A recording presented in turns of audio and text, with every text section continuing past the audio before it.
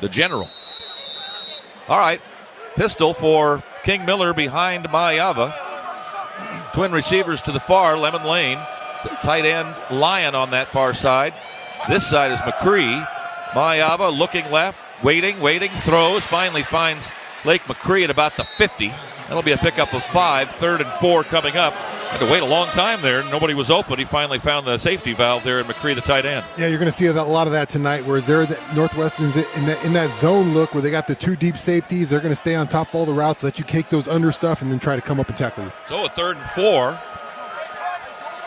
Trojans picked one up a moment ago, their first down pickup of the game, and they'll see if they can get this one to keep the drive going. Miller goes in motion, comes right back to where he started. Long count. Mayava calmly sets and throws, and a nice slant-in catch is made by Walker Lyons in Northwestern territory to the 41-yard line, and a first down USC. Yeah, good contested catch right there from Lyons. As last week we saw that a couple times. Not a lot of Trojans coming down with contested catches last week. This one important to start this game off strong. A couple of drops as well. Faking the handoff is Mayava. Winds and throws long downfield, way overthrown. Looking for Lemon, and he threw it in the end zone. Lemon was still around the 10-yard line when that ball landed on the turf in the end zone down to our right. So 2nd and 10. Something went wrong on that one. Yeah, it looked like Lemon broke that off a little more than Jaden thought he was gonna. Jaden went towards the middle of right down the hash marks right there, and that's where Mekhi Lemon was breaking that off, or he looked like he was taking that one to the pylon. First incompletion for Mayava after last week's difficulties. Here now 5 for 6. McCree tight end strong left. Lyons further out, and even further than that, Jacoby Lane. Lyons comes in motion. Handoff, Miller, big hole. 35-30 and down to the 29-28 yard line. Interesting movement there on the Trojans' motion as one of the Trojan tight ends came in motion, and it opened up some space on that left side. Yeah, good job by the tight ends and the lineman right there. Is King Miller, the first guy to get down to him on that run of 13 was a safety. So anytime the safety is the first guy making contact, you got a good run going. Another first down, a Hyundai first down at the Northwestern 29. First drive of the game, no score here at the Coliseum on a Friday night. SC at Northwestern to the Big Ten. Snap back, Mayava will throw on first down. Waiting, left side. Jacoby's got it at the 21, tackled backwards, but they give him the forward progress to about the 20 and a half. So he'll get a nice 8.5 yards on that one, and Jaden Mayava's on fire to start this game. Yeah, just executing, Pete. We saw that lack of execution last week where it seemed like a struggle, everything right here. Trojans staying on time, getting the ball out on time, waiting for the wide receivers to become open, and he's delivering some accurate passes so far. 6 out of 7 for 48 yards. Nothing real long except for the one try, the one incompletion that he overthrew.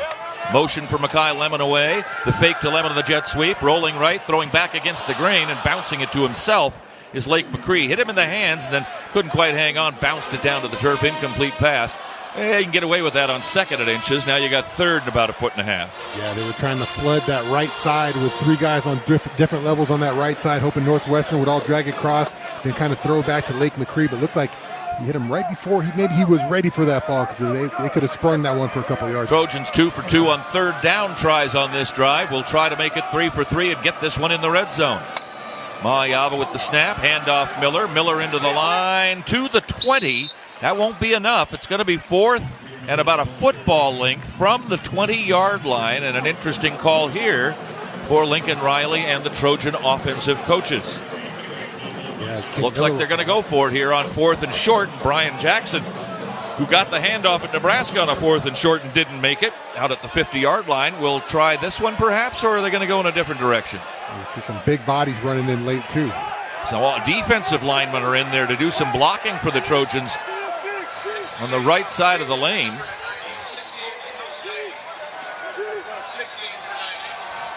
And it'll be 4th and inches here, and into the first down territory. Mayava just decides to keep it and go. You had 90 in there.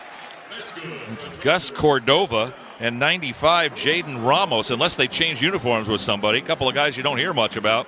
They went in and did a block. Didn't really need them very much as Jaden gets the first down. Yeah, it was kind of more of a look at us, we're doing something. But he did run off that right side, so it kind of follows the block right there. Cordova, he dives down right there, and he kind of follows the way right there. So Chuck went up for another interesting 4th down call there. Trojans in the Helium Mobile red zone. Time to break free, and a first down at the Northwestern 16-yard line. First drive of the game, and it's been a long one so far. Handoff, Jackson trying to get inside, but there's nothing there except white-shirted Northwestern Wildcats. And a gain of 1 down to the 18. A gain of 1 is all he got. It'll be 2nd down and 9. Bastone back in there after getting shaken up earlier, making the tackle along with the strong safety, Garner Wallace.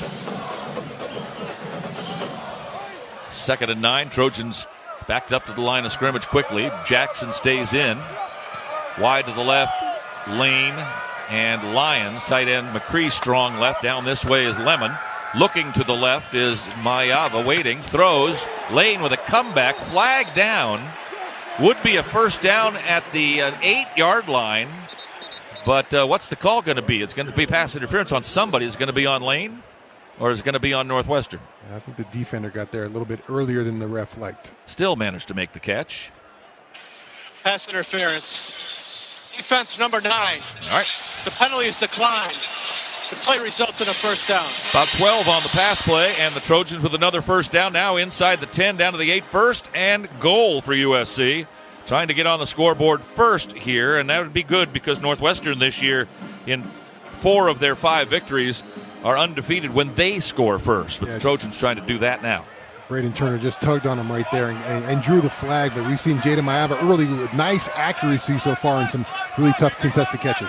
Miller back in as the feature back. Lemon this way along with McCree. To the far side is Lane. Throw this way behind a double pick is Lemon. He makes the catch, but going nowhere. Maybe got a yard. Brought down by Bruce again. At the weak side linebacker, we mentioned him from Glendora. They've got some LA guys on this team. Not a lot. Chase Farrell from Oaks Christian. Hayden Elegon, the wide receiver from Los Alamitos.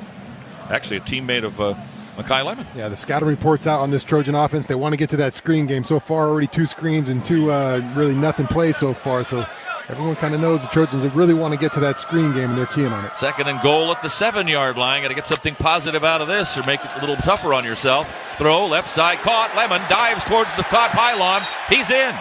Touchdown USC. Makai Lemon with a 7-yard touchdown pass from Jaden Mayava, and the Trojans have a 6-0 lead. Lemon's 7th touchdown catch this season. And for Mayava, number 16 on the 2025 campaign. That's a nice drive to open up and make everybody feel nice and comfortable after last week. Yeah, well, highly executed drive. Jaden Mayava was really accurate on that one. This defense is going to make you go underneath those kind of routes, and that's what the Trojans did this whole way down there. Just take everything underneath, make them come up and tackle, and right there, another example is that Makai catches it under the defense, is able to find his way into the end zone. Would you believe 16 plays and 82 yards? The kick by Sayeri is up and good. Timeout on the field here at the Coliseum, 7:46 remaining in the first quarter. Trojans strike first on their first drive and lead 7-0 back after these messages on the ESPN LA USC Trojans Media Network. Coors Light presents To Chill or Not to Chill. When your friend skips your favorite song on the playlist. End the friendship. Or choose chill because that song lives rent-free in your head anyway. And you planned ahead by bringing Coors Light to the party. And the sound of that ice-cold can cracking open was music to your ears already. Coors Light. Choose chill. Celebrate responsibly. 2024 Coors Brewing Company, Golden, Colorado. Some people just know you can save money on car insurance by checking Allstate first. Like you know to check if they're going for it on 4th down before going to the concession stand. Yeah, give me 3 hot dogs, 2 jumbo Touchdown, baby! What? Hey, buddy, you want cheese with those? Yeah, checking first is smart. No. So check Allstate first and see what you could save. You're in good hands with Allstate. Potential savings vary, including based on how you buy, subject to terms, conditions, and availability. Allstate North American Insurance Company and affiliates, Northbrook, Illinois. With the new IHOP value menu, $6 is all it takes to go to your happy plates, where stacks of pancakes with bacon and eggs are just $6 every day. French toast, sausage, and eggs are, you guessed it, $6. And fluffy omelets come with a side of pancakes and only cost $6. Go to your happy plates every day at IHOP. $7 in some locations. Available every day for a limited time at participating restaurants in the U.S. Hours may vary. No substitutions. Not valid with other discounts or promotions. Prices may vary. This is USC football on the home of the Trojans. 710 ESPN and the all-new ESPN LA app. Your destination for LA sports. Fight on! Trojans defensively will have Anthony Lucas and Cameron Crawford on the ends. Evan Tompkins, Judea Abasiri inside defensively. We've lost Jamal Jarrett for the rest of the season, and if he never does anything again, we're going to remember Jamal Jarrett for the big man run down the field earlier this season. The thick six, Pete. That's the thick six. Eric Gentry at linebacker, great tackle man, 56 tackles this year. Desmond Stevens inside. And you've got Kamari Ramsey, Bishop Fitzgerald, Christian Pierce, DeCarlos Nicholson, Marcellus Williams filling up the secondary for the Trojans. Let's go down and spend some time with Jordan Moore. The Trojans lead 7-0 after their first drive. Yeah, impressive first drive by the Trojans, and what impressed me the most are the contested catches that USC made. Jacoby Lane last couple weeks, we feel like has left some out there. Not on that drive. He made a couple catches in really tight windows, and the tight ends as well. So Northwestern's probably sitting there going, man, we played most of those plays about as well as we can play them, and USC still moved the ball down the field. 82 yards, 16 plays. The drive took 7-10. We were talking about Northwestern's 33-minute time of possession, and SC's on the way to doing that. An eighth of the game is already completed. Man. Back to receive the kickoff, Chase Farrell, or Oaks Christian, out of Stanford, 5'10 freshman. Sayeri will kick off. As the Trojans have the early lead, we invite you to swing by Lazy Dog Restaurant for scratch-made meals, $15 fireside favorites picked from 5 entrees. Enjoy a personal-sized s'mores brownie sundae. Kickoff will be touchback Monday through Friday at Lazy Dog. Find out more at lazydogrestaurants.com. Bert Nawada was very surprised how fast I did the math on the time left in the game. Bert Nawada, our spotter statistician. Rick Cutler wearing many hats tonight. He is our producer, our director, and our engineer all at the same time. Who's missing? Gia's not here. She's got women's basketball. She is the SID for women's basketball. They're playing against North Carolina State, I believe. I didn't even notice. Well, that's nice. Yeah, she'll like that a lot. Huh. We have a timeout here. We probably should take it with them because we're already down in time in the quarter. So 7:46 to go in the first quarter. SC 7, Northwestern nothing. Back after these messages on the ESPN LA USC Trojan Media Network. Don't just cheer for the Trojans, experience the game like one. Introducing USC Game Day Experiences on Airbnb, where you'll step onto the field at the LA Coliseum and feel 70,000 fans erupt. Your game day includes a VIP tailgate, a behind-the-scenes tour, pregame field access for warm-ups, and field-level seats in the exclusive Audi Club for the game. Hosted by true Trojan insiders, this intimate access is available for upcoming home games. USC Game Day Experiences, now on Airbnb. Book at airbnb.com/USC Game Day. What does 268 horsepower sound like? You're hearing it right now. The all-new Audi A5. With breathtaking acceleration that commands attention. Precision crafted to bring the thrill to every turn. This is powerful performance. The all-new Audi A5.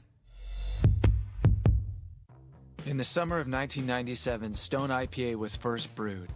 We weren't trying to create the next big thing in beer. We just wanted to make the first anniversary ale of our dreams. Crisp, light-bodied, and still packed with hoppy flavor. That little recipe went on to become our flagship beer and inspired a generation of brewers and beer lovers. From that first batch to today, Stone IPA is still the iconic West Coast style IPA. This is USC football on the home of the Trojans. 710 ESPN and the all-new ESPN LA app. Your destination for LA sports. Fight on! Ocean views, magical sunsets. I'll bet it was beautiful tonight. A luxury resort like no other. Discover Terranea, located along the stunning Palos Verdes Peninsula in Southern California. Book your getaway to Terranea now. You can do so at terranea.com. Mayava's touchdown pass to Makai Lemon, his 27th as a Trojan. He had a bunch at UNLV. And that now ties Shaun Salisbury for 17th on the all-time USC career list. I know Shaun is a regular listener. Hope you're doing well, kid. 1st and 10 for Northwestern. They get their first possession some 7 minutes into the game at the 25-yard line on their own side of the field with Preston Stone, the quarterback, a transfer from SMU, where he was pretty successful there, 13-3 as a captain for the Mustangs. Motion for a tight end away. Handoff, and they will try to run the ball as much as they can into the line. Couple of yards, 2, maybe 3 yards. And it is Colomafe, number 5, Caleb Colomafe, a sophomore, 5'11", 210-pounder from Katy, Texas. 600 yards, about 76 a game, 5 yards a carry generally, 7 touchdowns so far this year. Yeah, they're going to lean on him today. They don't want to put it on Preston Stone all night, so they're going to try to get that run game going. Griffin Wilde and Drew Wagner wide to the near side. On 2nd and 8, motion this way. Trojans showing they're bringing an extra rusher and do. Throw over the middle is complete, short of a first down. Gentry is there along with Kamari Ramsey for the tackle on Wagner, the sophomore from Wisconsin, his high school's all-time leading receiver. 3rd and 2, so quickly Northwestern with a third down situation. Last year, not good, 33%. This year, better, 47%. 3rd and 2, the Jaws theme, shark attack coming up for the Trojans, trying to keep them out of the first down area, which would be the 35-yard line, and make a punt on their first possession. Colomafe gets to the first down marker. Will they give it to him? It doesn't look so on this side, but the headlinesman says yes. First down at the 35-yard line, and Northwestern will get a fresh set of downs. Yeah, just coming in 12 personnel. That's 2 tight ends and 1 running back there in little pistol formation, and just kind of try to punch it at the Trojans, and Trojans almost come up just a little bit short there as they pick up the first down. Just across the 35, 1st and 10. Stone wears uniform number 8 from Dallas. Fakes a handoff, throws this way, good block, and they'll get out to about the 41, 42-yard line. Good edge blocking by Wilde, their wide receiver. The catch made by Wagner, and Wagner will pick up 6, where it'll be 2nd down and 4 at the 41. Yeah, Trojans are thinking run on that down there as they stack the line right there as they dropped another end right there into the ball game. And thought the run was coming, but Wildcats come out and throw on first down. Decent fake. Up to the far side. Ricky Amarazi along with Wagner. Motion for the tight end. That's Albright. And a handoff will be a first down into the Trojan territory to the 45-yard line to Colomafe. Komolafay. Gentry will pull him down. Second tackle for Gentry. No surprise there, but a first down for Northwestern. They're moving the ball pretty well. Yeah, we've seen the Trojans kind of switch between nickel and base defense all year with 3 linebackers or bringing in that extra DB. Here they're in that nickel defensive look, and they're running at that light box right there, so Northwestern's going to challenge them up front. I'm 100% of wanting to stop the run and make their 58% passer throw the ball. That's why you see more guys in the box right now. Albright, the tight end in motion, putting a trips right. Throw out of the backfield to Colomafe at the 50. Gets a block. Trojans miss a tackle, and out of bounds goes Colomafe inside the 40 at the Trojan 36.5. Almost the 36-yard line itself.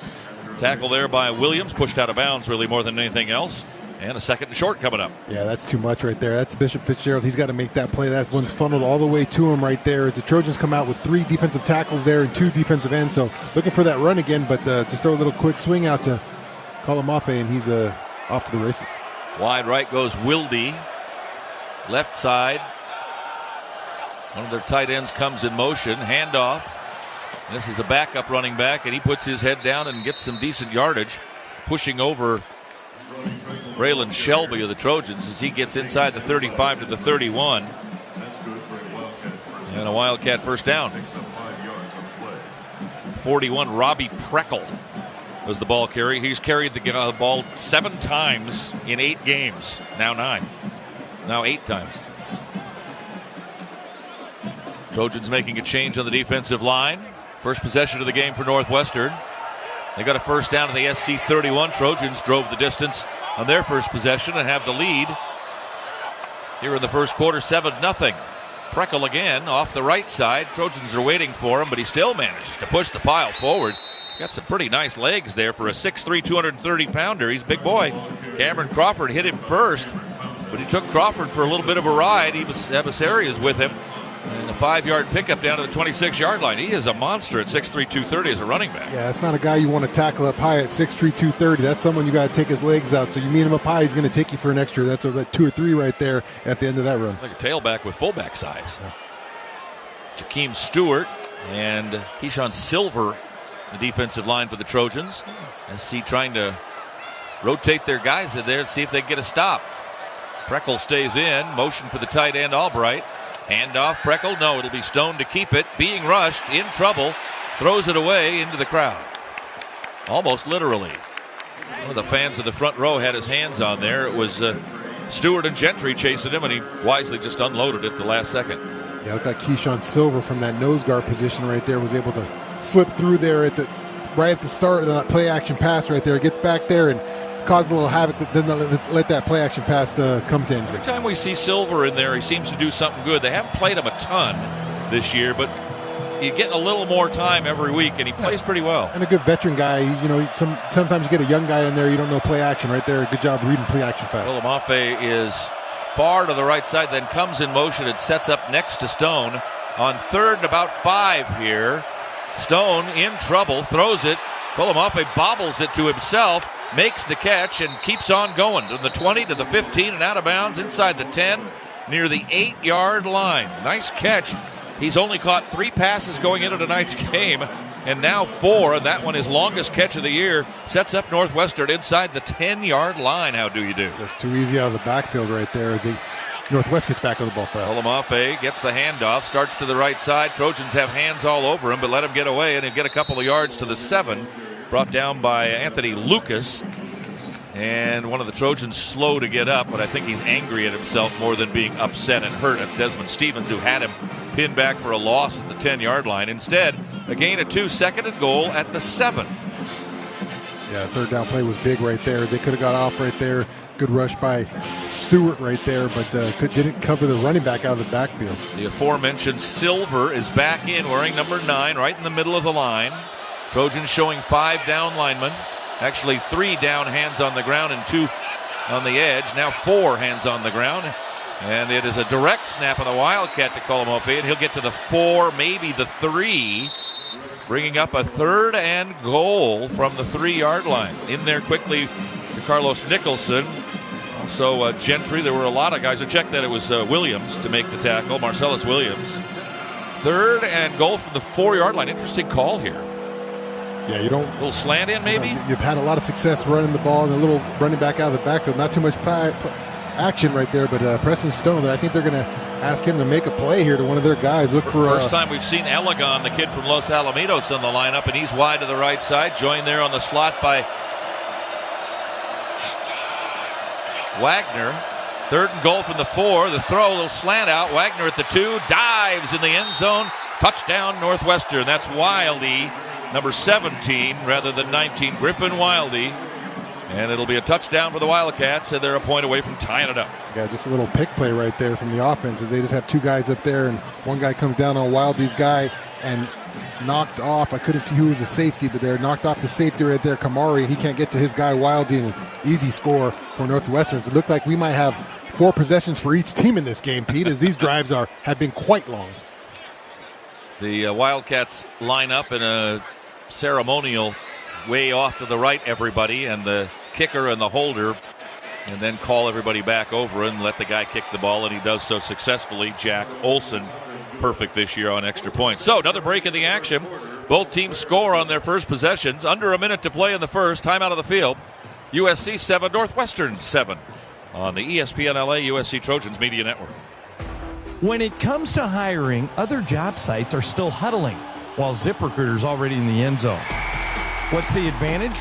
With ZipRecruiter, when you need to hire someone fast, you get them fast, but you also get the best person for your job. It's a win-win. Plus, ZipRecruiter doesn't depend on candidates finding you. It finds them for you. Recruiting a team or looking for fresh talent, ZipRecruiter covers the field with their powerful technology and immediately starts showing your job to the right candidates. That's why over 4 million businesses have used ZipRecruiter to hire, and why 4 out of 5 employers who post on ZipRecruiter get a quality candidate within 1 day.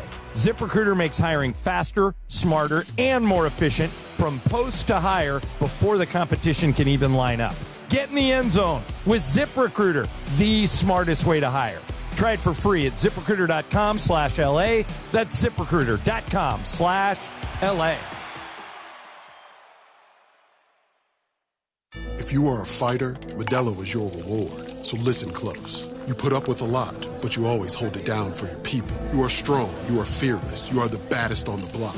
You are an elbow grease factory, a force of nature. You are not to be reckoned with. You are a ride or die, a powerhouse of productivity. You are a fighter, and Modelo is your reward.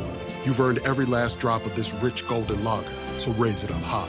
Modelo, the mark of a fighter. Drink responsibly. Beer imported by Crown Imports, Chicago, Illinois. You're listening to USC Football. Hear every moment of USC football on 710 ESPN and the all-new ESPN LA app. Okay, so the Trojans went 16 plays, 746. Northwestern goes 13 plays, 701. Which of the drives were you more impressed with? About the same? Yeah, about the same. I mean, our offense did execute it on every level. You got to give credit to Northwestern. That's kind of what they do. They want to execute at that kind of level. I'm interested to see what Jordan's take is on it. Jordan, what do you got down there? Well, I was going to say, what do they say? You can defeat the man, but not the idea. We left the Pac-12. We got away from Stanford, and here we are playing Stanford again. Is what it looks like. This is the highest academic achieving school in the Big Ten, and they played just like Stanford did in the Pac-12. This is the huddle. They're taking as much time as possible. It's like a math game. They're trying to limit the number of possessions. Well, the Trojans look like they were doing that in the first possession. 16 plays, 82 yards. So we'll see that they do with the second. As you mentioned, one possession each basically in the first quarter, and a 7-7 tie is what we have. You're watching us on the Audi Radio Booth Cam, brought to you by your local Southern California Audi dealers. Wait for the cameras. You're in Hollywood, after all.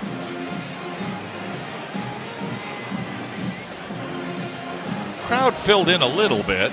It's a tough call. I mean, I'm going to get on the soapbox quickly and get out of here, okay? Shouldn't be any college football games on Fridays. It's high school night. There's hundreds of playoff games going on tonight. High school night on Fridays, pro day on Sunday. College could have anything else they want. All right, I'm back. Kickoff coming up. See if the Trojans get some yards this time further than the 18. And they do, as it's kicked short and picked up by SC, and they move it out to the 42-yard line. How about that? Yeah, it looked like a missed kick. I don't know if they planned to do that one, but that was not hit well. I have that as Ryan Quintanar. Yeah, the recovery and return. Huh. Yeah, I don't think he got all of that. I want to see a replay on that thing. I don't think that was planned. That just kind of mishit there. They've taken another timeout. Rick, we are out of timeouts. Is that correct? All right, then. I know what to do. Let's talk about the top 25 college football playoff report. You want to do that first? Go ahead. Hey, Trojan fans, celebrate every home Trojan win this season with a trip to AMPM. Visit your local Southern California participating AMPM store and receive one free personal pizza.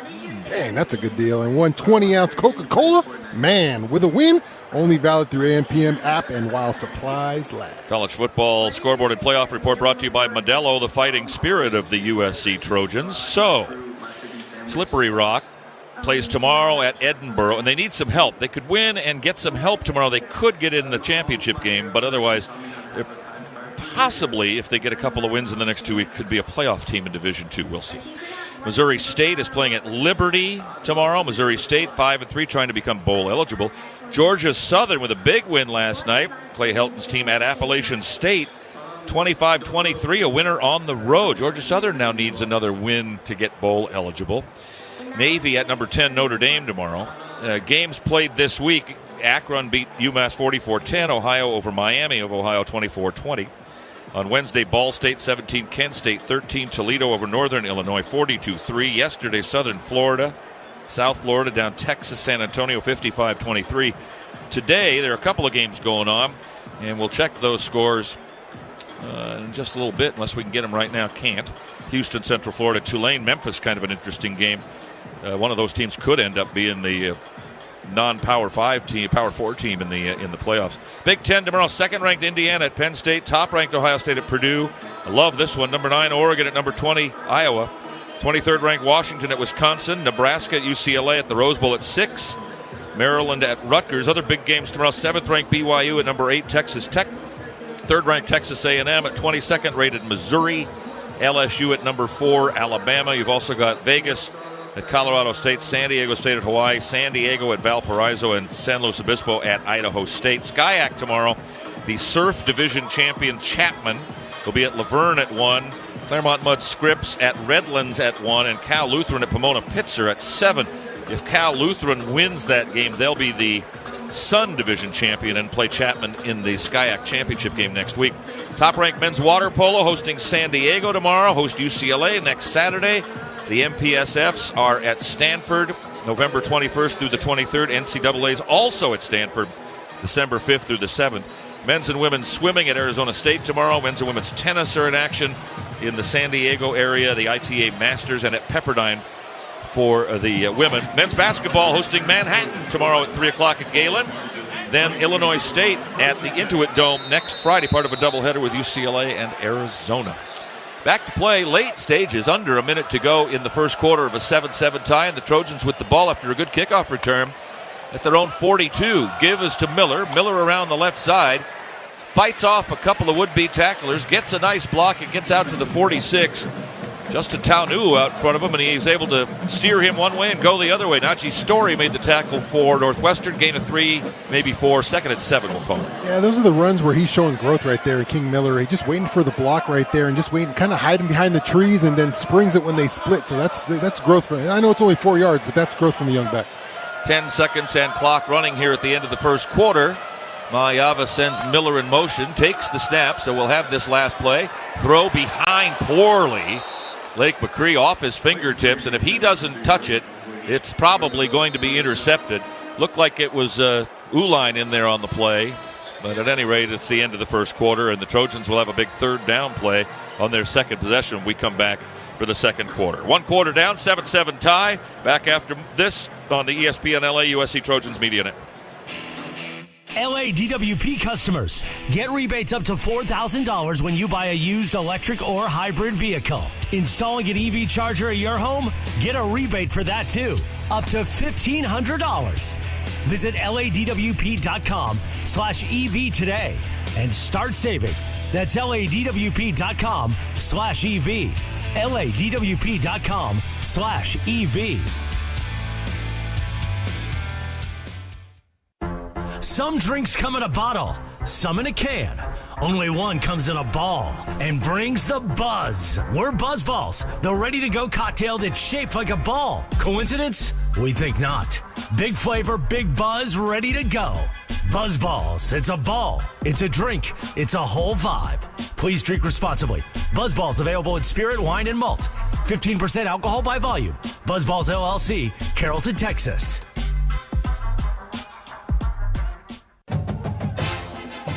It takes hard work to be the best in the game.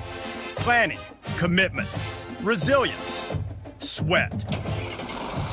That's why Old Dominion Freight Line, the #1 national LTL carrier for quality, works hard to be the best in the game and is proud to support those striving to be the best in theirs.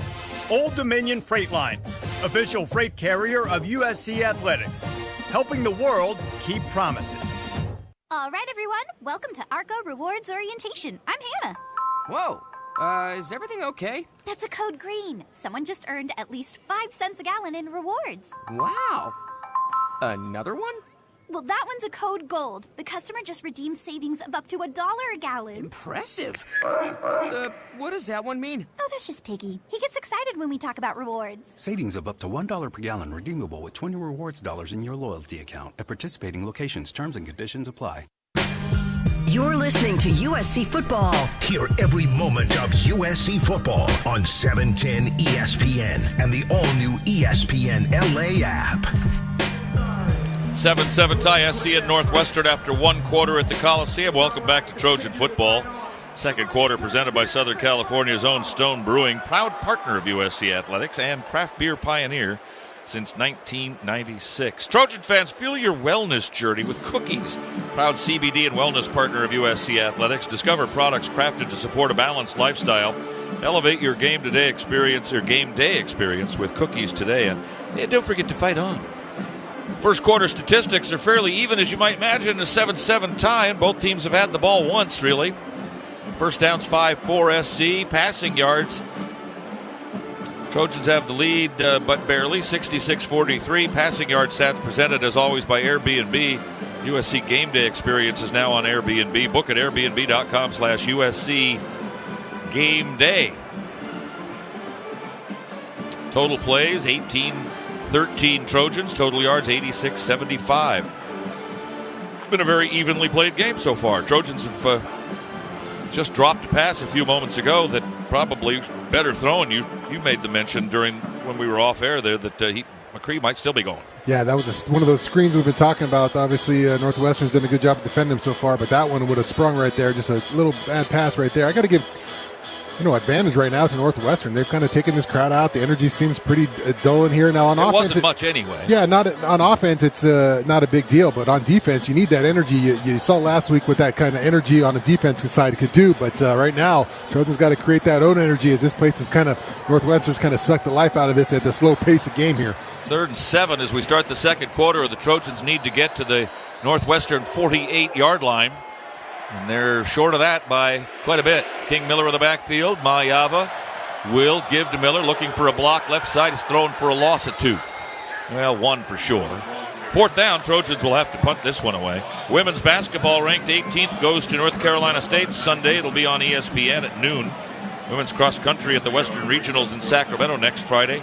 Women's volleyball ranked 17th. They won 7 in a row, beat Northwestern yesterday. Will be at Washington on Sunday. Host Rutgers next Friday. A lot of JC ball tomorrow, high school tonight and tomorrow. Hope you get out and see a game. And I know, hey, thank you for listening tonight. If you're sitting out there at a high school game and watching some high school playoff action, it's a fake for Johnson, and he throws, and it is complete to Tanook Hines, and Hines will get the first down at the 44-yard line. Well. Sam Johnson with his first completion, I'm guessing, in quite some time. And that was... that was Heward back there instead of Johnson, the punter. It was Heward. I wasn't paying attention because it's just going to be a punt. I got Sam Johnson. I got Sam Johnson back there. I got Sam Johnson back there at punter. And who said Heward? He looked like Sam Heward back there. That was a laser beam to Tanook Hines. Jordan, what'd you see down there? Or maybe... That is Sam Heward, guys. They have him in 80 as well. They fooled you, and they fooled Northwestern. That is Sam Heward on the pass. They've had him in 80 the last couple weeks waiting on that one. Well, now. All right, so Mayava fakes the handoff to Miller, rolls the pocket right, wants to run, doesn't, throws it, and it is a comeback caught at the 20-yard line by Makai Lemon, and a first down for USC in the red zone. And so the Trojans on the fake punt for Sam Heward, the fifth-year quarterback. You know, a famous Heward name in quarterbacking lore, especially at the University of Washington. But I was going to say, if Sam Johnson can throw like that, we need to get him some more passes. That was a laser pass. First and 10 at the 20. Miller, nope, it'll be Mayava to keep it. Pulls it back, goes down the right side, inside the 15 to about the 10-yard line. We saw it a lot last week. I couldn't have been happier to see Jaden Mayava run like he did, a career high last week in Nebraska. And here he is pulling it back in from the give to Miller, who would have had some good yards on the left side, it looked like. But Mayava takes it himself and didn't have any problem. Did a good job reading that defensive end, crash down hard, and then get some blocks from his guys at the wide receiver position so he could pick up that first down. 11 yards and a first down for the Trojans. First and goal at the 10-yard line. Miller in the backfield. Miller will get the call up the middle. He's inside the 10, down to about the 7. Trojan pile trying to push it forward. Alani Noah, check that. It's a Tawanu and Reed trying to push him forward. Story makes the tackle, his second of the game. Second and goal for the Trojans at the 7-yard line. SC in the Helium Mobile red zone. Time for them to break free. Did it on their first possession. This the second. 7-7 tie, early second quarter. Mayava claps his hands 2, then 3 times. Fakes the handoff to Miller. Pumps once. Rolls right. Throws. Comeback. Miller at the 7, down to the 6. Gang tackled as the whistle blows. 5 white shirts push him back there. Only got a yard on it. The yard it is. Closer than they were. Credit the tackle with the Lakota West Firebird, Josh Fussell, making the tackle. And it's 3rd and goal at the 6. Yeah, they give you a lot of bodies right now in that end zone for Jada Maiava to try to pick apart. As they're got 7 guys back there in that end zone, especially with the space crunch like that. Hard to find an opening in those little zones. He didn't have much time either. He was under duress, had to get rid of it. And the fact that he found a receiver at all. Brian Jackson in now. Lemon to the left. McCree to the right. Looking this way. Maiava might want to run again. He gets to the 10. Dives inside to the 5. Dives inside to the end zone. Touchdown, USC. Jaden Maiava's done it with his feet again.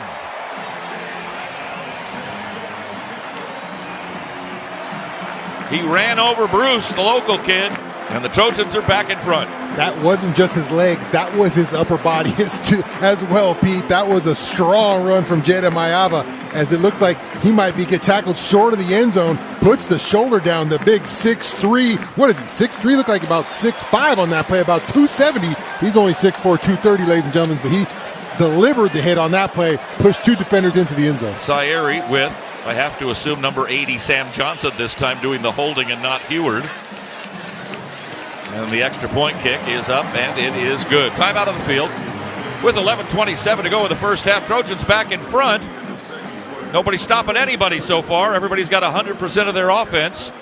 And we watch the replay of Heward wearing the number 80, looking like a punter but throwing like a quarterback that he is, to pick up the first down to keep that drive alive on the fake punt and the throw that got the Trojans more land and further upfield, and it ultimately ended up in a USC touchdown. SC goes 9 plays, 58 yards after the nice kickoff return, took 4-12. Score SC 14, Northwestern 7, back after these messages on the ESPN LA USC Trojans Media Network. Hey guys, it's Cap, and I'll tell you what, game days are always better with mountain cold refreshment in your hand. That's why Trojan fans choose chill with icy cold Coors Light. Next time you're at the Coliseum, check out the brand new Coors Light USC mural by Gate 19. Grab an icy cold Coors Light and a pic for all your socials, and you, my friend, are ready to chill. Coors Light is mountain cold refreshment, crisp and refreshing every time, and perfect for game day. Celebrate responsibly. Coors Brewing Company, Golden, Colorado. Tommy Trojan is at the 10, the 5, touchdown, USC. Make big plays on the field and in life. With iTrust Capital, you can buy and sell crypto 24/7 in a secure premium custody account or in a tax-advantaged crypto IRA. iTrust Capital is easy to use and has no sign-up fees. Don't be a Monday morning quarterback. Make big plays now. Visit itrustcapital.com/USC to start investing today. Use promo code Trojans to get $100. iTrust Capital, the official cryptocurrency platform of the USC Trojans. Taxes and conditions may apply. Fees apply. Cryptocurrencies are a speculative investment. Hey, Dad, I gotta come clean about something. Okay. I only paid for a brand new Hyundai Tucson. Oh, you might be on the naughty list. Deal's so right, it almost feels wrong. The Hyundai Getaway Sales Event. Get 0% APR for 60 months, plus 0 payments for 90 days on all Hyundai Tucson, Tucson Hybrid, Santa Fe, or Santa Fe Hybrid models. Visit your local Hyundai dealer today. Offer ends December 1st. Call 562-314-4603 for details. This is USC football on the home of the Trojans. 710 ESPN and the all-new ESPN LA app. Your destination for LA sports. Fight on! Talk a little bit about Sam Heward, because we don't often, because I think it's one of the first times he's played. Number 7. Sean Salisbury gets in the broadcast again. He used to wear 7. From Bellevue Kennedy High School. Went to Washington, went to Utah, went to Cal Poly San Luis Obispo.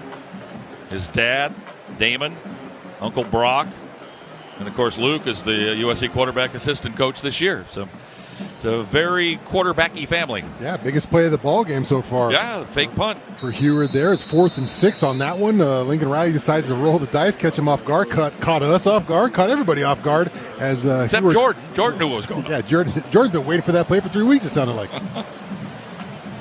All right. Now, the trick is going to be now to stop Northwestern with 11:27 to go in the second.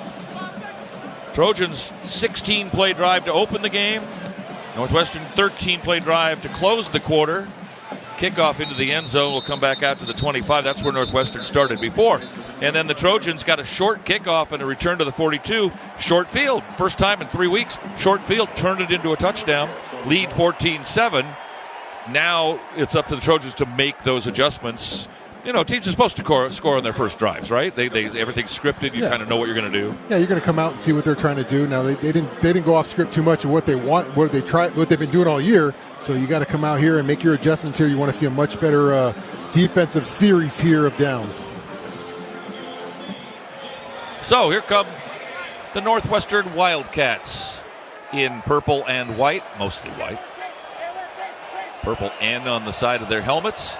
Numbers on the shoulder pads. Stone, the quarterback. Throws left side.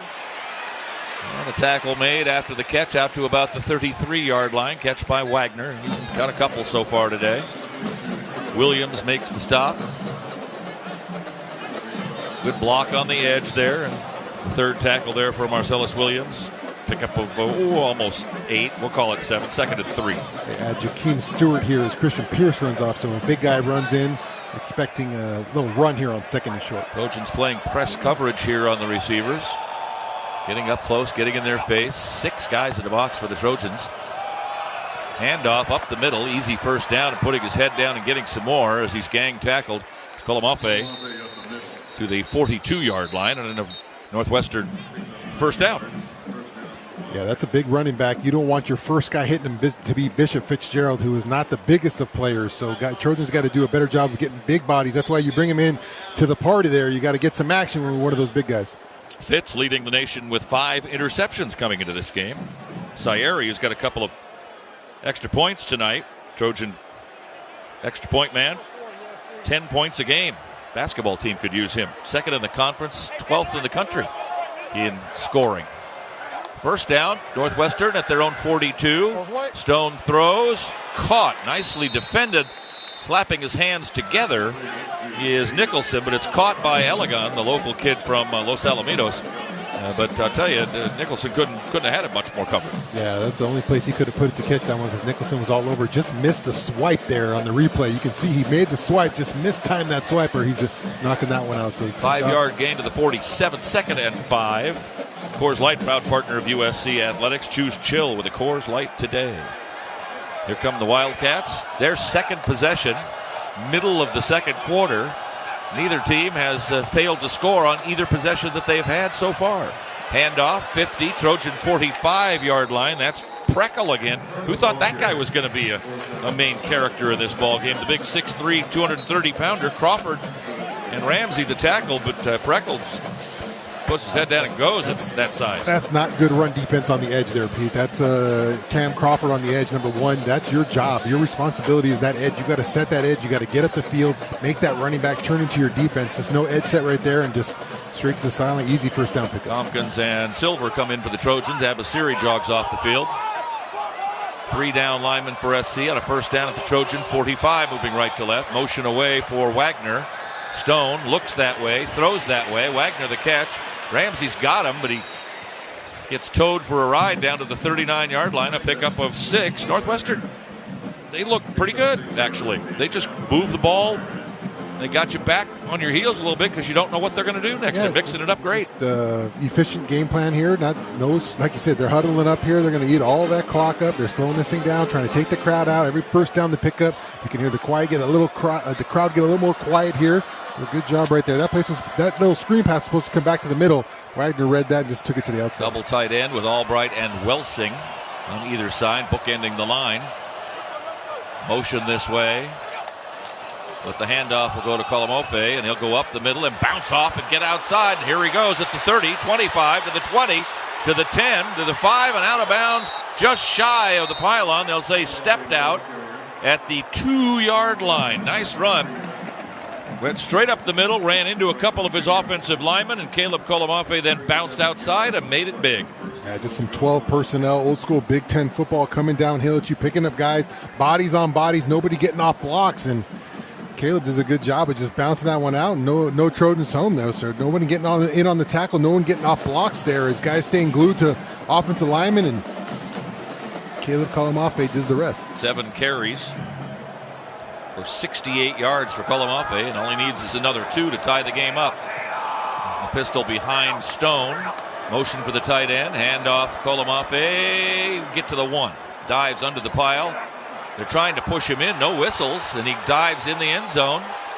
And the head linesman says nothing. Everybody, all the referees are looking down on the ground. He's in the end zone with the ball. Colimafe, the running back for Northwestern. Touchdown, Northwestern.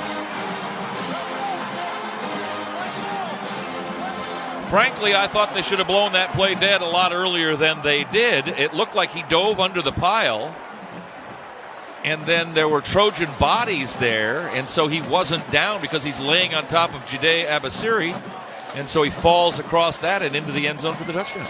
Yeah, I think they should have blown that one dead. It looked like his momentum was stopped, and they kind of held him up. Maybe take a look at this. They got some more. No, I don't think so. I don't think they're going to do it because it looked like he landed on Abasiri. They did not blow the whistle, so they're going to say that the rolling down the field was a touchdown. Yeah. Okay. Are we playing the ball? Let's go. Northwestern lines up with everybody but the center and the place kicker and the holder lined up on one side and everybody else on the other. Now they go back into the traditional formation, and a Trojan jumps offside to chase them around in Keyshawn Silver. Let's go down to Jordan while they sort this out. Yeah, not a reviewable play there, guys, because they never whistled it. What you're talking about is forward progress. This is the same issue they're running into with the NFL with the tush push. Mm-hmm. Is how to officiate it, because he was just shoved in by offensive linemen. Defense number 9 made contact. The penalty is declined. This is the try for point. So you decline that penalty so that your kicker doesn't get closer to the goalposts and the crossbar, which makes it a more difficult kick. So you would only take that penalty, the offside penalty, if you were going to go for 2 after that. The extra point try for Olsen, who has not missed one this year, to tie the game. Kick is away, and he got it. So we've got a break in the action. Well, let's do this. Let's pause 10 seconds for stations to identify themselves. This is the ESPN LA USC Trojan Media Network. Hey, this is Lincoln Riley. This is Trojans football on 710 ESPN. KSPN Los Angeles. Your home for USC football is 710 ESPN and the all-new ESPN LA app. Fight on. Both teams 2 possessions, both teams 2 scores. Halfway through the second quarter, we'll take a break. 14-all tie, SC and Northwestern on the ESPN LA USC Trojans Media Network. In the summer of 1997, Stone IPA was first brewed. We weren't trying to create the next big thing in beer. We just wanted to make the first anniversary ale of our dreams. Crisp, light-bodied, and still packed with hoppy flavor. That little recipe went on to become our flagship beer and inspired a generation of brewers and beer lovers. From that first batch to today, Stone IPA is still the iconic West Coast style IPA. Having insurance isn't the same as having State Farm. It's like needing a lawyer, but getting some guy who just watches courtroom dramas. How does the defendant plead? Guilty. Wait, what? Also, objection. You object to what? Erroneous. Counsel, approach the bench. Hey, can I get a whack at the gavel? You wouldn't settle for just any lawyer, so don't settle for just any insurance. Get the real deal with State Farm. Like a good neighbor, State Farm is there.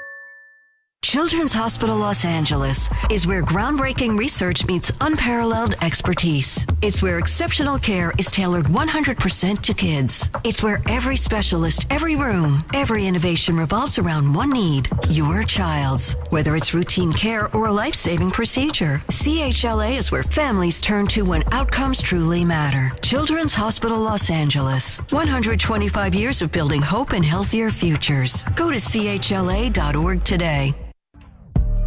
This is USC football on the home of the Trojans. 710 ESPN and the all-new ESPN LA app. Your destination for LA sports. Fight on. We're 4 seconds further along than halfway through the second quarter. Both teams have scored on both possessions.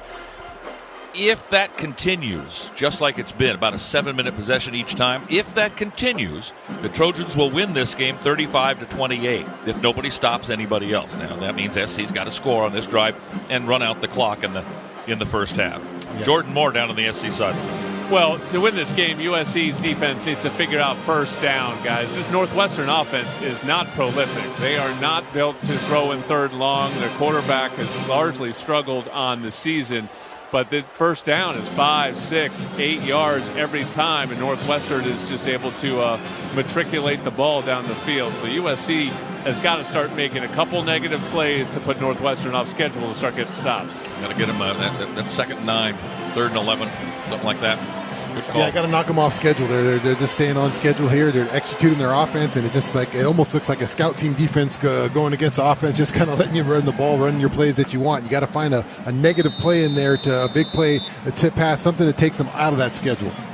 Northwestern hadn't had that many third downs altogether in their 2 drives, 3 for 3. Trojans are 5 of 7 on third and fourth down, including that big fake punt completion from Heward to Hines that kept the drive going, that allowed the Trojans to tie the game. It is now 14-14, or to take the lead. Now it's 14-14. This kickoff will go into the end zone, and it'll be a touchback. Or actually, fair caught. 25-yard line for the Trojans. They started their first drive at the 18, and the second one at the 42, which didn't hurt. Trojan fans plan on drinking today, and I know some of you did out in the parking lot. Have a Go Safely game plan. Choose a sober way to go. Don't drink and drive. Go safely, California. Visit GoSafelyCA.org for more information from the California Office of Traffic Safety and Caltrans. First down, SC at the 25. Cardinal and gold moving right to left. Fake to Miller. Mayava lobs over the middle. McCree at the 50.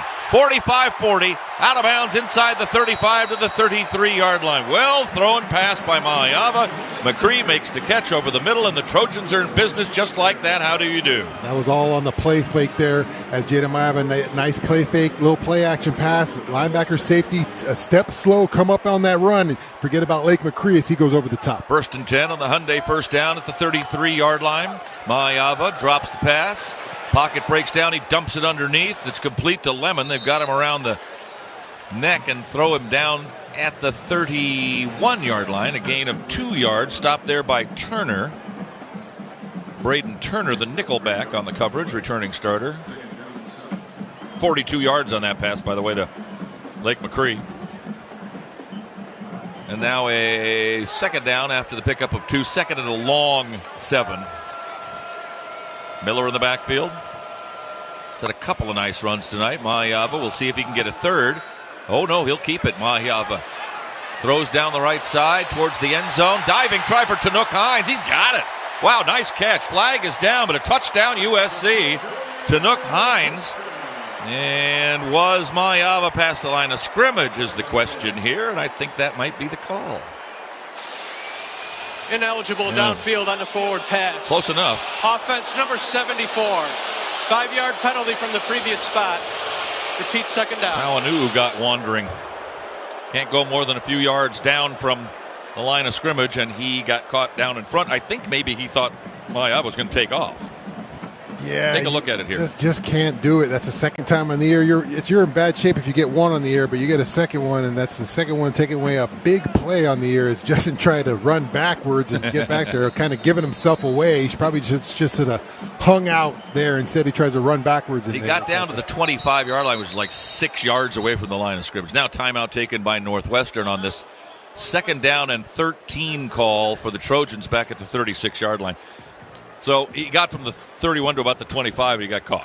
Yeah, he knew it right away. Someone's either yelling at him or he'd tell him to come back, but that's gonna alert the arrest even faster usually. So he got caught on that one as it takes away a huge, probably a touchdown for Tanook Hines. Well, it was a touchdown for a moment. I want the inside scoop on this game and all things Trojans. Be sure to sign up for the 3 Torches presented by Smart and Final, a free newsletter that'll hit your email inbox 3 times a week with game info, player insights, and more. Go to usctrojans.com/3 Torches and sign up. Jordan Moore, what do you know? Yeah, that is the second touchdown that has been chalked off for that illegal man downfield penalty. The other one that Shaun is referring to was that great trick play that they ran at Illinois where they flagged John Ray Reed for it. So twice this year USC's had long touchdown passes taken away by illegal man downfield. Can't let that bother you.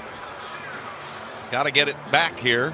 This will be a second and a little more than 12 on this next play. Need to get to the 23-yard line these next couple of plays. There was a break in the action down there. Introducing Celaya Tequila, brought to you by USC football legends Matt and Ryan Khalil.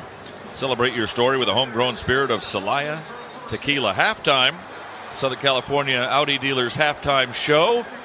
We'll check the stats and highlights. We'll talk to Lincoln Riley coming out of the locker room. John Jackson, there was a sighting, so we will have John on with us for his halftime adjustments and talk about what is coming up in the second half of this thing.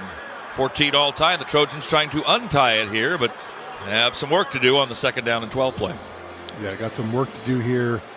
Unfortunate break, but like you said, Pete, you got to lock back in here. You got second down. You've been moving the ball offensively, so you feel good here. You pick up more than half of this, you'll feel good on third down. You don't want to set up a 3rd and 12, so you got to pick up something here on second down. Mayava 13 of 16 for 136 and a touchdown.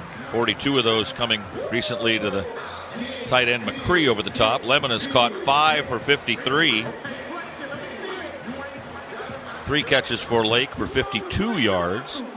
Miller has rushed only 6 times for 20 yards.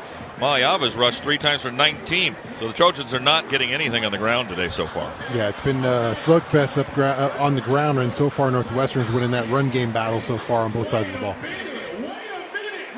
Northwestern's running back Malafe has 8 carries for 70 yards, almost 9 a pop.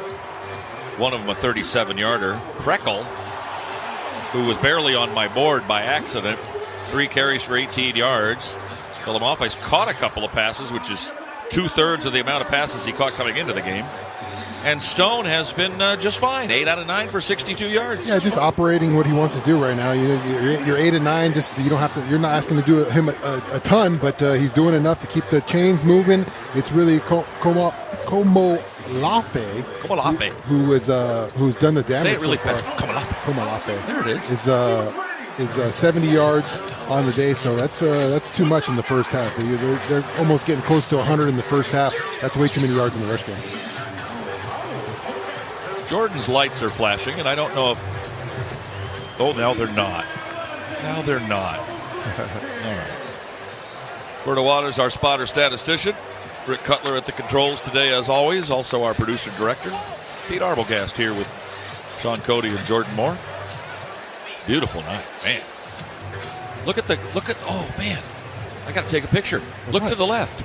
The moon is sitting right on top, from our vantage point, right on top of the Coliseum torch. How cool. Cue the TV cuts to it as well. All right. 2nd and 12 and a half. Mayava's been very good tonight. Missed a couple of his own volition, really, more than anything. Threw behind McCree a couple of times. Miller, the fake. Mayava winds and throws over the middle again, overthrown. Looking for Lemon. Threw it over his head. Lemon then puts his left arm behind his back on his tailbone as he's jogging back to the huddle. And I guess he's okay. He's holding his hips. Yeah, he got up a little gingerly from the last one he caught and kind of got up, so he's got something going on there. Lemon and Lane to the right side with Hines in a triangle formation off the right side. Tight end Lyons, strong left. And a big play on a 3rd and 12. And here come the Wildcats, and Mayava sees him, and he rolls away, in trouble, can't get away, and gets sacked back at the 45-yard line. Tried to turn one too many times, just lost his balance more than anything else. Big 95 got him. That's Najee Story, the grad senior out of Solon, Ohio, Solon High School. So 4th down here, and probably you got to bring the punt unit in back at the 45-yard line.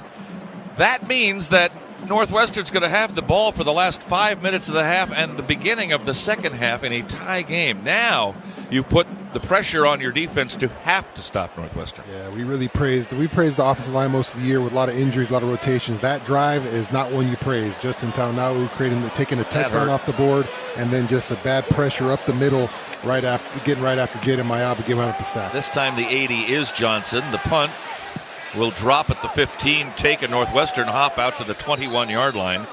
And so not much of a net punt for Johnson, and the Wildcats will go back on the attack now with the ball, not leading, mind you. They have not done that yet tonight, but they sure could the way they're playing. That's the first team to get stopped at all by either team tonight. Trojans have scored twice of their 3 possessions. Northwestern has scored both of theirs, and here comes their third. Yeah, they got to feel good right now. They feel like the momentum's on their side. They did their job on defense, did enough right there to get them out. Now the offense which is done exactly their game plan, I'm sure, up until this point, has a chance here before halftime to possibly take a lead. Trojans need a break or need to make a break. Stone, the quarterback, 8 for 9, as I mentioned, has been just fine. Colomofe, the running back, has been good too. And the Wildcats, not a bad football team. Colomofe goes in motion. Pass off to the right side. Broken up by Bishop Fitzgerald. Nice job. He grabbed a hold of Ricky Amarazzi just as the ball got to him at about the 20-yard line. And broke it up and knocked it down to the turf. Incomplete, 2nd and 10. What Jordan was talking about, get a nice play on first down. That's what they did on this one now. Let's get a nice play on second down. A smart play by a veteran player, and Bishop Fitzgerald right there just up on first down. You know they're not going to take shots on first down. They probably just kept trying to keep moving those sticks there. He's up on his guy and makes a play on the ball. That's an interesting call here for Stone and the offensive coaching staff for Northwestern. Motion for the tight end. Handoff, Colomofe up the middle. Trying to find some room, but there's really nothing there. Gentry will push him back down after he was brought down by Crawford. Gain on the play to the 24 of a couple of yards, maybe almost 3, 3rd and 7. Well, this might be one of the bigger plays of the first half for the Trojans. Got to heat up that pass rush. This is where your pass rush has to come to life. You earned your on first and second down. You earned your pass rush here on third down. Got to find a way to get home, whether it's winning a one-on-one or doing some stunts up front or Coach Lynn bringing some pressure. Got to get home, put some pressure on Preston Stone. Offensive coordinator is Zach Lujan. Let's see what he dials up here on this 3rd and 7. Empty backfield as Colomofe was going in motion. That got called back. Under 5 to go on the play clock. Just at the end of the play clock. Throw out of the backfield. Colomofe being chased at the 25. Will not make it. He gets over to the Trojan sideline. He gets whacked by Marcellus Williams and Shelby, and Williams took the brunt of that hit and is shaken up down on his stomach. Gets up very slowly on the sideline and will be helped further off the sideline. He is definitely hurt, Marcellus Williams, and Northwestern will have to punt for the first time. Both teams punt all of a sudden. What? Yeah, Komalafe delivered the blow at the end of that one. Marcellus Williams threw it in there, but he is not the biggest guy, so I'm sure he took the brunt of that impact. Luke Akers, who used to kick for UCLA, apparently smarter than that. He's at Northwestern now. Gets the kick away. A little bit on the short side. Fair catch called for at the 20-yard line. And that's where the Trojans will start. So they've got some time still. 3:32 to go. A 50-yard kick, not bad at all for a guy averaging 45.8. Luke Akers, his dad, a 16-year NFLer. Yeah, and a defensive response by the Trojans. Yeah. Jordan talked about it, getting that first down win, then a win on second down, sent up a 3rd and long, and it looked like Komalafe had a chance to get to that first down, but Trojans do a good job, come up and tackle him short of that one, and crimson punt, now give the offense a chance to score before halftime. Trojans gathered around their coaches on the far side. Break huddle, and Jordan, nice call on having to get a first down stop. Yeah, unfortunately, straight to the medical tent for Marcellus Williams, as you said. I don't know what the issue is, something upper body. Yeah, he got popped pretty good. Was down on his stomach for a while, then turned around and they finally helped him out. All right, first down call. It's Miller around the right side. And he'll get hit at the 21 and battle his way to the 24.5. Picked up 3, maybe 4 yards. Nice tackle there by the strong safety, Garner Wallace. Yeah, trying to fool Northwestern there. They try to hit him with that little quick shot in the run game. Usually it's a kind of a more slow developing, kind of pull guards and tackles there. Just try to get out there real quick, give him the ball, and let him go. Get 4 every play, you're going to score a lot. They didn't. They got 3.5. Even that. Lemon goes in motion away, joining Chinook Hines on the far side. This way it's McCree and Jacoby Lane, who made some catches early but hasn't been heard from much since. Miller leaves the backfield. Screen pass intercepted, going the other way at the 20. 15, 10, 5. Fumbled into the end zone, and it is going to go out of the back of the end zone. I think that's going to be a touchback for the Trojans. I think it's coming out to the 20 for the Trojans.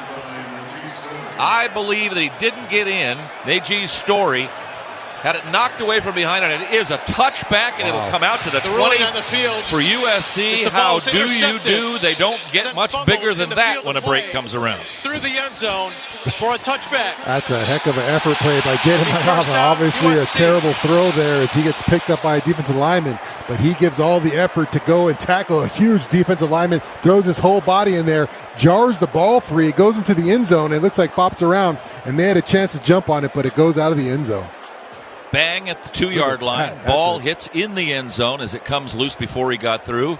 They had a chance. Boom. Had another chance. It pops up in the air out of the end zone. That's what happened. Yeah, you got to give a ton of credit to Jaden Mayava. I don't know how, if you want your quarterback throwing his shoulder in there, had a defensive if you don't, lineman. it's a score. Yeah, but he totally sold out right there and gets the ball out, and a huge break for the Trojans. Now, that looked like Northwestern was definitely going to get some points on it.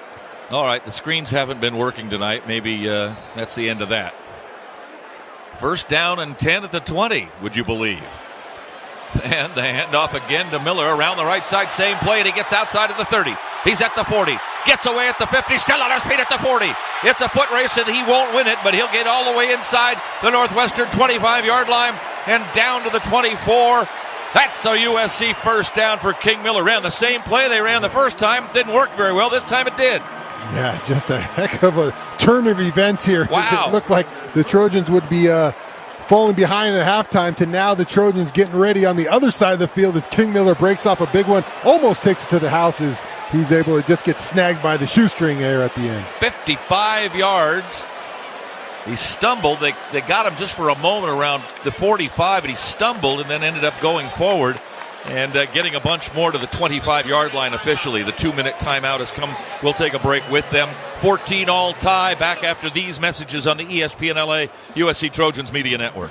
We are Life Law, where we make injury law simple. We have 2 simple goals for all of our clients: full medical recovery and ultimately full monetary compensation.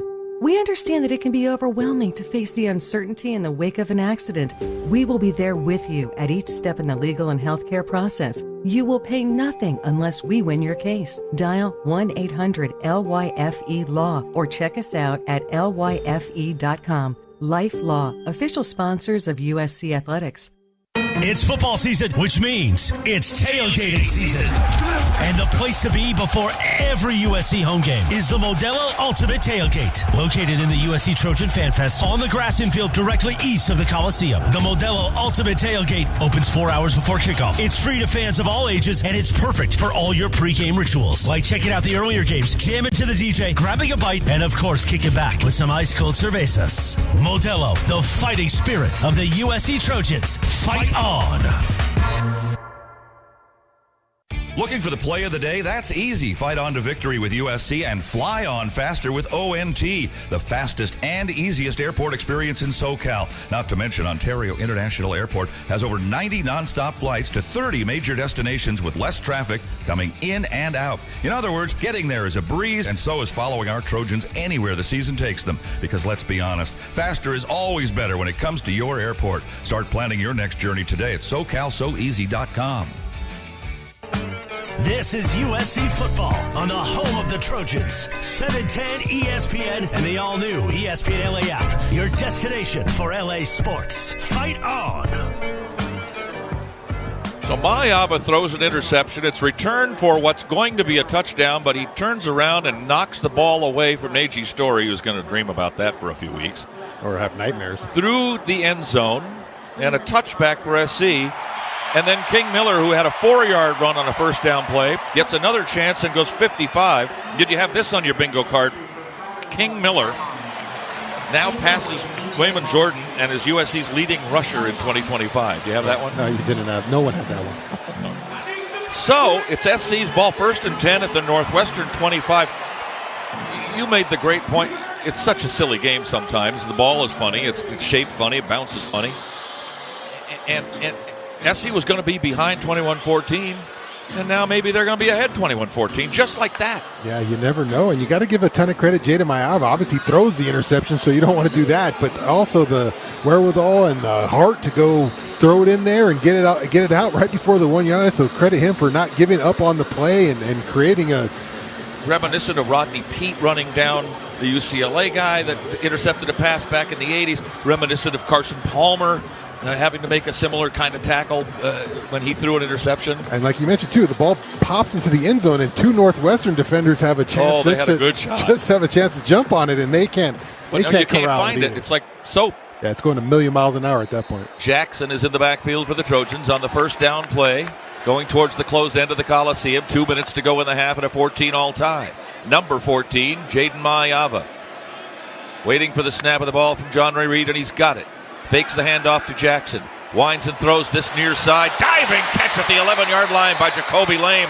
It is a good catch, they'll say at the 12, and that's a USC first down. Yeah, that's the kind of plays you expect from your guy, Jacoby Lane. Number 8 laying out there, full extension right there, catching that ball. That's the kind of plays he makes all the time. That's a Hyundai first down. The Hyundai Getaway Sales event going on now. Get deals so right it almost feels wrong. Don't miss out.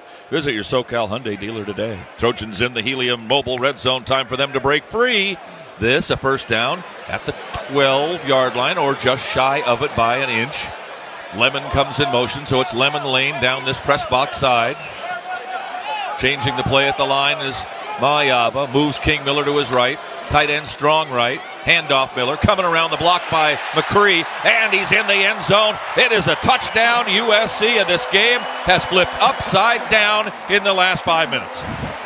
Yeah, in the last 5 plays, really. It's gone from a crowd that was quieted and looked like they were heading into halftime behind to 3 or 4 plays later, King Miller getting into the end zone. So what a sport, Pete. That was looking real negative for a while, and the Trojans able to turn it around. Look like they'll probably take the lead going into halftime. They can play defense for a minute 24 here. 3 plays, 80 yards, including the big 55-yarder for King Miller. Minute 23 it took. 12-yard touchdown run. Sayeri's extra point to come.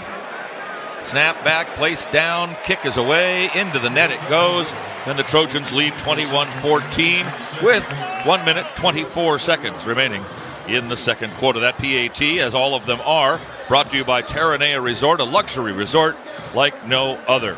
Now 9 carries, 90 yards for the king of the Trojans, King Miller. He has become quite the story this year. As a reserve running back coming in, I'm trying to rack my brain, and the first name that comes to mind is Sonny Bird. Sonny Bird, that's a great name. Yeah, that was for a guy to be nowhere on the depth chart, basically, at the start of the season, then be the star of the show. We had Sultan McCullough and a bunch of great running backs there, and Sonny Bird got on the field and did his thing. Sayeri will kick off. Coming up, the SoCal Audi Dealers halftime show. Not that far away. That's the time of possession. We were looking at that stat before the game as something interesting to keep an eye on. Trojans 15-50 and Northwestern 12-46. Well, Northwestern, if they go with what they've been doing, should have the ball for the last minute 24 of the half anyway.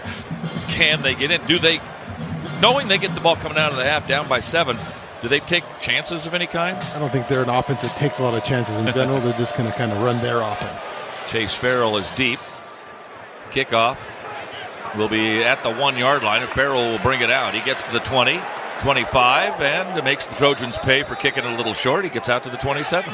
2 more than he should have oughta. Does run some time off the clock, though. Stopped there by Kennedy Urlacher, who has played a little bit of football this year for the Trojans after transferring from Notre Dame. Of course, if you follow football, you know his pop. Played for the Bears for a long time. Here we go. 1st and 10 for the 27-yard line for Northwestern.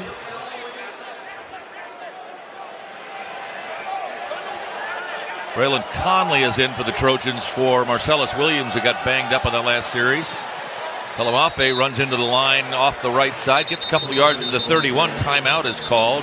Gentry with the tackle. That's his 5th of the game at least. Who called the timeout? Probably SC, right?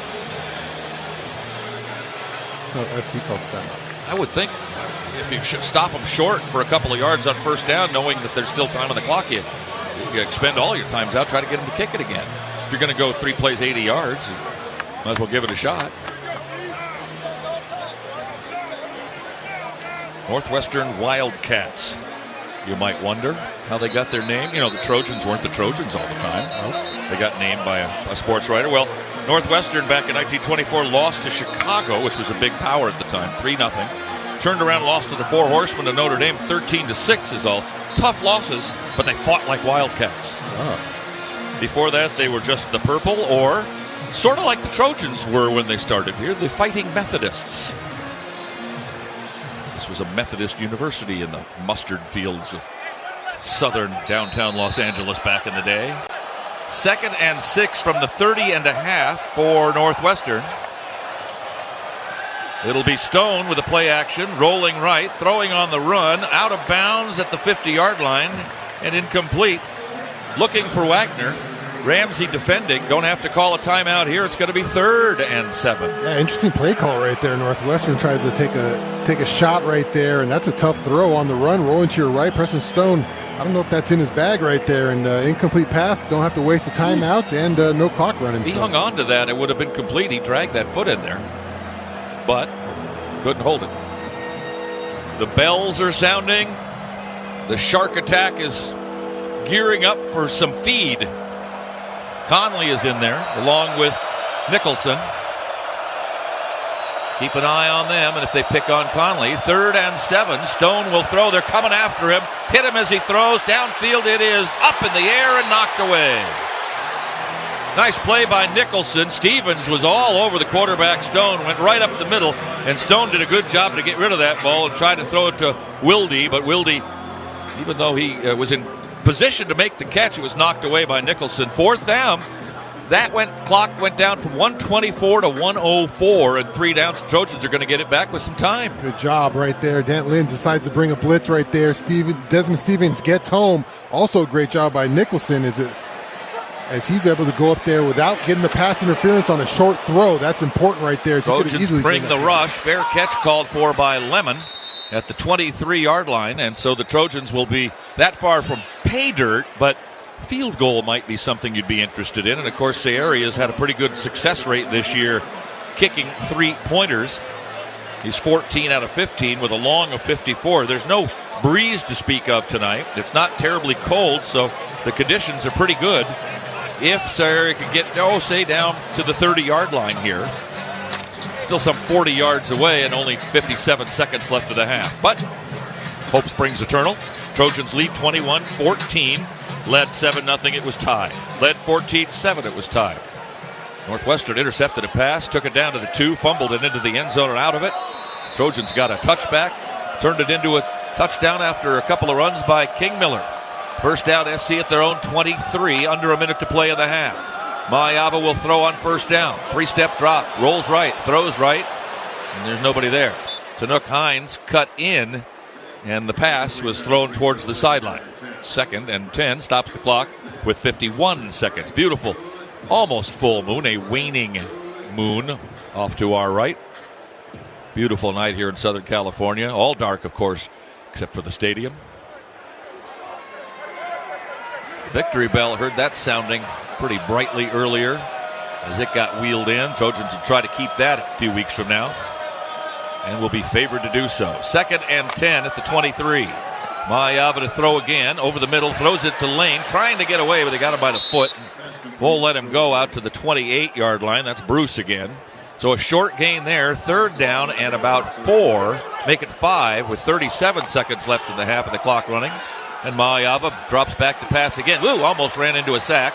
Rolls the pocket right, directing traffic with the left hand. Throws long to Lemon, and he can't hang on. Had it in his hands for a moment, but he was pushed backwards at the moment of contact by the safety Garner Wallace. Kind of jackknifed, and his hand stayed in one place, but the ball couldn't be brought in. Oof. Good job there by Wallace. Yeah, tough play right there. There's nothing open immediately, a little pressure on Jaden. He's got to scramble around. Him and Mackay connect with their eyes and are on the same page. Hey, take off. I'm going to chuck it to you. But just almost can't finish that play as it's a good job by the defender knocking it out. Would it have surprised you if Lemon came up with that? I don't think so. Punt for Johnson. Remember, Heward wore 80 earlier. Timeout taken by SC. They're second with 24 seconds remaining in the half. Next week it's Iowa. It's 12:30. Hallelujah, a day game at the Coliseum. Here's the problem. The weatherman says it's going to start raining on Tuesday, and it's going to rain for the rest of November. They say a month or a week, a solid week of rain. And right now the forecast for next Saturday afternoon is 65%. Now, of course, that changes by the day. But as you know, if you live around here, when they forecast storms to come in on a Tuesday, quite often they come in a little bit later and they get pushed back. That's not going to help Saturday any. So, if you're planning to come to the Iowa game, and you probably should because it's going to be a good one between two teams that are ranked in the top 25 and maybe higher if Iowa can take care of business tomorrow at home against Oregon, then you might want to bring your wet weather gear. I know they don't allow umbrellas in the Coliseum, so, your fisherman's hat and all that stuff, you'll have to do that. Johnson will kick. Snap is back perfectly from Hank Pepper, and why not? The kick is away. Fair catch called for at the 30-yard line. Flag down back at the 33 on the other side. 42-yard kick. A little holding on the defense there. It was thrown pretty right, like as the kick was coming out in the middle of the field. So referees are talking about it. Yeah, white hat. Thinking about it. For USC, they might be getting a first down here, but it's against you. Oh, yeah, it could have been a 5-yarder. Oh, it's against the Trojans. A 5-yard penalty against USC. Now, do you want them to kick it again? You already got the ball. There's not much time left. Just take the ball where you got it. Where are they at there? The 31? Illegal formation. Kicking team number 10 was lined up behind the frame of the snapper. That 5-yard penalty will be added to the end of the return. Yeah, right. First down. Mark Klaczynski, the guy you hear there. Brad Hudak. The umpire, Matthew Griebel, Jim Worry, Galen Williams, Lamont Simpson, Justin Stair, and Thomas Reipenhoff. It's your officiating crew tonight. Glad to have you along on a Friday night. There's high school playoff games underway around Southern California and down at San Diego, out in Vegas, out in the desert. About a half an hour ago, most of those getting underway. A few of them coming up tomorrow still. Hope you're enjoying your game wherever you are. Get out to see a high school game, JC game tomorrow maybe. And we'll be back at it next Saturday. All right. I don't expect Northwestern to do much here. Scant seconds remaining in the half, trailing 21-14, and they get the ball to start the second half. Stone looking to throw. Long time with the ball. Throws it to Kolomafe. Stevens has him. Ooh, he gets planted after that. And the ball popped loose. They're going to call him down. Cameron Crawford came up with it. And will the Trojans have the ball at the Northwestern 40-yard line? Yeah, Cameron Crawford got tackled, one of those hip drop tackles there, and he's in some pain now. So. Conley punched it loose. And there's some discussion going on as to who's going to have the ball, how Cameron Crawford is. He's sitting up now, cross-legged. Was he down? The ruling on the field is the runner was down. Second down. Well, shall we take a look at that, shall we? I think they're going to definitely look at that. But well, at least we will. Go ahead and tell me what you see. It was a big shot. He definitely threw it in there, but I think he's down. Yeah, Cam looked like Conley was in there. They hit him hard. Yeah, nice. He dropped the ball, but he had already landed. Please reset the game clock to 9 seconds. 9 seconds. More importantly on that one is how's Crawford? How's Cam Crawford doing on that one? Because he took a nasty tackle at the end there. Hard hitting going on. Crawford sitting on the warm bench across the way, not going in the tent. And I think he's going to be okay based on what I see in the body language that he is giving me. He's smiling, and that tells you a little something. Yeah, it looked ugly, though. It looked like, one of those hip drop tackles, and they're illegal, I think, in the NFL, is you can't pull back down and drop on their legs. He's fiddling with his shoes more than anything else, but he'll be able to go up in the locker room and take care of things in just 9 seconds, maybe. Northwestern declines the potential 10-second runoff due to the injury. The clock will start on the snap. Okay. 9 seconds to go in the half. Trojans leading 21-14. Timeout. Northwestern takes second of the half. So let's go down and spend as much of this timeout as possible with Jordan Moore. I don't have too long for you unless you want to talk about something else. But they are, I believe the technical term is spatting Cam Crawford's ankles. Okay. That seems to be what they are doing. They did the left one first. Now they're doing the right one. So I don't know it did seem like, luckily, he got his sort of feet out from under him. That's what you worry about on those hip drop tackles, as Shaun was talking about, is that your feet get caught under you.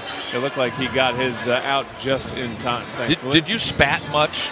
It looks like you do. What it is you tape your shoes to your body. I always kind of blame spatting for my knee injuries because I feel like when you have your ankle locked in a position, the only place you can get movement is your knee injury. So after I hurt my knee, I stopped spatting and stopped doing my ankles. I just start, working on flexibility in those regions because what is explained to me was you lock your ankles in one position, all that movement goes to your knee or your hip, and that's where you can have other injuries. But it looks cool. I used to spat in high school because it looked cool. You look sweet, like Clydesdale out there. Half the battle, man. Yeah. Half the battle.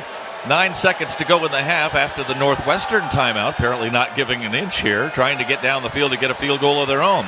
Stone throws underneath Kalamafe, and he gets bumped by Shelby. And down he goes at the 43-yard line. 2 seconds left in the half, and another timeout is called. It's never going to end, which is fine. I got nothing to do. They're going to get some booze out of here. Well, so let's say you throw a long pass and there's a pass interference, and then you do it again, you got a field goal. Okay. The half never ends. We will be, Northwestern they've been playing in that little tiny makeshift stadium on the banks of Lake Michigan as they fix their new one. But the stadium they're in right now holds 12,000 people, which for Northwestern sometimes is okay. For instance, they're playing Michigan next week at Wrigley Field in Chicago. Okay. So, and that if you can't picture that, it goes from the third base dugout to the right field wall. So they're going to build the new field. The new field will be open, 35,000, and we will be there at their new stadium in 2028. Third down, you look for a pick here if they're going to throw it. They don't. Handoff, couple of yards, a fumble on the play, and I think the Trojans have come up with it, and they have. That is a turnover, as Lucas will come up with the fumble as the half comes to an end. The positive turnover presented by Yeti, making gear that helps you stay out longer, travel farther, and live harder. Halftime has come to the Coliseum on a Friday night. We've got a cool drone show here.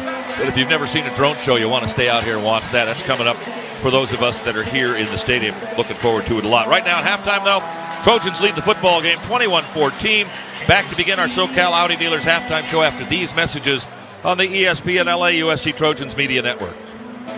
Think Verizon, the best 5G network, is expensive? Think again. Bring in your AT&T or T-Mobile bill to a Verizon store, and they'll give you a better deal. Now, what to do with your unwanted bills? Ever seen an origami version of the Hollywood sign? Jokes aside, Verizon has the most ways to save with phone deals, streaming, and plans, where everyone in the family can choose their own plan and save.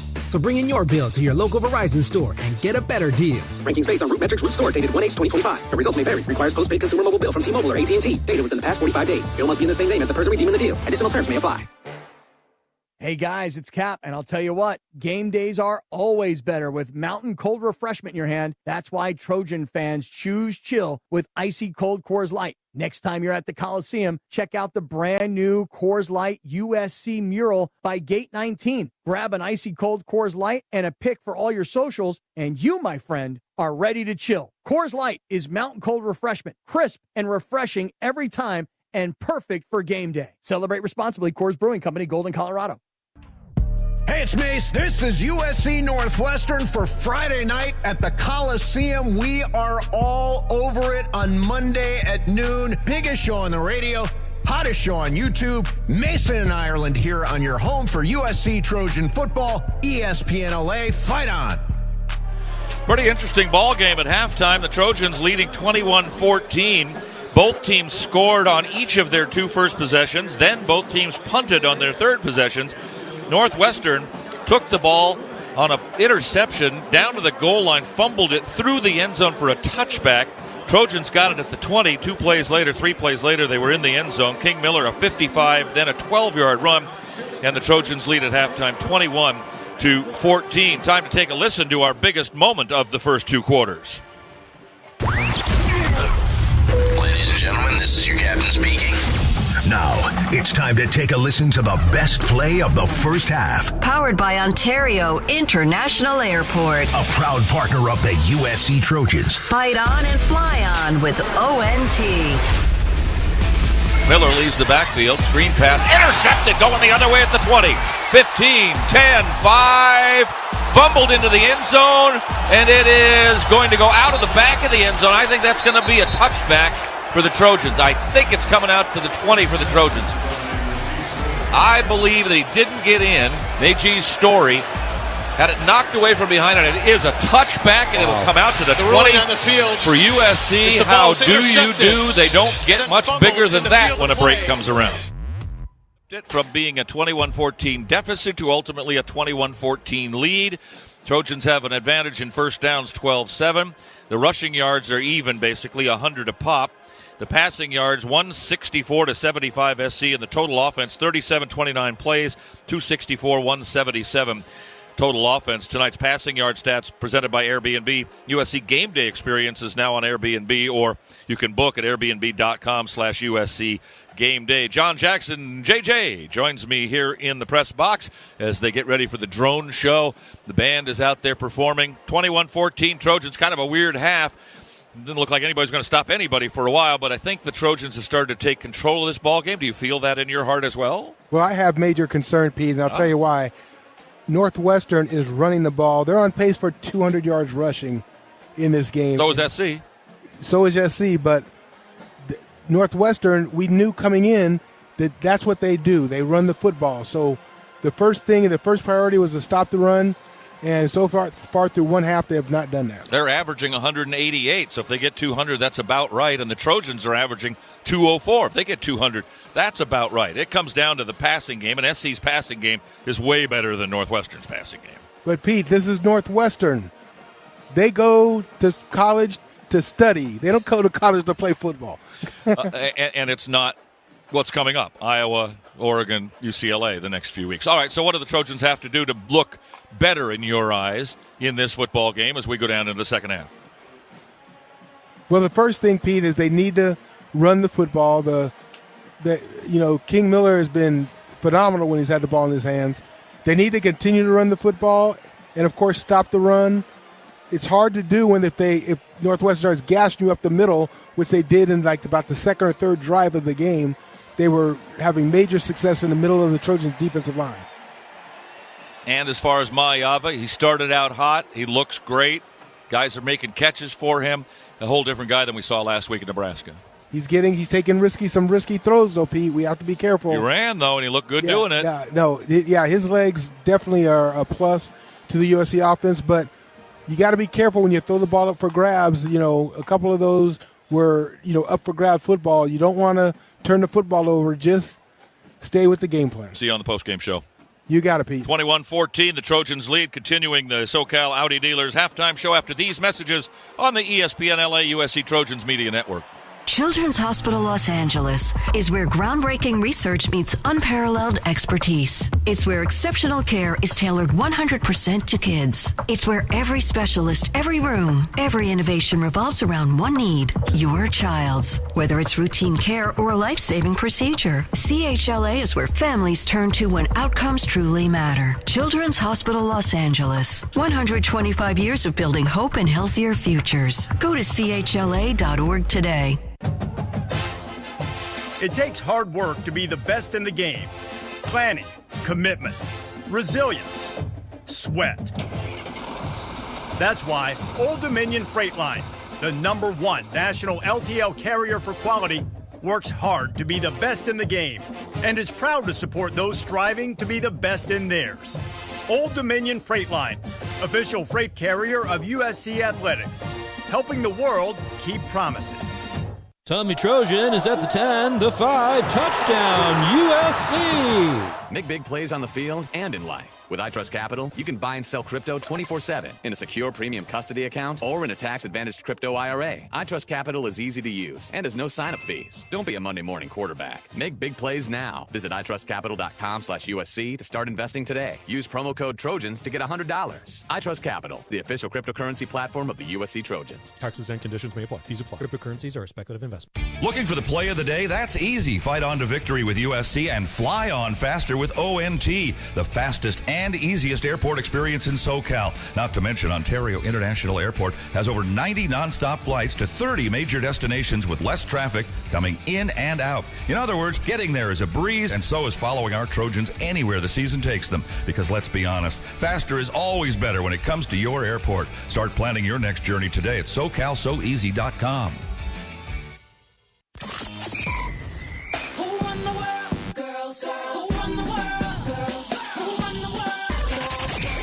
It's the Women of Troy Report. Here's a look inside the world of USC women's athletics. I'm Keely Orr, and this is the Women of Troy Report. Earlier this week, I caught up with London Jones of women's basketball to break down the Women of Troy's 87-48 win over New Mexico State. London, a team leading 16 points tonight. How did it feel in your Trojan debut? It feels amazing. It was so different, obviously, but it just feels really good to be with this team, be in the environment. The crowd was amazing, like always, so really thankful to be here. How have you transitioned given the fact that you are a veteran player, but you're new to this team, but you're still a veteran in that sense? Yeah, I mean, it's a different role, and I'm going to do whatever it takes, whatever it is that my team needs me to do. And so I think just being free, being able to play free, not really think about anything and just go out there and have fun, I think that's the best way to play basketball. Such a dominant performance to open the season. How do you feel like this team has come together over the summer and in preseason? Yeah, I mean, I think we're super competitive. I think that always helps. I mean, we have a great practice team, and they're also really competitive as well. So I think just any ways we can get better, communicate with each other, figure out what we're doing wrong. I mean, we know the things that we need to get better at, and I think just really locking in and focusing on those. Coach Gottlieb told a story about how you left a voicemail on her phone several years ago, and she said that just spoke to your character and the leader that you are. What did it mean that she, one, still had that voicemail, and two, that it kind of reconnected you guys? Yeah, I mean, I love Coach Lindsay. We have history, so that's my favorite thing. And so when she had told me that, and I was like, oh my gosh, we sat there and just listened to it. But I'm just so happy to be under her. You know, Coach Lindsay herself is a great leader, and I'll be able to learn so much from her. This team boasts having one of the strongest schedules in the country. How do you prepare for that, both mentally and physically? The work, that's all you can do. I mean, you have to work at whatever it is that you want every single day, and it's going to take brick by brick. And I think just locking into that, focusing on that, and just trying to get the job done.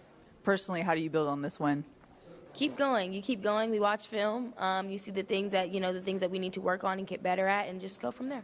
You got to address the crowd after the game. What was that like, talking to the Galen Center? Yeah, it's amazing. I mean, after the game, the song was coming on. We were doing Flat Out, and I was like, oh, my gosh. Like, it's so surreal, but I'm really happy to be here. All right, enjoy the win. Thank you so much. You just heard from London Jones of USC Women's Basketball. Stay tuned for more action here on the USC Trojans Media Network.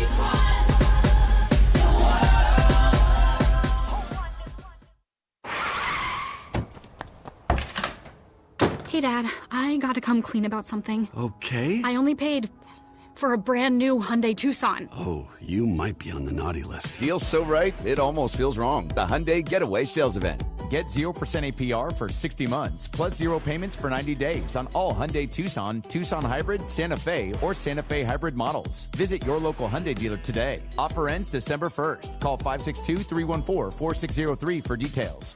It's time to recharge, reconnect, and rediscover your perfect combination at Pechanga Resort Casino. And with your resort favorites back in action, there's all of the excitement and comfort you love, with the peace of mind you can depend on. So whenever you're ready for a little rest, a little relaxation, and a lot of fun, we'll be here.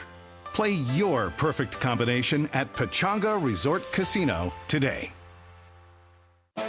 Think Verizon, the best 5G network, is expensive? Think again. Bring in your AT&T or T-Mobile bill to a Verizon store, and they'll give you a better deal.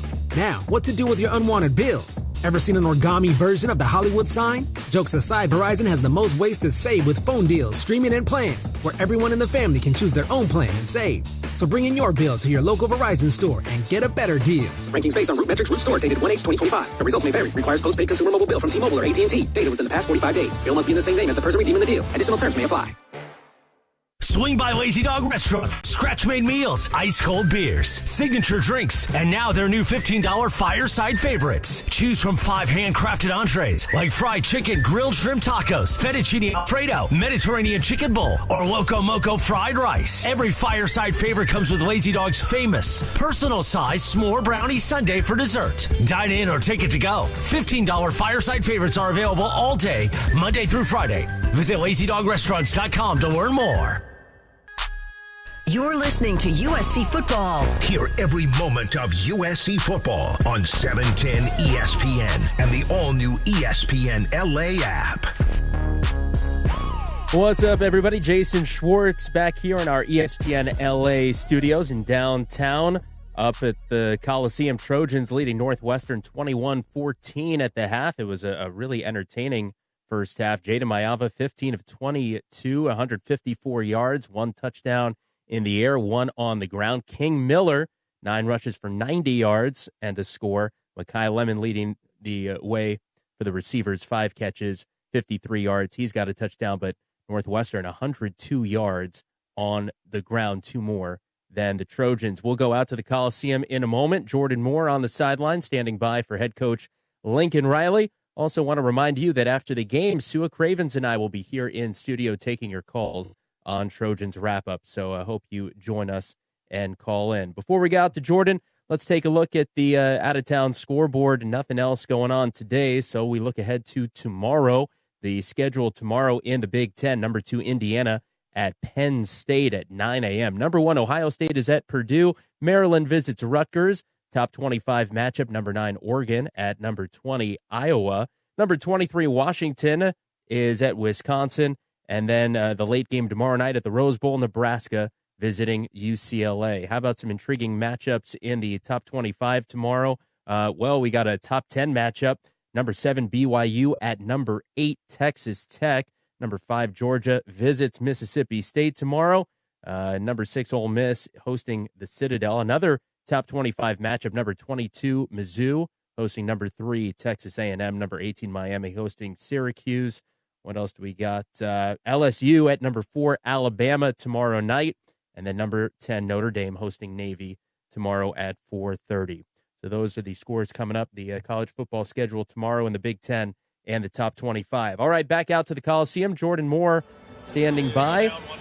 And Jordan, what an interesting first half. A little bit of everything there. But we were having a debate back here in the studio, so I want to get your thought on it. We were talking about your guys' player of the game picks and talking about Jaden Mayava's first half. And Sue was saying, no, he's got an interception. I was saying, yeah, but he's also got a forced fumble. Do you count the forced fumble for Jaden Mayava when you're determining who wins it, you think?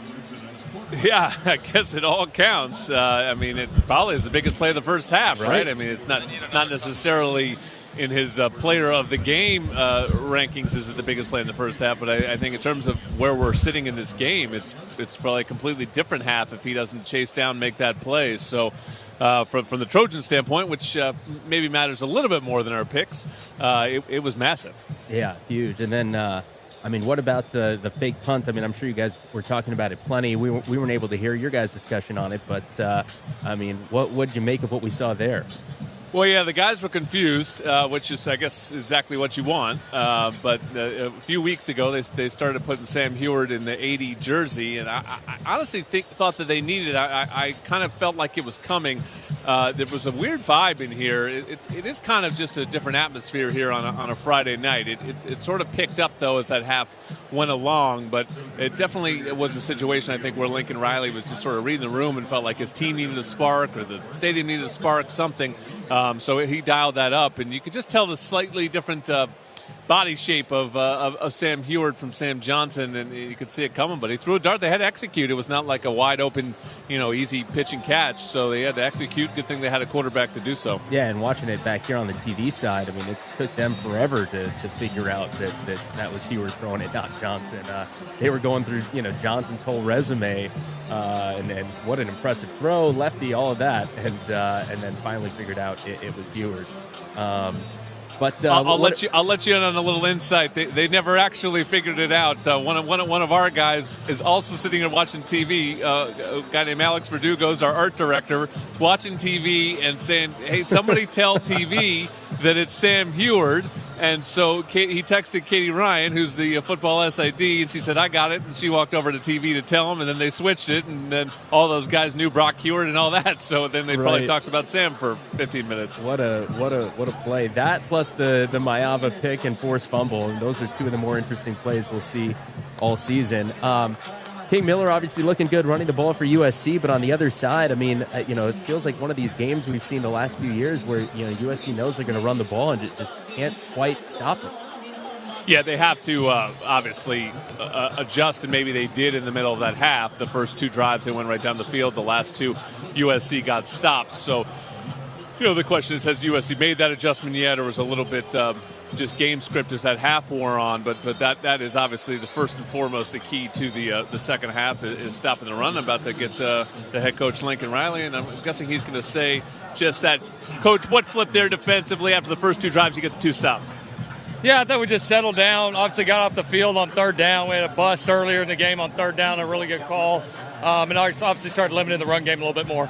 Mayava makes the massive play on the tackle. What do you want to see from the offense in the second half? Just keep competing. We played pretty well, moved the ball pretty well. Just got to make sure we finish drives.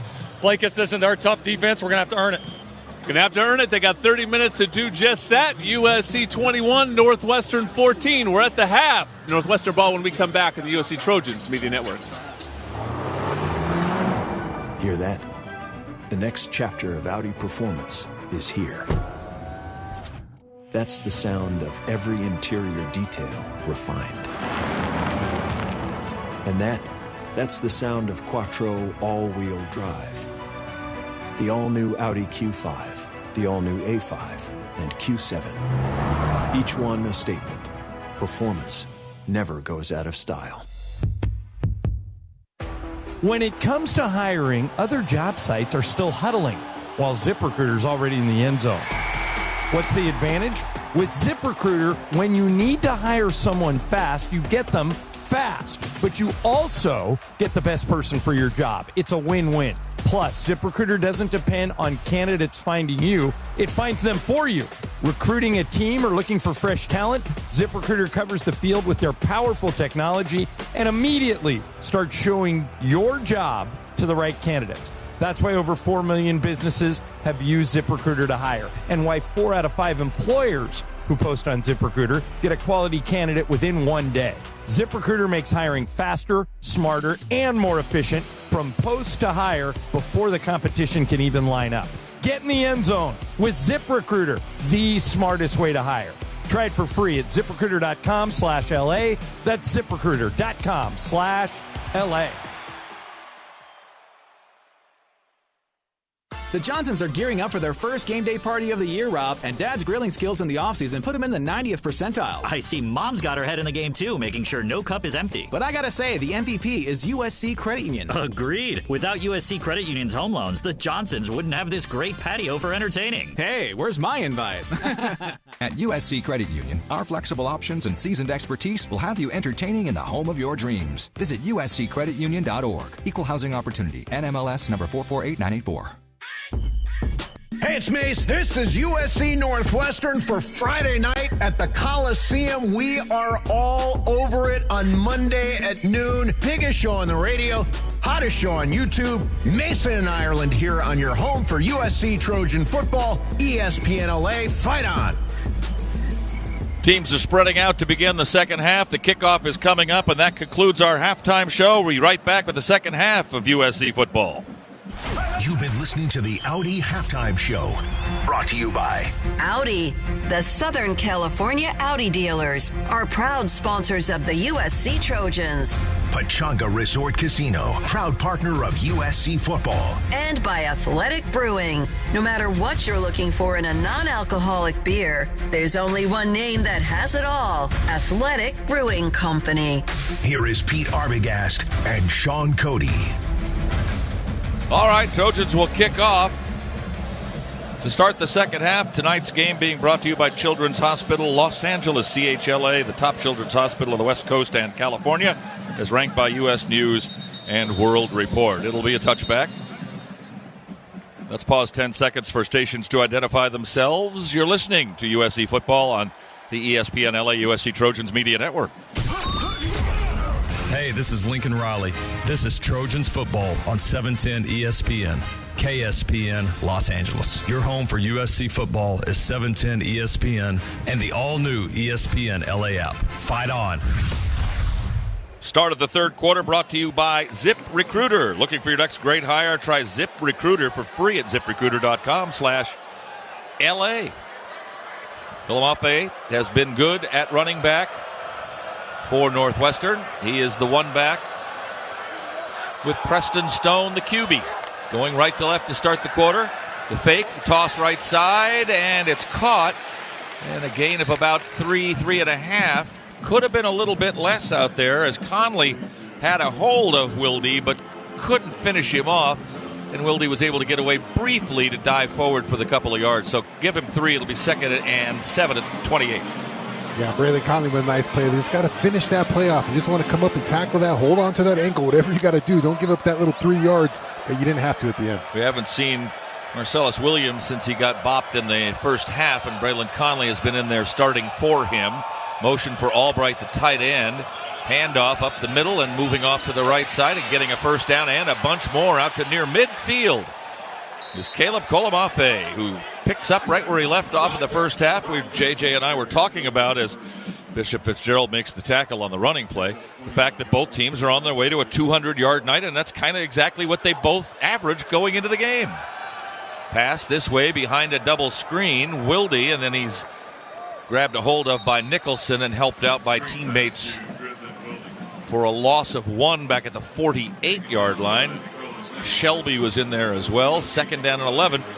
Nice stop on first down. We were keeping an eye on those. Jordan brought them up earlier, and Trojans need to be successful on first down to be successful the rest of the game. Yeah, good play right there by DeCarlos Nicholson on first down. He's aggressive right there on that little kind of bubble screen play where he gets up in the face of Wilde and is able to get him down right at the marker. Tompkins and Silver, the interior linemen for the Trojans. Shelby and Lucas, the defensive ends, a 4-man front, but the linebackers are creeping up closer and closer to the line of scrimmage on 2nd and 10. Will back to pass, throwing right side, and it is overthrown, incomplete. Stone threw it into one-person traffic in Conley, who did a nice job of one-on-one defending all the way. Yeah, good job. Stayed with him step to step. Good job by Braylon Conley right there. They're going to attack him with their guy, Wilde, who thinks they're going to make a play, but he stays on top, gets his eyes on the ball, and just an easy backpedal for 22 as he does a good job on that down. Stone was 8 for 9. Now he's 13 for 18, so 5 for his last 9. Tongai in there for the Trojans, the freshman from San Clemente, at linebacker on a 3rd and 10.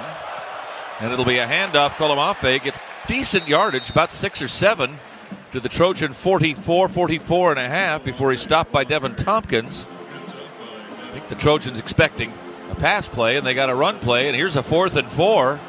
And Northwestern lining up to go for it. Clapping his hands together is Stone, and now trying to deke the Trojans into jumping off site, but they do not do that.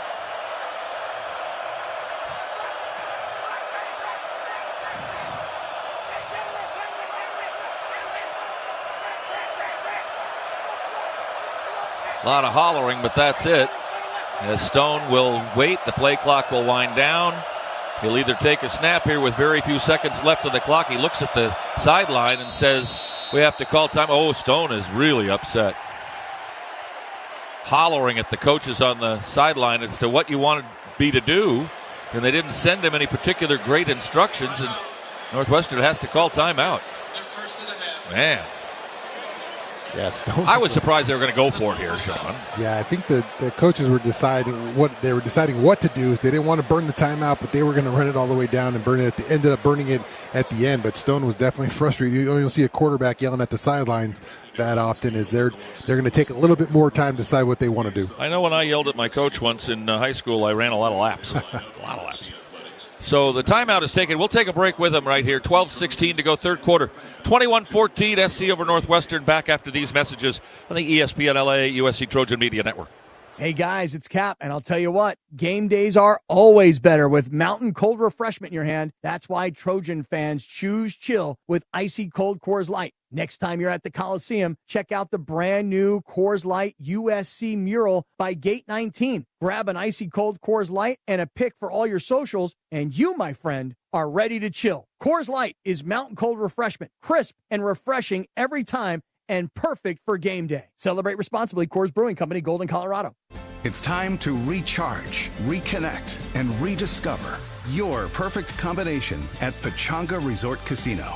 And with your resort favorites back in action, there's all of the excitement and comfort you love, with the peace of mind you can depend on. So whenever you're ready for a little rest, a little relaxation, and a lot of fun, we'll be here. Play your perfect combination at Pechanga Resort Casino today. Hey, Dad, I gotta come clean about something. Okay. I only paid for a brand new Hyundai Tucson. Oh, you might be on the naughty list. Feels so right, it almost feels wrong. The Hyundai Getaway Sales Event. Get 0% APR for 60 months, plus 0 payments for 90 days on all Hyundai Tucson, Tucson Hybrid, Santa Fe, or Santa Fe Hybrid models. Visit your local Hyundai dealer today. Offer ends December 1st. Call 562-314-4603 for details. Hey, it's Travis. This is USC Northwestern, Friday night at the Coliseum. Be sure to be with us Monday afternoon at 3. It's the DeMarco and Trav afternoon show on your home of the Trojans, ESPN LA. Fight on. Looks like Northwestern's going to punt after taking that timeout. It's at the 45 on the Trojans side, but they're only down 21-14. If you go for a fake here and don't get it and the Trojans get a short field, go down and score, the game's going to get away from you. Yeah, and the Trojans have their punt safe team out there, so basically their defense is out there with Mekhi Lemon back there, so they're ready for the fake, I would imagine. Lemon is just a fair catch guy. He hasn't been much of a punt returner this year. Matter of fact, he's got 4 punt returns on the season. He is averaging 8 yards per return, but doesn't really try to do it that often. And I'm sure that's by design. You don't want your All-America candidate receiver to get banged around in a punt return or a kickoff return necessarily, as it's an emergency.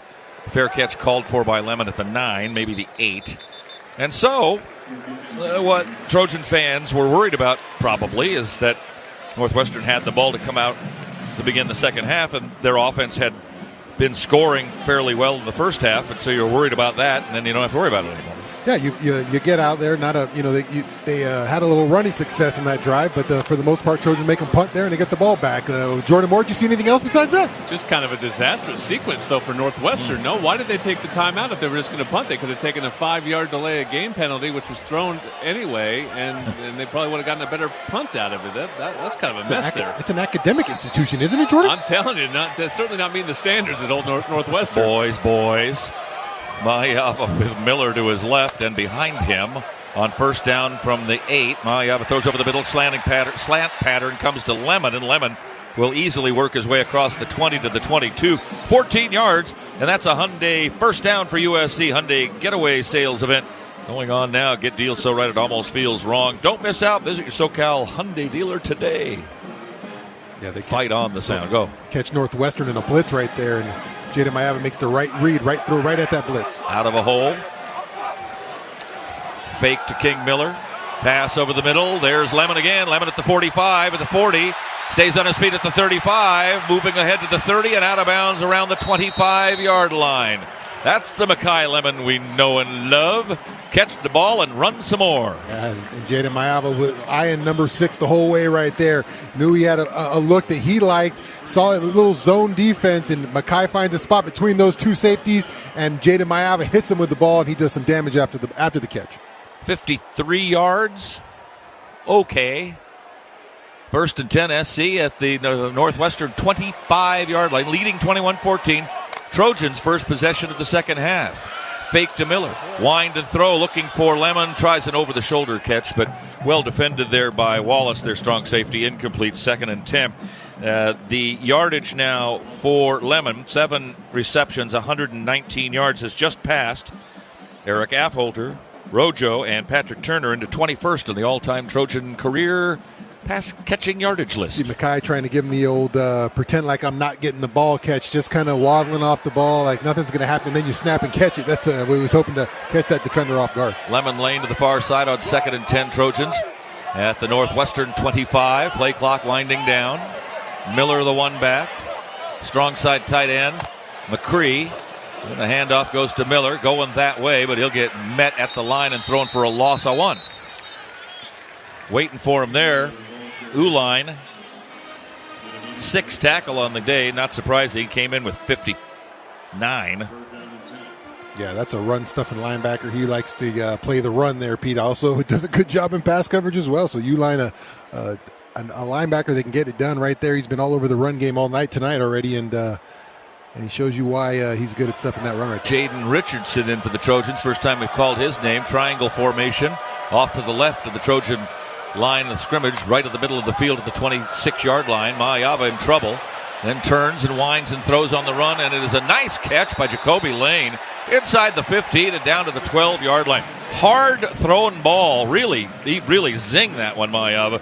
And Jacoby Lane had to do some work to make sure that didn't go through his hands. 13 yards and another USC first down. They're in the red zone. Yeah, 0 blitz, and Jaden Mayavet realizes it right away. They're bringing all-out pressure right there, so he bails out of the pocket real fast. And it looked like Jacoby Lane fully extended, his second fully extended ball, keeps his hands underneath it, and what a grab. 1st and 10 for the Trojans at the 12. Brian Jackson is the running back. Lyons comes in motion, handoff to Jackson up the middle, down to the 10, maybe the 9-yard line. Trojans in the Helium Mobile red zone. Time for them to break free again. Leading 21-14, third quarter, 9.5 to go in it here at the Coliseum on a Friday night. Tackled by Bob Fitzgerald, his 6th from the free safety spot. He came into the game with 69 tackles. That's not great for your free safety, probably. Yeah, he does a good job of coming up in the box and making plays, but we've also seen where he can get a little too excited. That's why you saw the big Lake McCree play as he was caught in a little run defense there. Jumped up a little bit. Jackson still the one back. Starts off on the right side of Mayava, moves to the left side, and a whistle and illegal procedure. Somebody moved. False start. Offense number 77. 5-yard penalty. Remains second down. So instead of the 10, it'll be the 15. Instead of 2nd and 7, 8, it'll be 2nd and 13. Yeah, just at this point in the year, those need to be coming to a close. Those kind of silly fouls right there. You guys, you've taken a lot of snaps. I know Alani was out last week after he got injured, but at this point of the year, you need to be pretty sharp, and especially in the red zone, you need to get rid of those kind of penalties. Lemon slotted left, Lane wide left as the flanker. McCree, the tight end, strong right. Then behind him runs Miller off to the left and down back to where they were before the penalty to the 9.5-yard line. So, third down from basically the 10, leading 21-14. Don't make it, field goal, because it puts you up by 2 scores. Puts you up by 10. Depends on where you are, maybe. Yeah, it depends on what kind of yardage you get on this play, I think, as to whether or not you go for it on 4th down. We'll see if they run the ball again. That'll tell you a story. If they run the ball, they're Richardson, Lemon, and McCree to the near side. Lane to the far on 3rd and goal from the 10. And a whistle and a timeout SC. Before the ball was snapped. Didn't like what they saw defensively or called the wrong play. One of the two. I wasn't sure what they wanted to do. I don't mind that timeout. Second half, you'd like to keep them a little bit towards the end, but this is an important point. We'll take a break. 8:01 to go in the third. 21-14 SC. Big third down. It's not goal. Third down from the 10. 3rd and 8 from the 10-yard line. When we come back on the ESPN LA USC Trojans Media Network. Looking for the play of the day? That's easy. Fight on to victory with USC and fly on faster with ONT, the fastest and easiest airport experience in SoCal. Not to mention, Ontario International Airport has over 90 nonstop flights to 30 major destinations with less traffic coming in and out. In other words, getting there is a breeze, and so is following our Trojans anywhere the season takes them. Because let's be honest, faster is always better when it comes to your airport. Start planning your next journey today at SoCalSoEasy.com. What does 268 horsepower sound like? You're hearing it right now. The all-new Audi A5. With breathtaking acceleration that commands attention. Precision crafted to bring the thrill to every turn. This is powerful performance. The all-new Audi A5. It takes hard work to be the best in the game. Planning, commitment, resilience, sweat. That's why Old Dominion Freight Line, the #1 national LTL carrier for quality, works hard to be the best in the game and is proud to support those striving to be the best in theirs. Old Dominion Freight Line, official freight carrier of USC Athletics, helping the world keep promises. Hey, it's DeMarco Farr. This is USC Northwestern Friday night at the Coliseum. Be sure to spend time with us on Monday afternoon, the DeMarco and Travis afternoon show at 3 p.m. on your home of the Trojans, ESPN LA. Trojans with a 3rd and 8 from the Northwestern 10 on their first possession of the second half. Northwestern had to punt on their first possession. Trojans leading 21-14. Had a great drone show at halftime. If you've never seen one, you should. And the biggest cheer I thought that went up at the drone show was when they put up the blue LA. There you go. And played I Love LA. So there you go. If you've never seen a drone show, you need to leave your house more often. yeah, at this point. Yeah. Did you know that Dodger boss Mark Walter is a Northwestern grad? I knew he was a Chicago guy. I didn't know. And at Northwestern, the Walter Athletics Center is his. I heard he's got a few bucks. Yeah, he bought the Lakers, did he not, recently? Yeah, he's doing well. A side gig. Yeah, that's just a hobby. And your buddy and mine as well, Mark Jackson, is their athletic director. Yeah, Mark Jackson, was here MJ when you were playing. Kind of Pete's right-hand man. I don't know if there was like a title. Sort of. Well, he was kind of the general manager before there was one. Kind of that kind Director of of football before. operations. Yeah. Now, he went to Villanova for a while now at Northwestern and doing a great job there from all reports. Brian Jackson is in as the feature back on 3rd and 8 from the 10. First possession of the second half of the Trojan. Mayava will throw. And he'll throw for the end zone for Jacoby Lane. Lane puts his hands up. He's well guarded, but it doesn't matter. He catches the ball, comes down to the end zone, and it's a touchdown, USC. What a catch by Jacoby Lane. That is exactly the kind of throw you have to make to get him a touchdown. Yeah, the referee said, hey, you guys have at it. Let both guys go to war right there. Both guys pulling on each other, grabbing each other. They weren't going to throw a flag there. And Jacoby said, I'm just going to take that one down, knocks it to himself, and comes down with the ball. Big catch by number 8. He's been fantastic tonight, Pete. Last week, a couple drop passes. Some he went up and couldn't pull down, come down for the Trojans. This week, he answers the bell, and on a short week, number 8's playing big tonight. He boxed him out, him being Fred Davis, the cornerback, grad senior, 60-year man from Jacksonville, Florida, played for Clemson and Jacksonville State. He boxed him out and just outleapt him is all he had to do, as Davis is 6'1", but of course Lane is all a 6'4" and has that long reach as well. Sayeri's extra point is up and good. The PAT brought to you, as always, by Terranea Resort, a luxury resort like no other. Timeout on the field, 7:56 to go, third quarter. It's now USC 28, Northwestern 14. Back after these messages on the ESPN LA USC Trojan Media Network. Think Verizon, the best 5G network, is expensive? Think again. Bring in your AT&T or T-Mobile bill to a Verizon store, and they'll give you a better deal. Now, what to do with your unwanted bills? Ever seen an origami version of the Hollywood sign? Jokes aside, Verizon has the most ways to save with phone deals, streaming, and plans, where everyone in the family can choose their own plan and save. So bring in your bill to your local Verizon store and get a better deal. Rankings based on Root Metrics Root Store, dated 1/8/2025. The results may vary. Requires postpaid consumer mobile bill from T-Mobile or AT&T. Dated within the past 45 days. Bill must be in the same name as the person redeeming the deal. Additional terms may apply.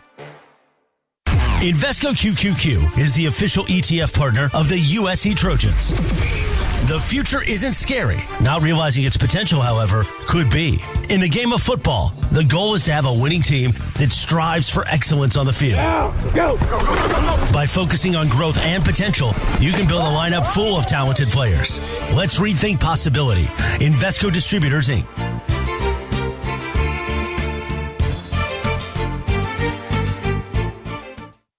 Hey guys, it's Cap, and I'll tell you what, game days are always better with mountain cold refreshment in your hand. That's why Trojan fans choose chill with icy cold Coors Light. Next time you're at the Coliseum, check out the brand new Coors Light USC mural by Gate 19. Grab an icy cold Coors Light and a pic for all your socials, and you, my friend, are ready to chill. Coors Light is mountain cold refreshment, crisp and refreshing every time, and perfect for game day. Celebrate responsibly. Coors Brewing Company, Golden, Colorado.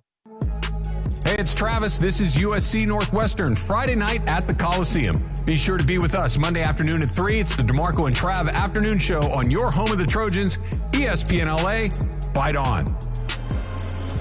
So 28-14 SC. Northwestern doesn't score on their possession. The Trojans do on a nice catch by Jacoby Lame 10 yards away as Jaden Maayava finds him. For Maayava, his second touchdown of the night, 28 on his career and 17 on the season. And let's go down to Jordan on the Trojan sideline, which seems like a nice place now. Nice and relaxed, I hope. Yeah, we never really got the specifics on Jacoby Lane's injury that he was fighting this season. I mean, Lincoln Riley did talk about how he talked himself into that Illinois game, having just been cleared to play earlier that day. But it was obviously something with his shoulder, collarbone area. And to me, for the first time tonight, since then, he looks like he trusts it. I mean, he has really made some incredible hands catches tonight where he's, as Shaun said, gone full extension and sort of willingly landed on his shoulder and put some pressure on his body. But he looks back to full health, and this is certainly the best that we've seen him play in some time. Kickoff is away and comes through the end zone for another touchback. Weather report brought to you by Verizon. Visit your local LA Verizon store today. Doesn't get any better at night in November in Southern California than this. This is pretty nice. Temperatures in the mid-60s. I believe this is why we live in Southern California. Oh, boy, these kind of nights where it's nice like this, and people in the Midwest, and we were just there last weekend, getting pretty cold this time of year. I think the Northwestern people that came from Chicago are probably like, hey, this ain't bad. No wonder they play out here. No wonder it's hard to recruit in Chicago. All right, first down at the 25, down by 2 touchdowns. Not a team that's great at comebacks, the way they move the ball offensively. And they try to run the clock as well. Kolamafe up the middle, hit by Fountain, who's back in there. Gentry also. And gets a couple. 2nd and 8. No matter what you're looking for in a non-alcoholic beer, there's only one name that has it all, Athletic Brewing Company. We have brought your Pie Trap potential paper airplanes. Yes, our pizza.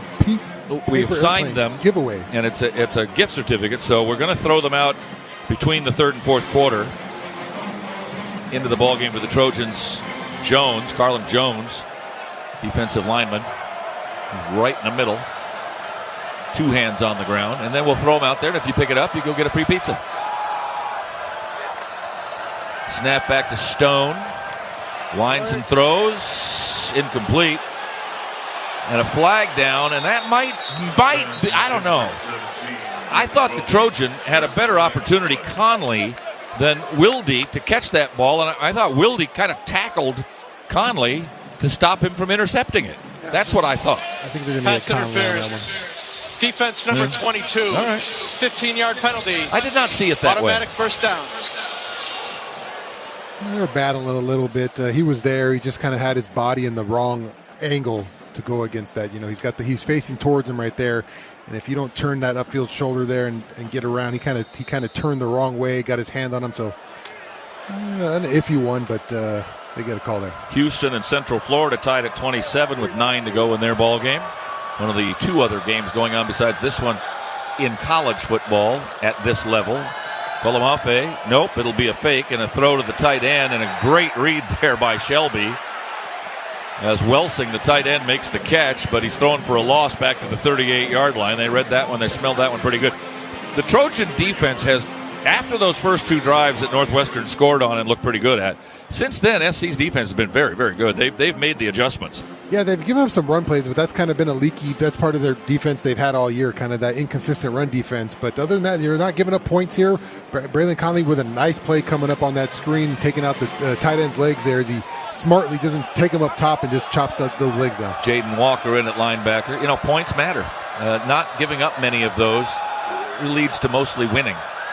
Stone drops the pass. Good pocket. Throws this side. Nice tap. Double feet.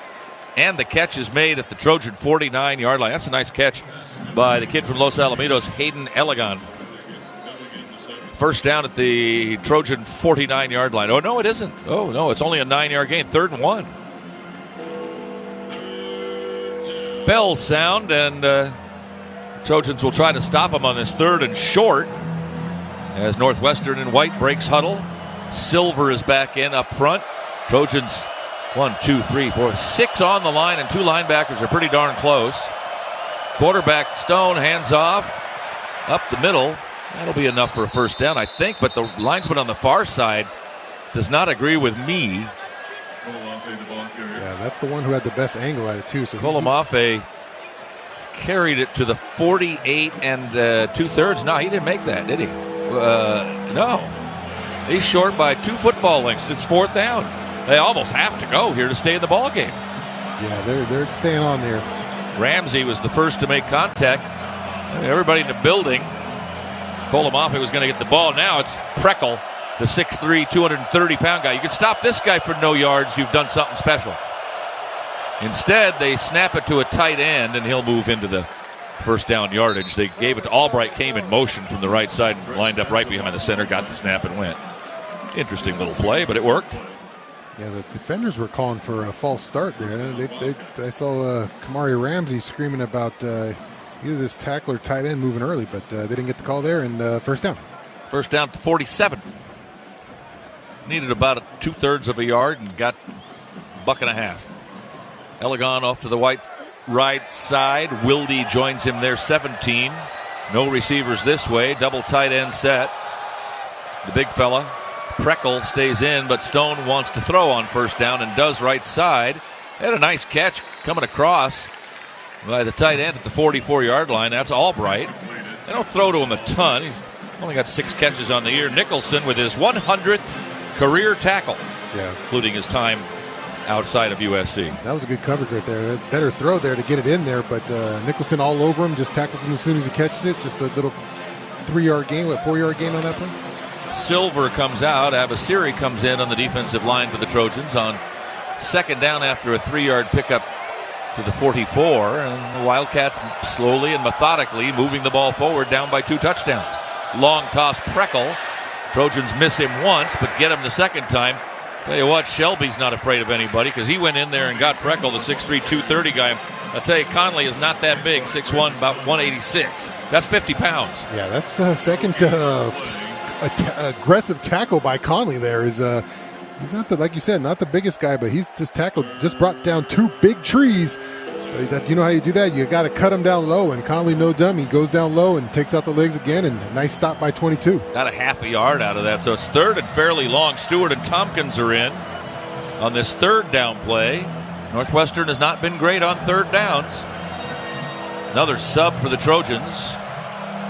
And the SC player jogging off the field slowly is Jakeem Stewart as the play clock winds down. And I believe that either Northwestern has called timeout or Northwestern. Yeah, they had to call timeout. Well, we've seen that happen to the Trojans all year long, where the offense will sub and their defense will come in so slowly in and off the field. And the Trojans finally turned that around on somebody. Yeah, smart play by the Trojans there. Finally drawing the timeout right there, making them use the timeout because Northwestern substitutes too late in the play clock right there, and Trojans forced them to take a timeout there. Tulane and Memphis. 6 minutes to go in the 3rd. Tulane is beating Memphis, the 8-1 Tigers, who were one of those teams that's thought about as being the 12 seed in the playoffs. And, Tulane's way out front, 38-17 in the middle of the 3rd, on the road, too. Lots of action coming up on campus, as you got men's water polo at home against San Diego tomorrow, men's basketball against Manhattan on Sunday, women's basketball Sunday national TV against North Carolina State on the road. Sunday, women's volleyball will be at Washington. Lots of things going on. Let's go down and spend some time with Jordan. Yeah, I don't know if Marcellus Williams is available to play, but he is out here with his helmet on and just burst onto the field when they called that timeout to celebrate with Braylon Conley. And Braylon Conley's made some real plays on this drive, even though he has the one pass interference as well. So at least a good sign for Marcellus Williams. He looks potentially healthy. At least emotionally so. Yeah, there you go. Gentry was celebrating with the crowd, saying you caused that to happen, and he wasn't far from being right. 30 years ago was that Rose Bowl game, 41-32. The Trojans won that. Gary Barnett, the coach, against John Robinson. I got to watch that in the crowd with a couple of my friends. former USC Associate Athletic Director Cameron Smith and her husband Mark, who are in attendance here today, as usual. And Northwestern has not been back to a major bowl in 30 years. They did defeat Utah in the Las Vegas and Holiday Bowls over the last 6 years, but they've not been back to a big-time bowl, which is like, the big ones, sugar, orange, rose, cotton, maybe even. You could throw that one in there. But not known as a football factory, let's say. Yeah. They had it going on a little bit with Pat Fitzgerald when he was coaching there. He was doing look, they went 110, 101. If you could go plus 500 at Northwestern over a lot of years like he did, that's pretty good. Yeah, it hasn't all been pretty for them. I like the way their team plays, though. You watch them on film, and they're in these ball games. Other than early, against Tulane, they let that one slip away. But at Tulane early, lost that one. Other than that, they've been playing some pretty good ball, challenging everybody. The games have been pretty close. Especially Penn State, big win. UCLA, that's a big win. The way UCLA is playing now. So a team under Coach Braun that's starting to get things turning in the right direction, I think. Braun, born 20 miles from Evanston, a local kid for sure. 23 newcomer coach of the year, 2023 Big Ten coach of the year. They've got some assistants on the team with some local contact. Aristotle Thompson, the running back coach, was at Cal Poly San Luis Obispo for 10 years. Katie Ryan used to work with him when she was a student there at Cal Poly. Armand Binns, their wide receiver coach, went to Pasadena High, played football and basketball, graduate back in 2007. Tim McGarrigle played for the Rams for a couple of years. He's a defensive coach. This is a 3rd and about 7.5. Colomafe back in the backfield. Delsing, tight end, strong on the right side, but Stone will throw. Rolls right. Winds and tosses long. It is caught at the 10 and about the 11-yard line as Shelby stumbled, fell backwards. Interestingly, Amarzi, the wide receiver, kind of stumbled and fell backwards too, but he kept his feet, didn't fall down, and makes the catch, and Northwestern knocking on the door to get back in the game. Yeah, we just we're praising Braylon Conley for his ability to come up and get the ball there. He kind of slips right there. Just a short throw, just intentionally probably from Preston Stone just to kind of draw a flag or let his guy get a play there, and Conley slips on that one and makes it an easy catch. Luckily, he gets him down after he fell on the floor. There's an injured player for Northwestern, and an official's timeout has been taken. One of their offensive linemen, the left guard, Izomo Arataki. Easy for me to say. Freshman from Austin, Texas. I was thinking the other day, I went down a small rabbit hole, and as they work on him, I was wondering to myself if they do ever go to a super conference in college football, say 60 or 80 teams, something of that nature in that division. Yeah. I don't think Northwestern's one of them. You've already aced them out of the conference? You got to go across the board through the major 4 conferences and try to figure out who the big boys are, the real big boys in football. Northwestern doesn't come across as one of those. Mark Jackson disagrees. I understand that.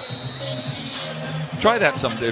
When you're doing nothing sometime at night, go through the list and see if you can make the cuts. Okay. Some of them are not that hard. Some of them are. Some conferences will get like more. Vanderbilt used to be like a gimme, but not anymore. Here they are, the top 15. So it has to be recently. You have to I don't know. I think it's historical, at least in the last 15, 20 years. All right, first down, Northwestern at the 12-yard line. Stone again, being rushed, throws in the end zone too far. Incomplete. Conley defending and celebrates that the pass was thrown too far over Elajon's head.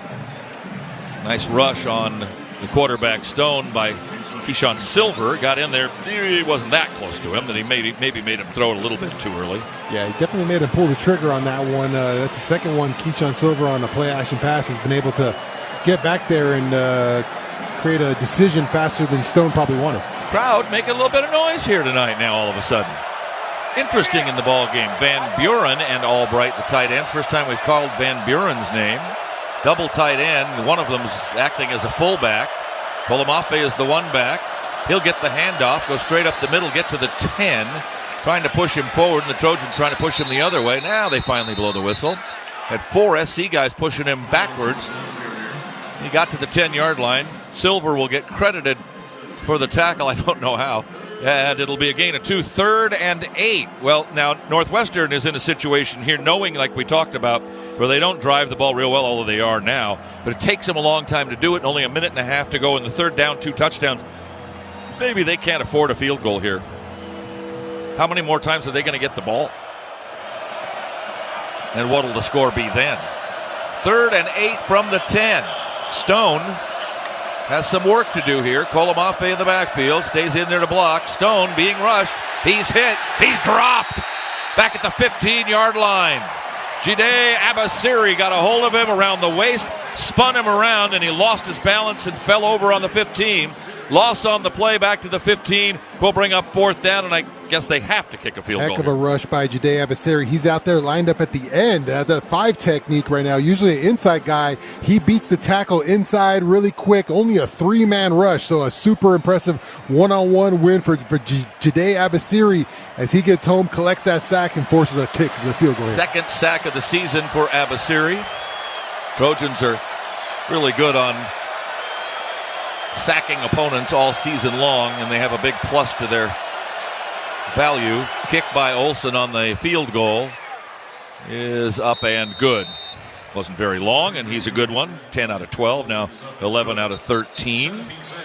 17 seconds left in the quarter, and so Northwestern gets at least 3, and they had to. I mean, they weren't going to go for it on 4th down back at the 15-yard line. Yeah, that's a big-time rush, though, Pete, from 97. That's something we've been kind of waiting on all year for Jide. You know, he's earned a starting right throughout the year, been kind of rolling along here, but that's a big-time rush out there at a defensive end, really more of a 3 technique guy, and he gets outside, makes a heck of an inside rush move there, and when Stone's kind of thinking he's going to have some more time because he's getting the 3-man rush, Jide Abasiri's all over him, creates that field goal there.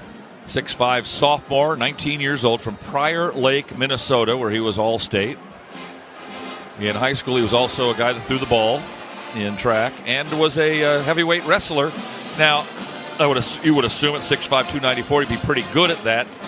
But you also have to have a lot of skill, a lot of talent, a lot of moves in wrestling. You can't just be big. Yeah, he's put together too. You get next to Jide, he's a gym rat. He likes to get pumped the iron. You know what I mean, Pete? I asked you this before. Did you think about wrestling ever when you were in high school? No wrestling for me. No. Mike Patterson was a wrestler. That's why he was such a great defensive lineman. Well, that's what I'm thinking. I hear the defensive linemen should wrestle because it gives them all the hand combat. I didn't want ringworm. Zamora fair catches the kick. He had a return of about 10 yards earlier. There was one nice return tonight. Got the Trojans out to the 42-yard line on a short kick. This one will come out to the 25. Just seconds remaining in the third. The Trojans lead now 28-17. Touchdown here, Shaun, entering the fourth quarter. You go 35-17, you probably put this thing away, right? Yeah, especially the way the Northwestern is kind of built, and not that we just saw, it just takes a while for them to kind of move down the field, and I'm sure they'll have a hurry-up thing, but not really their comfort zone. So if the Trojans can put together a nice long drive here, I'm sure that'll, and with some points, I'm sure that'll really challenge Northwestern in the style of offense they play. USC Game Day experience is available on Airbnb. Book at airbnb.com/USC Game Day. We're going to Oregon in a couple of weeks. That might be a good one to try. Snap back to Jaden Mayava. Quick flip this way. That's Lemon with the catch. Lemon will work his way out across the 30 to the 35. He'll get 11, and that's a USC first down. That will also be the end of the third quarter.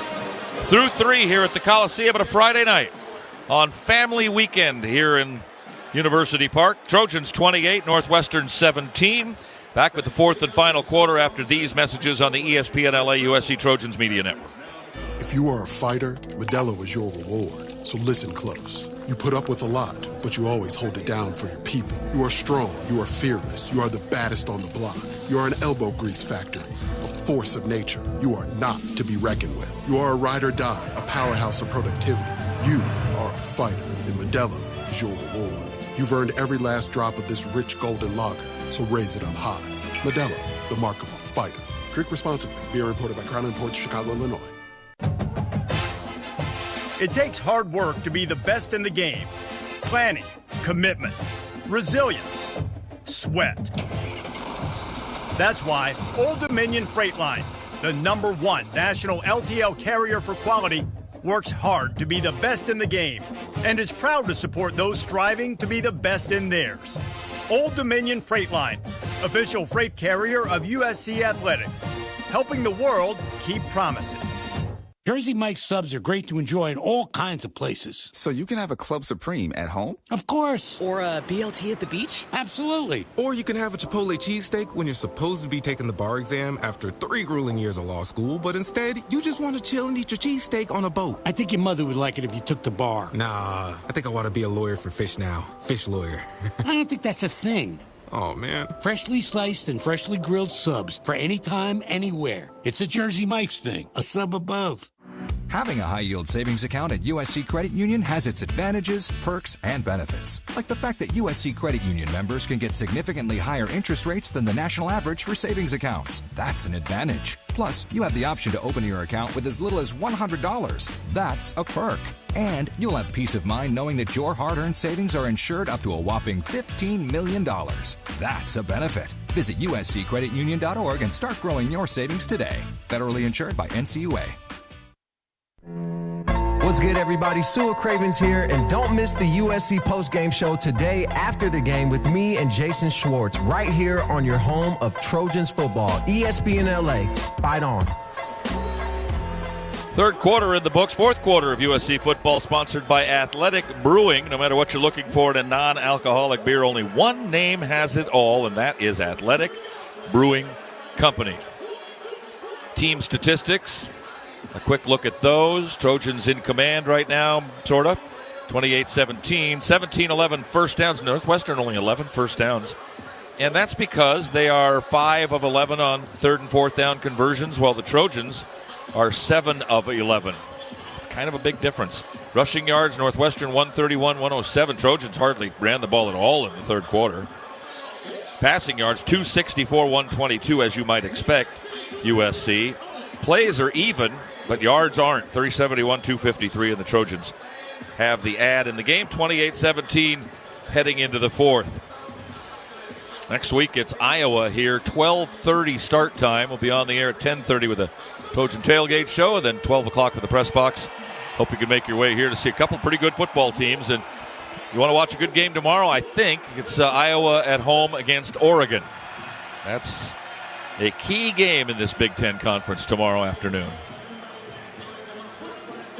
I was looking up Los Altos, the Conquerors tonight in the playoffs, but I hadn't seen anything new. It was just underway with Upland. Just counted as a W. It's just already done. My boys, I did a little fancy footwork, Shaun. What do you got? We don't have any lights at Marshall. And so I had to argue that we shouldn't play on Friday night because nobody would go, or Friday afternoon. Nobody would go because we could get out of school. People can't get out of work. So I said, you should play it on Saturday afternoon because everybody will go. Yep. So it's tomorrow. Home game, too. Athletic director. Well, I'm a helper. Let's just put it that way. Mayava with King Miller behind him on first down for the Trojans. Their own 36, and Miller will get thrown for a loss of at least 4 back to the 32-yard line by Uline as we go down to Jordan Moore here to start the fourth quarter. I was just going to tell you that Iowa-Oregon game you brought up a couple times is going to have some very bad weather tomorrow, which seems very positive for the Hawkeyes' chances. I kind of like them anyway. They've been playing good football, and Oregon's got to go on the road across the Rockies and do all that stuff that doesn't work very often. And it'll be an interesting ball game. Miller to the right side of Mayava, but now backwards at 2nd and 14 back at the 32. 5 on the play clock. Got to get that snap back there. They do. The fake to Miller. Mayava dances around, throws. Coming back to get it is Jacoby Lane trying to get away. They're dragging him like a little kid holding on to his dad's foot. He manages, did he get the first down? My gosh, he did. Got a nice 14-yard pickup at a first down USC. That's kind of a funny one there. Is he was caught by the ankle, and then he was just trying to dodge incoming tacklers who were flying by him. He was ducking and dodging and probably hopped himself to another yard for that first down. 1st and 10, just shy of midfield now for the Trojans, leading 28-17, early fourth quarter. Miller stays in. Mayava will give it to the King, off to the right side of the 50, gets a block to the 45, steps it, inside to the 40, yard line and gets tripped up. One more step. Yeah, I know. Bob Fitzgerald was the guy to make it happen. But another USC first down, they'll say at the 41-yard line. Yeah, great vision right there. Starts the ball on the outside and just keeps kind of cutting back against the grain, finding a nice hole there, and he's one step away from that safety. He kind of tripped over his own feet, or else he's hitting his head on the goalpost there. Richardson back in there. It's Lemon, McCree, and Richardson to the far side. Lane this way, who's had a nice day for USC. Jacoby has, including a great touchdown catch not that long ago to give the Trojans their last score, at least to the moment. McCree, tight end, strong right now. The fake to Miller, the throw over the middle. That's complete, coming across to the far side of the near is Lemon. Makes the catch at the 25, dumped down around the 22-yard line. That's another Hyundai first down. The Hyundai Getaway Sales event going on now. Get deals so right it almost feels wrong. Don't miss out. Visit your SoCal Hyundai dealer today. Yeah, sharp bullet right there from Jaden Mayava. We've seen a variety of throws today. He can lay it in, he can toss it in the hole, and then he'll throw a bullet right there. And that's for Lemon tonight. That's 9 for 149 already. So that'll work. We're asking where Kai Lemon's been, and he said, right here, guys. King, Miller with a first down at the 22. Mayava sends Lemon in motion. Throws it to Lemon out of the backfield at the 25. Hurdles a man, gets to the 20, and they'll wrestle him down around the 19-yard line as the clock will continue to run as the Trojans move in to the Helium Mobile Red Zone. Time for them to break free. First pickup of 3, second and 7 at the 19. Yeah, kind of a slow developing one right there, and everyone saw it. Or Adeyi had a shot on him right there. He's coming downhill. Looks like he's going to put a big hit on Lemon, and he's able to sense it and get over him. Adeyi got banged up against Nebraska a couple of weeks ago. They weren't sure he was going to play tonight, but he's been in there some. Second down play with Brian Jackson in there replacing King Miller for this play at least. The give is to Jackson. Jackson pitches it back to Mayava, who throws as he's hit into the end zone. Incomplete, flag down. Jacoby Lane was going to come across from the far side to the middle of the end zone where the ball ended up being thrown, but he couldn't because they tackled him. Braden Turner, the nickelback, was with him and did the deed. Stopped a touchdown, probably. Yeah, that's the Brian Jackson. Defense number 9. 15-yard penalty. Automatic first down. To be honest, Brian Jackson didn't sell that very well. Yeah, it wasn't a pretty play right there, but it did what it was supposed to. It got you some yardage there, but Brian Jackson with the long, it's kind of a long forming. He kind of circles around in there before he throws a flea flicker, and that got his quarterback had to take a nice shot because of that and gets it off, and Trojans benefit from a PI there that DB was holding on to. Jacoby. Penalty moves the ball to the 4-yard line. Jackson the one back. Lemon behind Lyons on the right side. This near side lane. It's Lemon on the end around. They won't touch him. He's in. Touchdown USC. Lemon was slotted behind the tight end on the far side on an easy little pitch. Lemon scores easily, and the Trojans have a commanding lead of 34, almost to be 35-17. Yeah, nice little design there as he's lined up in the little slot right there on the wing, and it looks like it's going to be a toss to the sweep to the right side with the running back, and instead of the running back getting the ball, Mackay gets the ball going the other direction, and he's off to the races, and we know how that's going to end. Is Trojans do a nice job in this area is kind of having those misdirection plays that make it where they're having usually an offensive guy sprinting to the pylon trying to beat a defensive guy. 7 plays, 75 yards over the last 4 minutes, connecting the third and fourth quarter. Sayuri's extra point up and good. The PAT brought to you by Terranea Resort, a luxury resort like no other. We've got a break in the action. Trojans pulling away for the moment. 11:14 to go in the game. SC 35, Northwestern 17 on the ESPN LA USC Trojans Media Network. All right, USC Credit Union team, huddle up. Maria wants a new sedan, and we're the team to get it for her. Tommy, what are the specs? Blue, 4-door, electric. She likes the safety features and fuel savings. Great, because at USC Credit Union, she can get a discount for an EV. Plus, our auto loans already have great rates and flexible terms. All right, team, let's get her approved on 2 great rates. Buy or refi at USC Credit Union, with or without football references. Visit usccreditunion.org and apply today. Federally insured by NCUA. Are you ready to unleash the beast? My Monster Energy is here to give you the edge this college tailgate season. Loaded with bold flavors, our powerful blend gives you the energy you need to push you beyond your limits. Tune in all season long with Monster, the energy drink of ESPN Radio College Football Tour. Power your performance with a drink that's as hungry for victory as you are. Crack open an ice-cold Monster and dominate the competition. Monster Energy. Unleash the beast. Grab yours today. It's time to recharge, reconnect, and rediscover your perfect combination at Pechanga Resort Casino. And with your resort favorites back in action, there's all of the excitement and comfort you love with the peace of mind you can depend on. So whenever you're ready for a little rest, a little relaxation, and a lot of fun, we'll be here. Play your perfect combination at Pechanga Resort Casino today. Hey, it's Mace. This is USC Northwestern for Friday night at the Coliseum. We are all over it on Monday at noon. Biggest show on the radio, hottest show on YouTube. Mason and Ireland here on your home for USC Trojan football. ESPN LA, fight on. Trojans in the ballgame now, 420 yards against a team from Northwestern that has averaged giving up 17 points and 300 yards a game. So SC has done very well and doubled the scoring output today and on the season that Northwestern has allowed this year so far. Trojans lead 35-17 after the Mekhi Lemon 4-yard touchdown run capping the long drive. Let's go down to Jordan on the SC side.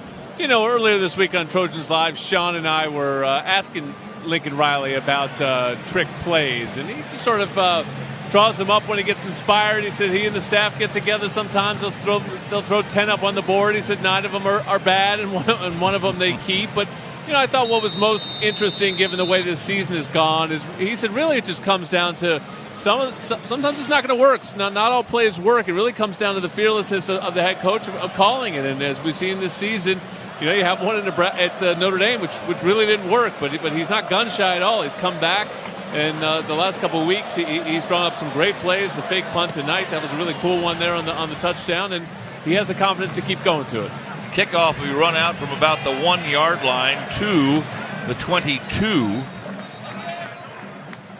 And that's where they'll set up shop. That's Elijah Newby with the tackle on special teams. Often special trick plays are not really to do anything other than to bother your future opponents into having to prepare for stuff that otherwise they might not otherwise look at. Yeah, spending practice time going against gadget plays when they probably won't run it again is not my favorite thing as a defensive lineman. So first down for Northwestern, now down 35-17. They got the ball at their own 22. Oh, now I just thought about that play in the game where they intercepted the pass and then fumbled the ball through the end zone and how things could have been different. Stone will throw, complete to the 35, and tackled forward to the 39 is Wilde by Marcellus Williams. All right. Wasn't in there for a while. Yeah, looks like he got a harness strapped on him, and he's back out there. First down at the 38-yard line. We'll keep an eye on the clock. Under 11 to play. Trojans way out in front. Yeah, these are the situations, you know, if you're a defensive lineman, they got to start passing the ball, airing it out a little bit. This is where you can pin your ears back a little bit, try to get after the quarterback. The secondary guys get smart too. Colomafe, however, on a run on this first down play across the 40 to the 42. Gentry off the bottom of the pile. How many for Eric? Also Jones in there to make the tackle for USC. Fourth tackle for Jones. Wow. It's impressive. For fourth for Gentry. Tell you a little bit about Jones if we get a chance. Flip pass, left side, tight end catch. Maybe a first down as Williams will knock 84 Welsing out of bounds near the marker, and it is enough for a first down. All right, so Carlin Jones, a 6'3", 310-pound redshirt freshman from Bay City, Texas. Bay City's high school. And he is not yet 20 years old.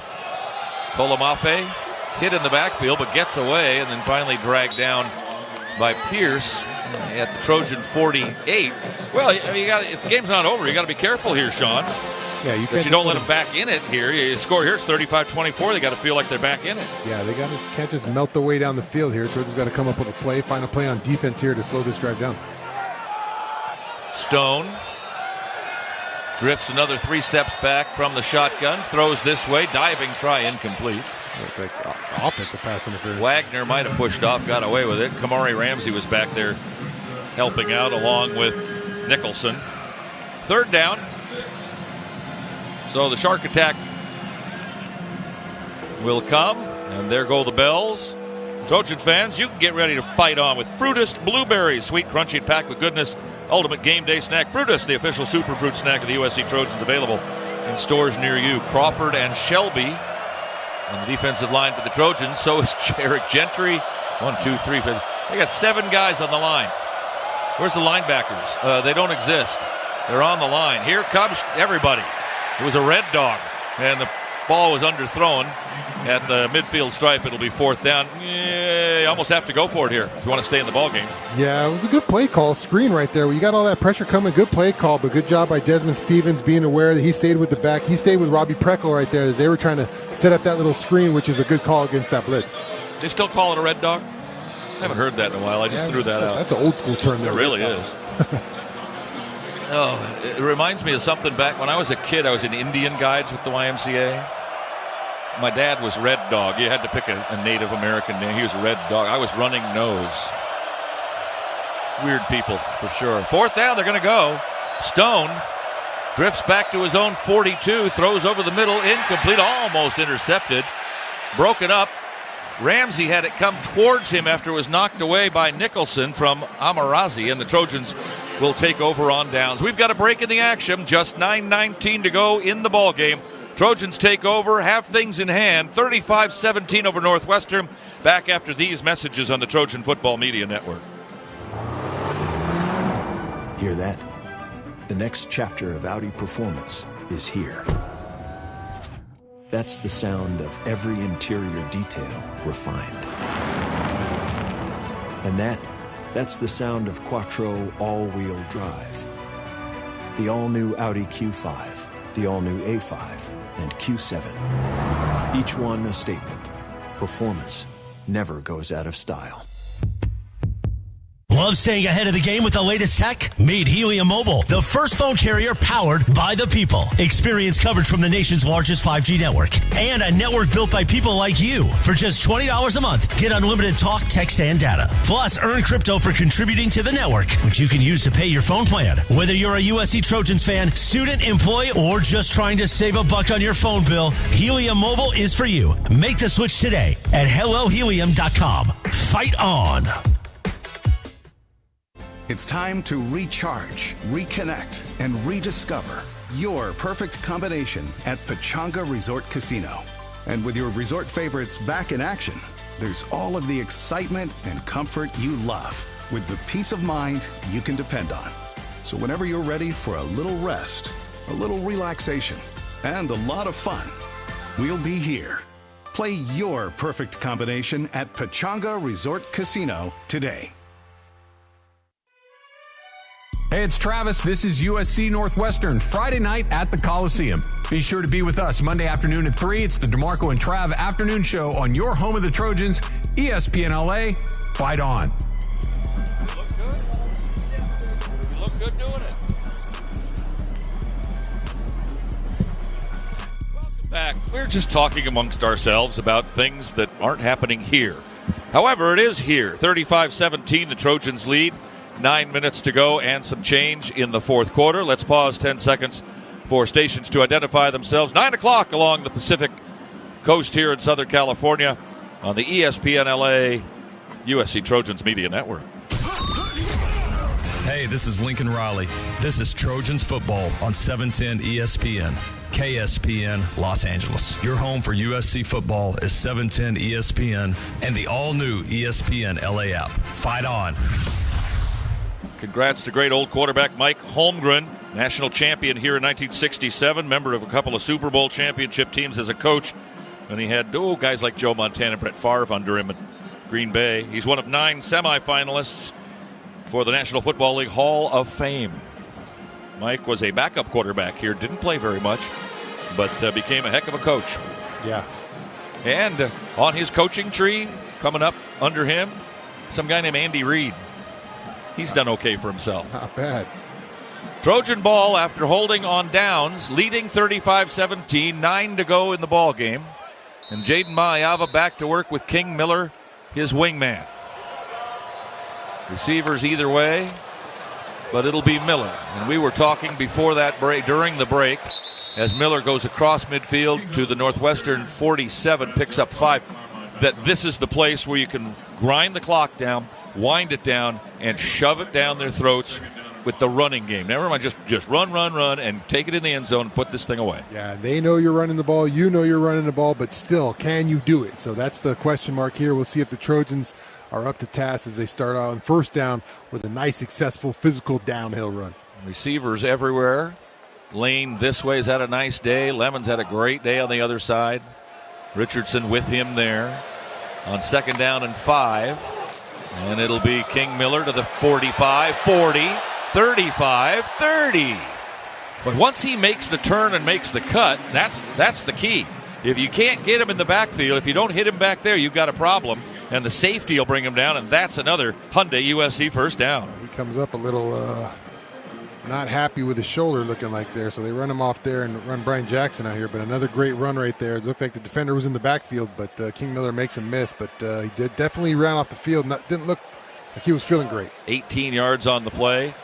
Well, if anything, the Trojans cannot lose that guy the way he's been running the football, especially going into games against a rugged Iowa team and going up to Eugene, UCLA. You got to have King Miller. The running back depth is being challenged for sure. Yeah, man. Brian Jackson in there. And the give is to Jackson, and he will waddle his way inside the 30 to the 28. Gets 1, 2nd and 9. Uline, another tackle. Coming up on a 10 for sure. 9 so far, yeah. Trojan fans, reminding you about LADWP getting rebates up to $4,000 on used electric vehicles. Learn more at ladwp.com/EV.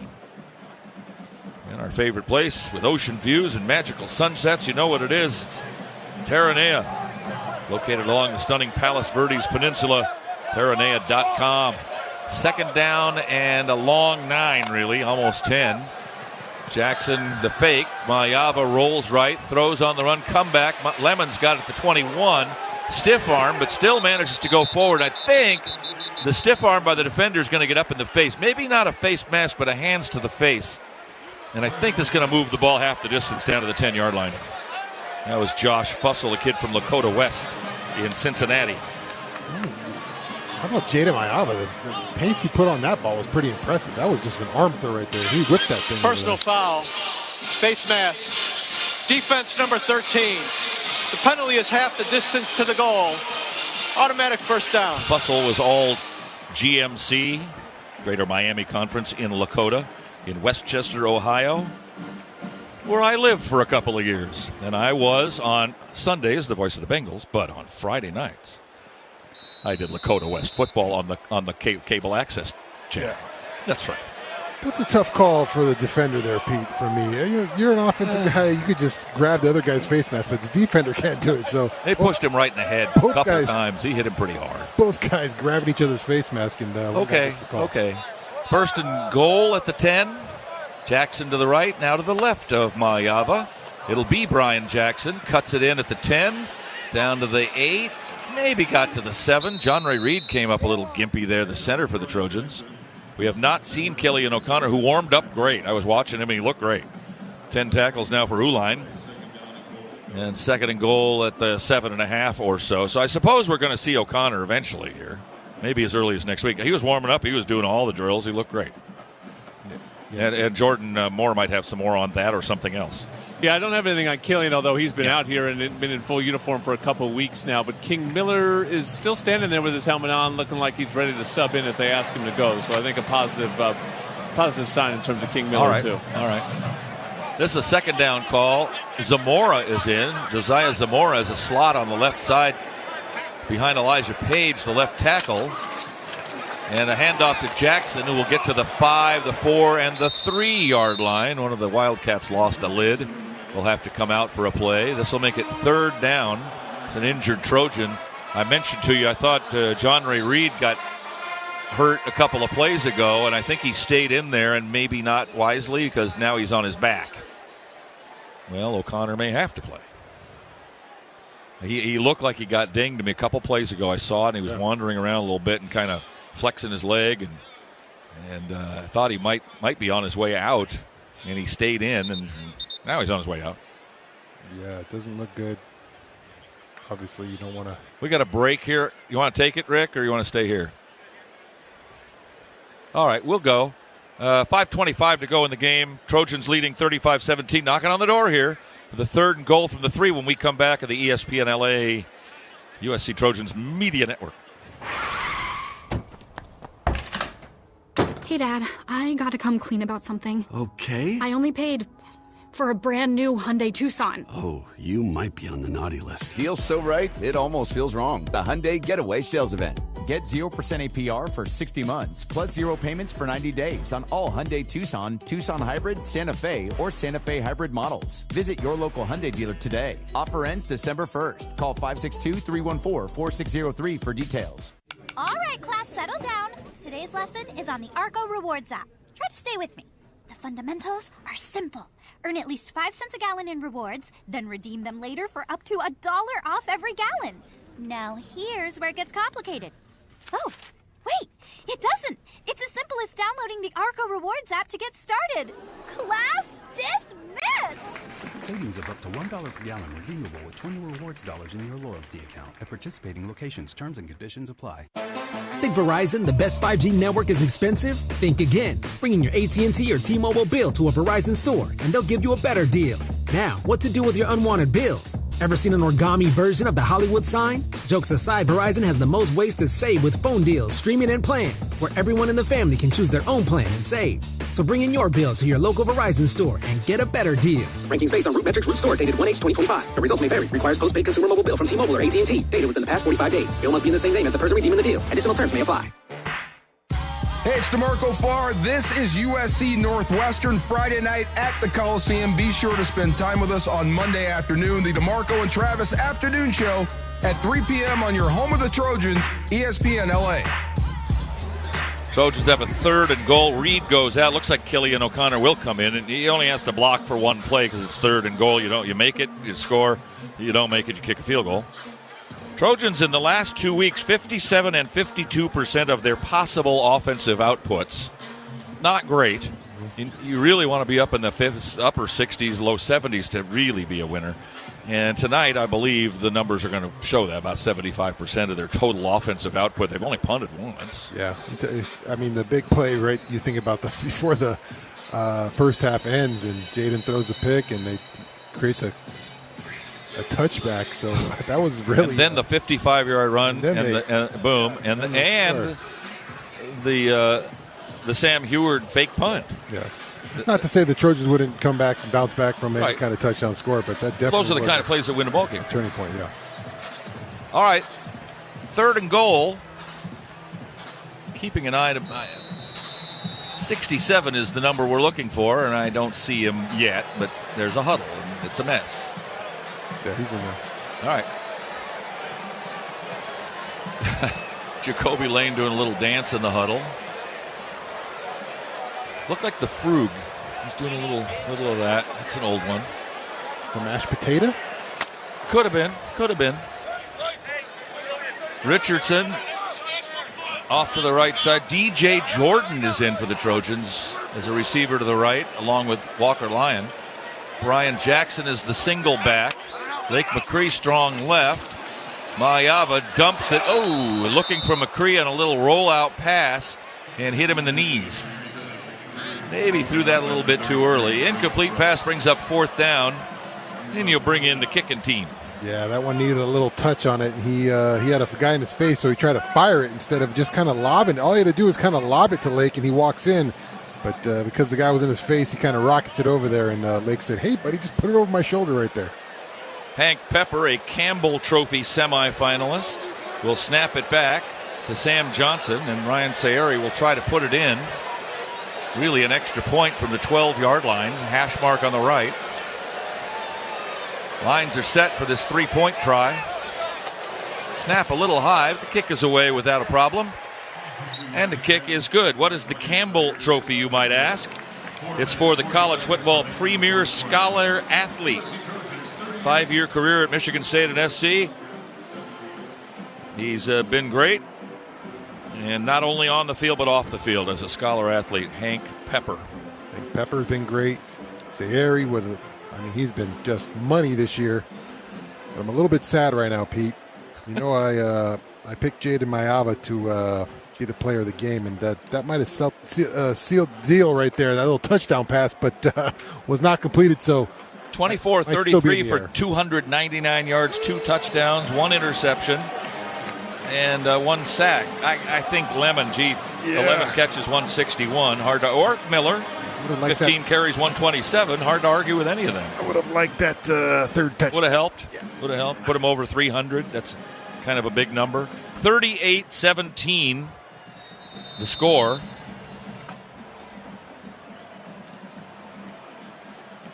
And the Trojans getting ready to kick off so we can spend some time with Jordan. Just to be clear, Arbo, your vote is for Makai Lemon, right? That was my choice. Oh, I see what you're saying. I get to choose? No, you don't get to choose. You're just a man with a vote, and I just think on the record. Don't get involved. I think on the record, it sounds like you want Makai Lemon as the pick. I kind of think so, yeah. I really do. Come on, Shaun.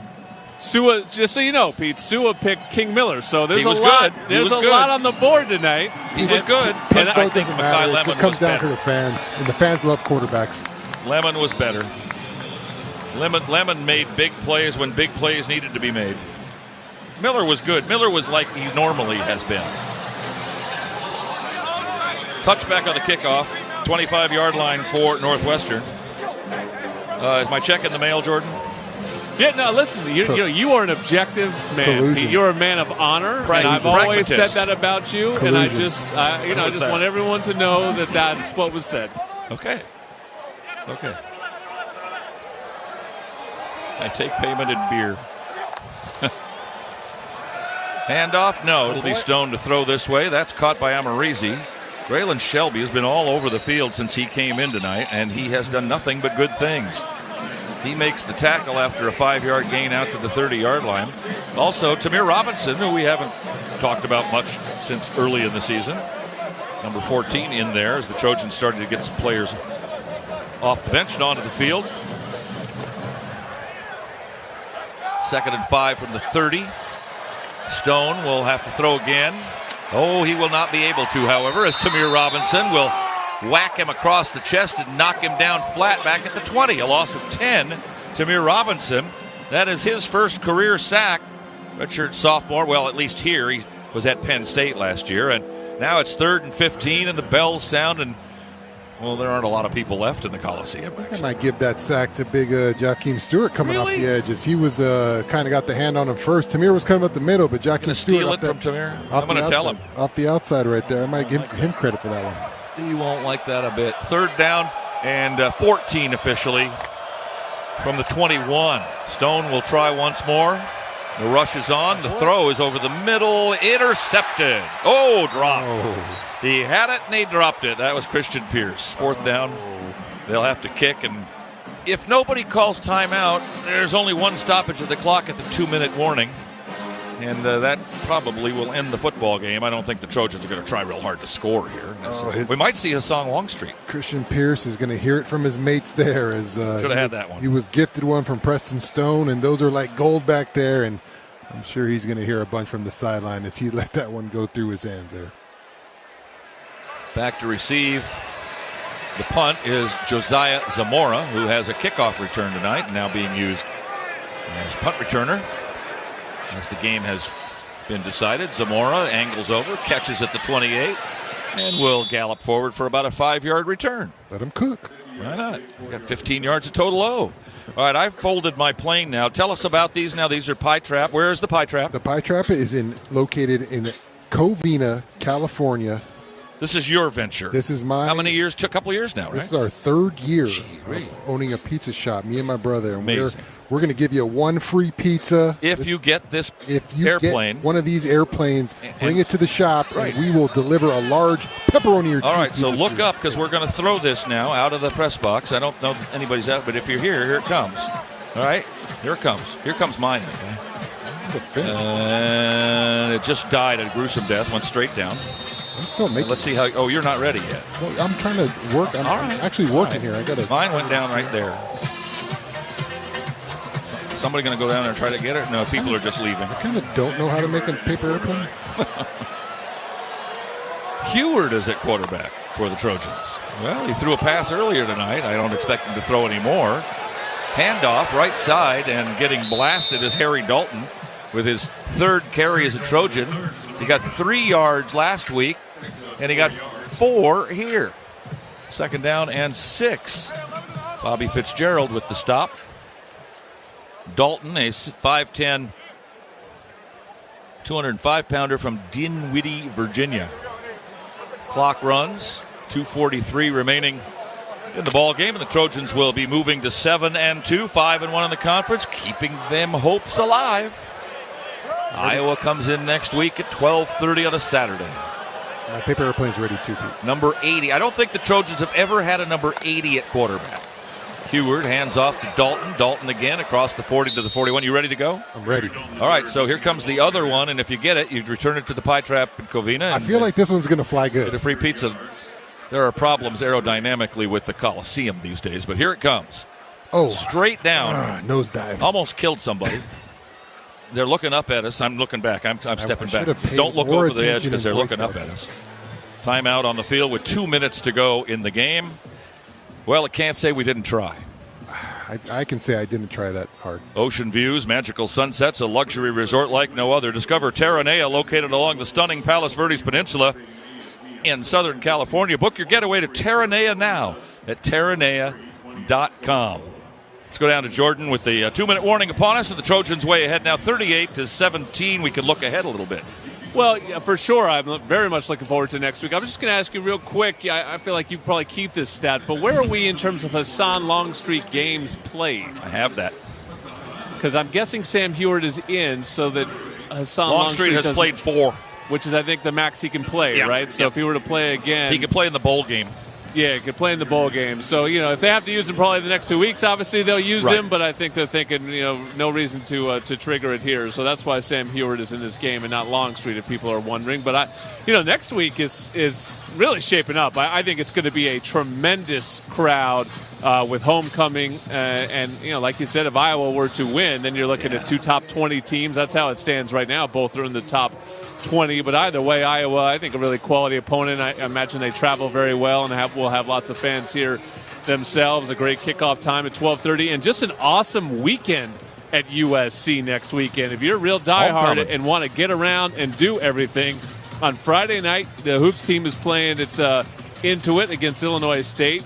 The men's water polo and against UCLA at Utangzu will start an hour and a half before our game here at the Coliseum. Then later that night, women's basketball down the street will play South Carolina. Woo. So an incredible matchup down at Crypto. And then on Sunday, we have a sold-out women's volleyball game. It's Nebraska, which is like this traveling road show in women's volleyball, number 1 team in the country. They have already sold out that game noon on Sunday. USC women's volleyball, which is hot right now. They've won 7 straight. So just a really cool homecoming weekend for anyone that's coming back or anyone here who really wants to test themselves, see what kind of diehard they are and make it to all the games. And I want to mention, you mentioned water polo. SC's number 1, UCLA number 2 in the country when they meet in that matchup. By the way, Matai Tongai played his 5th game, so his red shirt is not a thing. The only guy that really is in question is Elijah Vicona, backup tackle. He's played 2 games, so he could conceivably play 2 more without losing his red shirt. 2 minutes to go in the game. Trojans ahead 38-17. Couple of first downs, even one maybe might do it here. Sam Heward threw a pass as a fake punter tonight that helped set up a Trojan score. Gives it to Dalton again. He's got some running room on this side. He might get to midfield. He does. and into the Northwestern side of the field, the plus side to the 48-yard line. Best run of the year and of his career for Harry Dalton III. First down SC, and now I don't know if they could take a knee yet. I think you got to get down to under 140 before you do that, but it's pretty close. Yeah, great run by Harry Dalton. You got to give him his props right there, but is there anything uglier than a quarterback with the number 80? It is kind of weird. It is a strange sight. Old Dominion Freight Line is the official freight line carrier of USC Athletics, helping the world keep promises. Riley Wormley is in now for the Trojans as a running back. 27. Handoff to the aforementioned Wormley, and he'll get some forward yardage inside the 45 to about they're going to say around the 42. All right. We are SC, the tepid cheer from across the way. I'd say about a third of the crowd is still with us. Hayden Treater is in there. He's going to be a big one for the Trojans. Oh, one of my favorite, Radamana Balabalavu. Yeah. Been waiting all year. Got it in. Wormley, that was a nice. Would you say he squirmed his way through? Oh, all right, if I must. Second down and 4. 38 seconds. This will be the last snap of the game. Trojans will take a knee. Heward does so. That's it. They'll run the clock off and come out and shake hands, and the Trojans have won the ball game. Their 5th consecutive home victory. Now 7-2, 5-1 in the conference. Northwestern falls to 5-4 and 3-3. And the Trojans are 6-0 all time against the Northwestern Wildcats. One of our great sponsors, happy to be with you tonight. Stone IPA, inspiring a generation of brewers and beer lovers.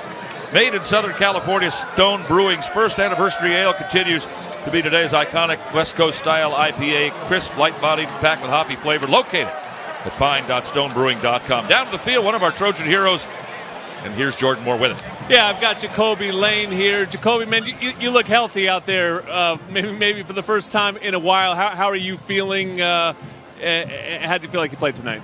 Yeah, I just want to give all the glory to God that put me in this position to come out here and perform for my team. Whatever it was, I tried to do my best no matter how I felt, and I think that pushed me over the edge to go as hard as I can for my guys.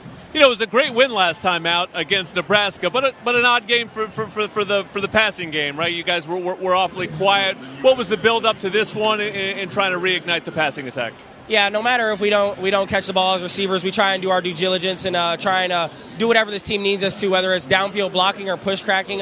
Trying to put the running backs in the best position, even if our run game isn't. Even if our pass game isn't on par. So carrying that into this week, trying our best to keep downfield blocking and have the pass game complemented. You know, everyone is going to talk about, again, the touchdown catch, one hand where you sort of tip it to yourself. The one that blew me away was the hands catch you made where you sort of slammed the ball right on the ground. How do you keep that from the ball not jarring loose there? Yeah, just very thankful to be put in that position, try and go make a play. I know if I can get two hands on it, I think I have the upper hand on it, so I just try and do my best. Well, here we are, Jacoby. You got 3 huge games remaining. Iowa coming in here, homecoming next week. What's the feeling around this team and the possibilities for the rest of the season? Yeah, I think the message to the guys is just keep going, never be complacent, never try and get too high off a win, and never try and count yourself out. So I think just keeping that mindset and keep going is what we're trying to do, and pushing on to this next week. Congratulations on a great game tonight. Appreciate you. Great seeing you back out there healthy. Jacoby Lane balling for the Trojans, who win at 38-17. Next time we hear from Jordan, we'll be down in the locker room with the Modelo Locker Room Report, the show that takes you into the Trojan locker room for interviews with other players of the game. We'll hear from head coach Lincoln Riley. We'll check the stats and highlights and all the rest on the Modelo Locker Room Report coming up in just a couple of moments. Final score again tonight, presented by Wells Fargo, official retail bank of USC Athletics, as Conquest sends us off. The Trojans beat Northwestern 38-17, and this is the ESPN LA USC Trojans Media Network. If you are a fighter, Modelo is your reward. So listen close. You put up with a lot, but you always hold it down for your people. You are strong, you are fearless, you are the baddest on the block. You are an elbow grease factory, a force of nature. You are not to be reckoned with. You are a ride or die, a powerhouse of productivity. You are a fighter, and Modelo is your reward. You've earned every last drop of this rich golden lager, so raise it up high. Modelo, the mark of a fighter. Drink responsibly. Beer imported by Crown Imports, Chicago, Illinois. Looking for the play of the day? That's easy. Fight on to victory with USC and fly on faster with ONT, the fastest and easiest airport experience in SoCal. Not to mention, Ontario International Airport has over 90 nonstop flights to 30 major destinations with less traffic coming in and out. In other words, getting there is a breeze, and so is following our Trojans anywhere the season takes them. Because let's be honest, faster is always better when it comes to your airport. Start planning your next journey today at SoCalSoEasy.com. He's got the speed. He's got room. He's going to score. No one gets you closer to the game than Sirius XM College Sports Radio. For the win. Got it. Let's go. Tune in for news, talk, and analysis from the offseason through regular season and into the postseason. We've got your team covered anywhere you go. Deep to center field. Oh, it's gone. Get a free trial at SiriusXM.com/College Sports Radio 2025. This is USC football on the home of the Trojans. 710 ESPN and the all-new ESPN LA app. Your destination for LA sports. Fight on! Welcome back to the Modelo Locker Room Report. That is not the case. All right. I had signed off, but what the heck? It's a radio show, so we have fun doing it anyway. Trojans celebrating on the field. They had a big prayer circle with some of the Northwestern guys. The band coming out for a little post-game concert here on a Friday night. And who was on the bandstand there first, Shaun? Sam Heward. Yeah, I don't think he was expecting that this morning when he woke up. Threw a pass as a punter in a fake punt situation and got in and played a little bit at the end of the ball game. Good for him. Yeah, that's awesome to get a guy up there. We thought we called him Sam Johnson when he entered the ball game. Close enough. It's good to see number 80. I'm sure both Sam Johnson and Sam Heward are excited to see number 80 up on that ladder, leading the Trojans in the victory song. Trojans now a winner for the fifth straight time at home. They'll try to do that again next week against the Iowa Hawkeyes. A 12:30 start time here at the Coliseum on homecoming Saturday. Trojans now 5-1 in the conference and very much alive for a postseason playoff berth if they can get by Iowa, Oregon, and UCLA. Long way to go, but it's shorter than it was 2 weeks ago. Final score here once again, USC 38, Northwestern 17. Stay tuned now for the Modelo Locker Room Report next on the ESPN LA USC Trojans Media Network. And it is a final. USC Northwestern Friday night at the Coliseum is in the books. You've been listening to USC Football, brought to you by Coors Light, Mountain Cold Refreshment. Choose chill. Celebrate responsibly. Pechanga Resort Casino, proud partner of USC Football. High Noon, proud supporter of your USC Trojans. And by State Farm. Like a good neighbor, State Farm is there. Stay tuned in as we break down the game, listen to highlights, and talk to the players and coach. All coming up on the ESPN LA USC Trojan Media Network. Presented by Pechanga Resort Casino.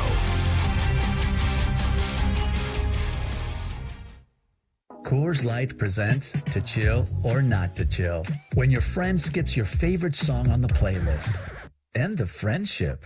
Or choose chill because that song lives rent-free in your head anyway. And you planned ahead by bringing Coors Light to the party. And the sound of that ice-cold can cracking open was music to your ears already. Coors Light. Choose chill. Celebrate responsibly. 2024 Coors Brewing Company, Golden, Colorado. It's time to recharge, reconnect, and rediscover your perfect combination at Pechanga Resort Casino. And with your resort favorites back in action, there's all of the excitement and comfort you love with the peace of mind you can depend on. So whenever you're ready for a little rest, a little relaxation, and a lot of fun, we'll be here. Play your perfect combination at Pechanga Resort Casino today. Hi, Trojan fans. Are you ready to fight on? Fruitist Blueberries got your back. All across the gridiron, straight into the end zone, our berries pack flavor and crunch into every bite. Get ready for Fruitist Blueberries, official superfruit snack sponsor of USC Trojans football. Delicious, healthy, and always ready to win. Snack smarter. Snack Fruitist, because even our berries fight on. Fruitist, Fruitist, for the love of fruit. Available in stores near you. No matter what you're looking for in a non-alcoholic beer, there's only one name that has it all. Athletic Brewing Co. Full flavor? It's athletic. Huge variety? It's athletic. Award-winning styles you can get online, at the bar, or the grocery store? It's athletic. In fact, when it comes to amazing non-alcoholic beer, there's no question. It's athletic. Ask for it and find out. Go to askforathletic.com to find your closest retailer today. Near Beer. That's the final whistle. It's time to go break down the Trojans' performance, the outcome, and the next opponent for USC. This is the Modelo Locker Room Report. Brought to you by Modelo, the fighting spirit of the USC Trojans. Pechanga Resort Casino, proud partner of USC football. I Trust Capital, the official crypto platform of the USC Trojans. And by Salaya Tequila, proud partner of the USC Trojans. This is the Modelo Locker Room Report. Welcome back. Trojans win the game over Northwestern 38-17 at a Friday night. And they did it methodically, I thought. Shaun, they ran the ball when they needed to. They passed the ball pretty well. After giving up a couple of drives early in the game to Northwestern, they didn't give up much of anything after that. They just shut everything down. Yeah, kind of a slow start to this one as both teams offensively came out, kind of methodical drives, just kind of slowly marched the ball down the field on each other. 2 drives in a row, took up a lot of clock. We thought we were going to have about 4 possessions for each team, and obviously didn't end up that way. But the big play in the first half is the quarterback fumble. Jada Mayava caused as he threw an interception, and really, that's a 14-point swing as it looks like a defensive lineman is going to stumble in the end zone. And instead, the Trojans are able to turn that into points on the other one, and then you go in 21-14, a lot different feeling there going into halftime. So, and then I think the Trojans did a good job in the second half of just putting the whole game together there as they kind of methodically just took apart this defense and offense, as the defense 2 weeks in a row only giving up 17 points and 3 points in the second half again. So making their adjustments, the correct adjustments to kind of slow down these offenses in the second half. Lincoln Riley coached teams in his career 41-0 at giving up less than 20 points, which you should. You should win most games when you do that. That play you talked about, the punch out by Maya, it ended up Northwestern had a chance to recover that in the end zone. They didn't, and it went through the back of the end zone. Touchback, and then King Miller, who had gone 4 on a play, the previous play, right before the interception, then ran the same play and went 55. And SC ended up scoring, and the game kind of got away from Northwestern because they're not a great catch-up team. They're one that can wear you down when they're in the game, but once they got out of the game, they really couldn't do much about it. Yeah, that's kind of the way that ended. Like we talked about Preston Stone, a serviceable quarterback back there, but just not one that's going to lead you in big-time drives down the way. Is this becoming a second-half team, this USC team? There's been a couple of games this year, the last 2 for sure, but there have been others where they have been pretty average in the first half, and then the second half they make the adjustments, which is great because when you guys were playing under Pete and that staff, that was a team that made adjustments in the second half. It came out flying. There's a half you want to be better, and it's the second half. I'm hearing that's true statement from you, Pete. It takes will and determination. In that fourth quarter, something's got to click. But this team has been playing better ball in the second half, and they really put it together tonight as a 38-17. That's a big time win against a quality Northwestern opponent. They're okay. Yeah, they're okay. Not the old Northwesterns, that's for sure. Trojans led 7-0 first drive. Mayava to Lemon from 7, capping a 16-play, 82-yard, 7:45 drive. Northwestern came right back, 13-play, 75 yards, 7 minutes of their own. Tie it up at 7 right at the end of the first quarter. Second quarter, next drive. Trojans go after a short kickoff was returned to the 42-yard line. They had a short field, the only time tonight. 58 yards, 9 plays. Went ahead 14-7. And Northwestern came right back and scored again. 75 yards, 7 plays, made it 14 all. Then, all of a sudden, both teams decided they wanted to try their punt game, and they did. Then that aforementioned play at the end of the half where Northwestern fumbled into the end zone. Trojans ended up then scoring a few plays later. 21-14 at the half. Third quarter went up 28-14 after stopping Northwestern on their first drive of the second half. Mayava threw a 10-yard pass to Jacoby Lane and made it 28-14 Northwestern's only points of the second half, a field goal, 28-17, right at the end of the third quarter. And then Lemon with a 4-yard run, and Sayeri capped it off with a field goal to make it a 38-17 final. So here we are at the Modelo Locker Room Report. We'll be going down to the locker room. Jordan will have a couple of player interviews. We'll talk to Lincoln Riley. John Jackson will join us. We'll talk about his thoughts about this one and next week's game against Iowa. And maybe if John wants to talk about after that, too, look forward to Oregon and UCLA. That's okay, too. We'll check the stats. We'll hear a highlight. You want to do the highlight now, Rick? Is that what you're talking about? All right. First of all, I tell you that the game-changing moment of the game, presented by Cookies, proud CBD and wellness partner of USC Athletics, I don't think there's any question that was the punch-out by Maayava in the back of the end zone to give the Trojans the ball back after throwing a bad interception. So that was probably that. But now I don't know what they're going to choose as the Arco top-tier play of the game. Now, it's time to experience the thrill of the Arco top-tier performance play of the game. Play of the game. First possession of the second half of the Trojans, Maayava will throw. And he'll throw for the end zone for Jacoby Lane. Lane puts his hands up. He's well guarded, but it doesn't matter. He catches the ball, comes down to the end zone, and it's a touchdown, USC. What a catch by Jacoby Lane. That is exactly the kind of throw you have to make to get him a touchdown. It just doesn't matter. I like that. That was pretty funny. Going up high to get that one. Made myself laugh. That's half the battle in life, isn't it? We'll be back. Take a look at the stat package, and we'll go down to the locker room before too long as well. Trojans win it 38-17 over Northwestern. Back with more on the Modelo Locker Room Report after these messages on the USC, or I should say the ESPN LA, USC Trojans Media Network. It's time to recharge, reconnect, and rediscover your perfect combination at Pechanga Resort Casino. And with your resort favorites back in action, there's all of the excitement and comfort you love with the peace of mind you can depend on.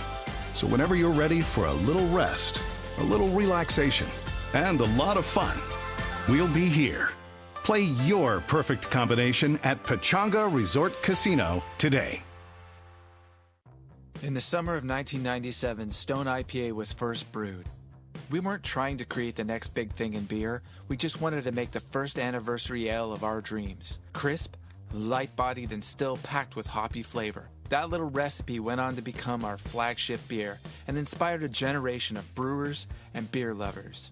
From that first batch to today, Stone IPA is still the iconic West Coast style IPA. Hey, USC Trojans, ready to one-up your rivals off the field? Abbott and the Big Ten are back with the We Give Blood Drive. By showing up to donate blood, you can help your school win $1 million for student or community health. Score a limited edition home field design USC Trojan t-shirt and, most importantly, save lives. Go to big10.org/Abbott to find a donation location and put USC in the lead.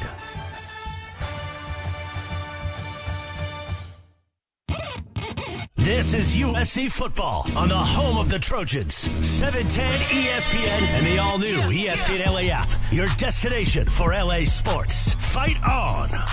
I can't hear you. For the Trojans to win over Northwestern 38-17, Shaun, Cody, Pete Arbogast, Jordan Moore in the locker room. We'll get down there pretty soon. JJ's with us as well. For the Trojans to win, there is one stat that stands, there are two. But this one really stands out because this is a Northwestern team that came in giving up 300 yards a game, which is pretty good. College football giving up only 300. Tonight they gave up 482 yards officially on 64 plays against USC. So no matter what you say about the Trojans offensively, they handled Northwestern's defense no problem. Yeah, they got it going, and especially through the air. You know, the running attack has been pretty solid throughout the year.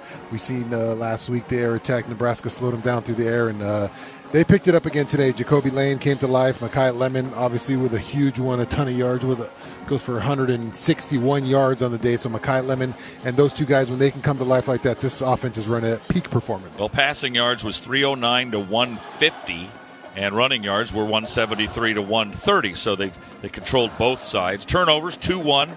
Trojans gave up only one, a little interception, got 2 fumble recoveries. Remember we were talking about Northwestern's time of possession and how they grounded out 33 to 27, 6-minute time of possession advantage per game. Tonight, exactly the opposite, 33-27 USC.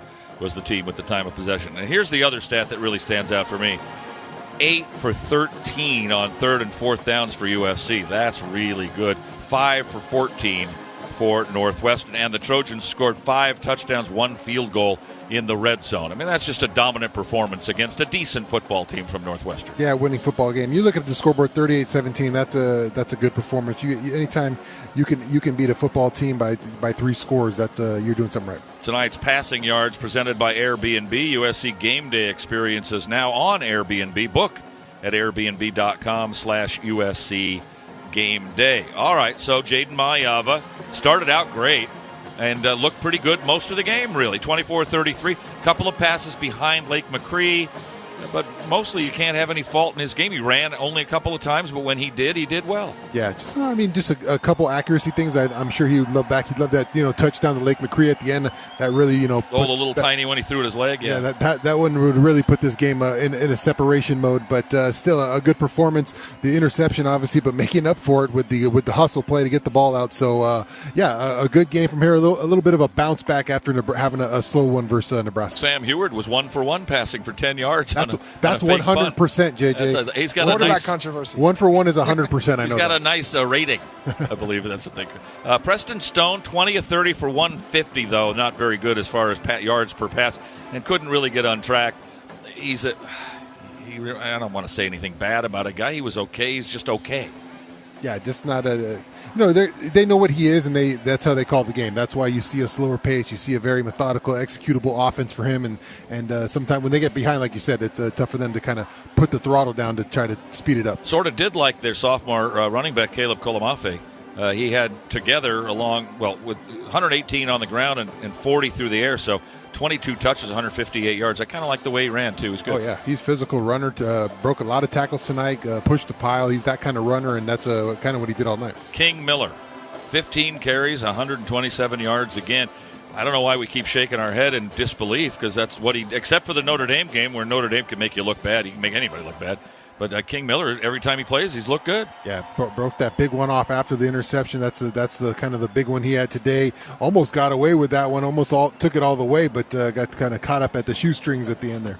Jacoby had 7 catches for 74 and a great touchdown catch where he pinned his man out. But Makai Lemon, he's back. 11 catches for 161 yards and a touchdown. And you don't get many better games than that. He's trying to show Keyshawn, who had 12 catches for 212 in the Rose Bowl, how it's done, but he got close. Yeah, he did it tonight in all aspects. You could see him where he catches the ball and then he gets yards after contact, and he had some big catches down the field. So just a talented wide receiver who could do it in so many different facets. Interested in asking JJ, because he's an All-America receiver, and you've seen a lot of these guys come through here through these last 20 years or so. Yes, he's had a lot of great receivers now, but how do these two match up, Makai Lemon and Jacoby Lane? How are they? As good a combination as you're going to find at USC, I think, throughout the years. I mean, in terms of the things that they can do, of course, they're bigger, faster, stronger than most of the receivers of the past. But, I love the way that Makai Lemon runs after the catch. Every time after the catch, he's always looking to make a play, additional yardage. It gets me a little bit jealous here, Pete. 11 catches, 165. Shoot, I'd have paid money for that. No big deal. Well, speaking of one of them, Jordan Moore's got one of them in the locker room. The Modelo Locker Room Report continues. Go ahead, Jordan. Yeah, we've got Makai Lemon here. Not for the first time, but Makai, congratulations, man. Career high game. What was the talk this week? I just talked to Jacoby outside, asked him a similar question. You guys were unusually quiet against Nebraska, but despite the great win, what was the talk to ignite the passing game again? I feel like it was just trying to, be the best player that we can be for our team, and either that's passing or blocking or, just trying to be the best player at all times. And I feel like execute as a whole team, and I feel like we did a good job of that tonight. We've seen you at defensive back. We've seen you at receiver. Did you ever play running back in your life? Yeah, when I was in youth ball, I played a little bit of running back. I feel like that's most natural. Yeah, it looks supernatural. I mean, you catch that toss tonight. Obviously, you're coming, I guess, from a wide receiver position, but it does feel like something you could do. Do you feel like you could do that if the team needed you to do it? Yeah, I'm gonna do whatever the team needs me to do. And whatever that is, I'm gonna do that 100%. So I feel like tonight, they just wanted me to be the best player that I can be, and I feel like I just tried my best. there's lots of people like to compare you to Amon-Ra St. Brown. He did that a little bit when the team needed him a running back. I've seen him do it with the Lions as well. Guys, go ahead with Makai.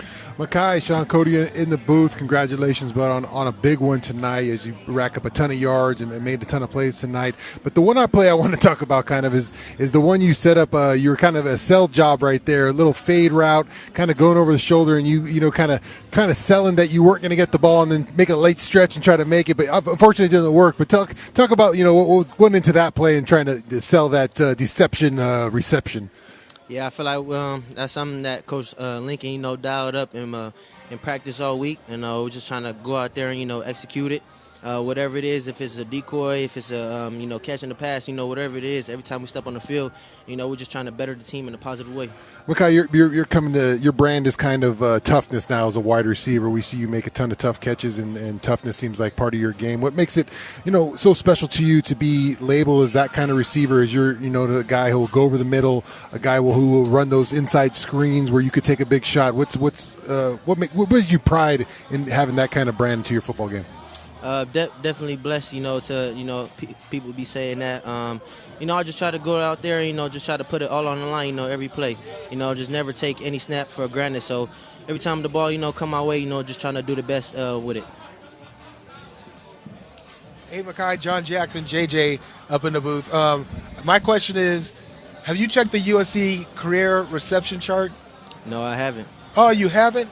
You need to check it, man. My name is on there, okay? My name is on there. Hey, I got to ask you, though, 9 catches for over 100 and what do you have, 164? 11 for 161. 11 for 161. Are you got to take days off now? Can you go to Lincoln and say, look, I'm tired, man. I got to take.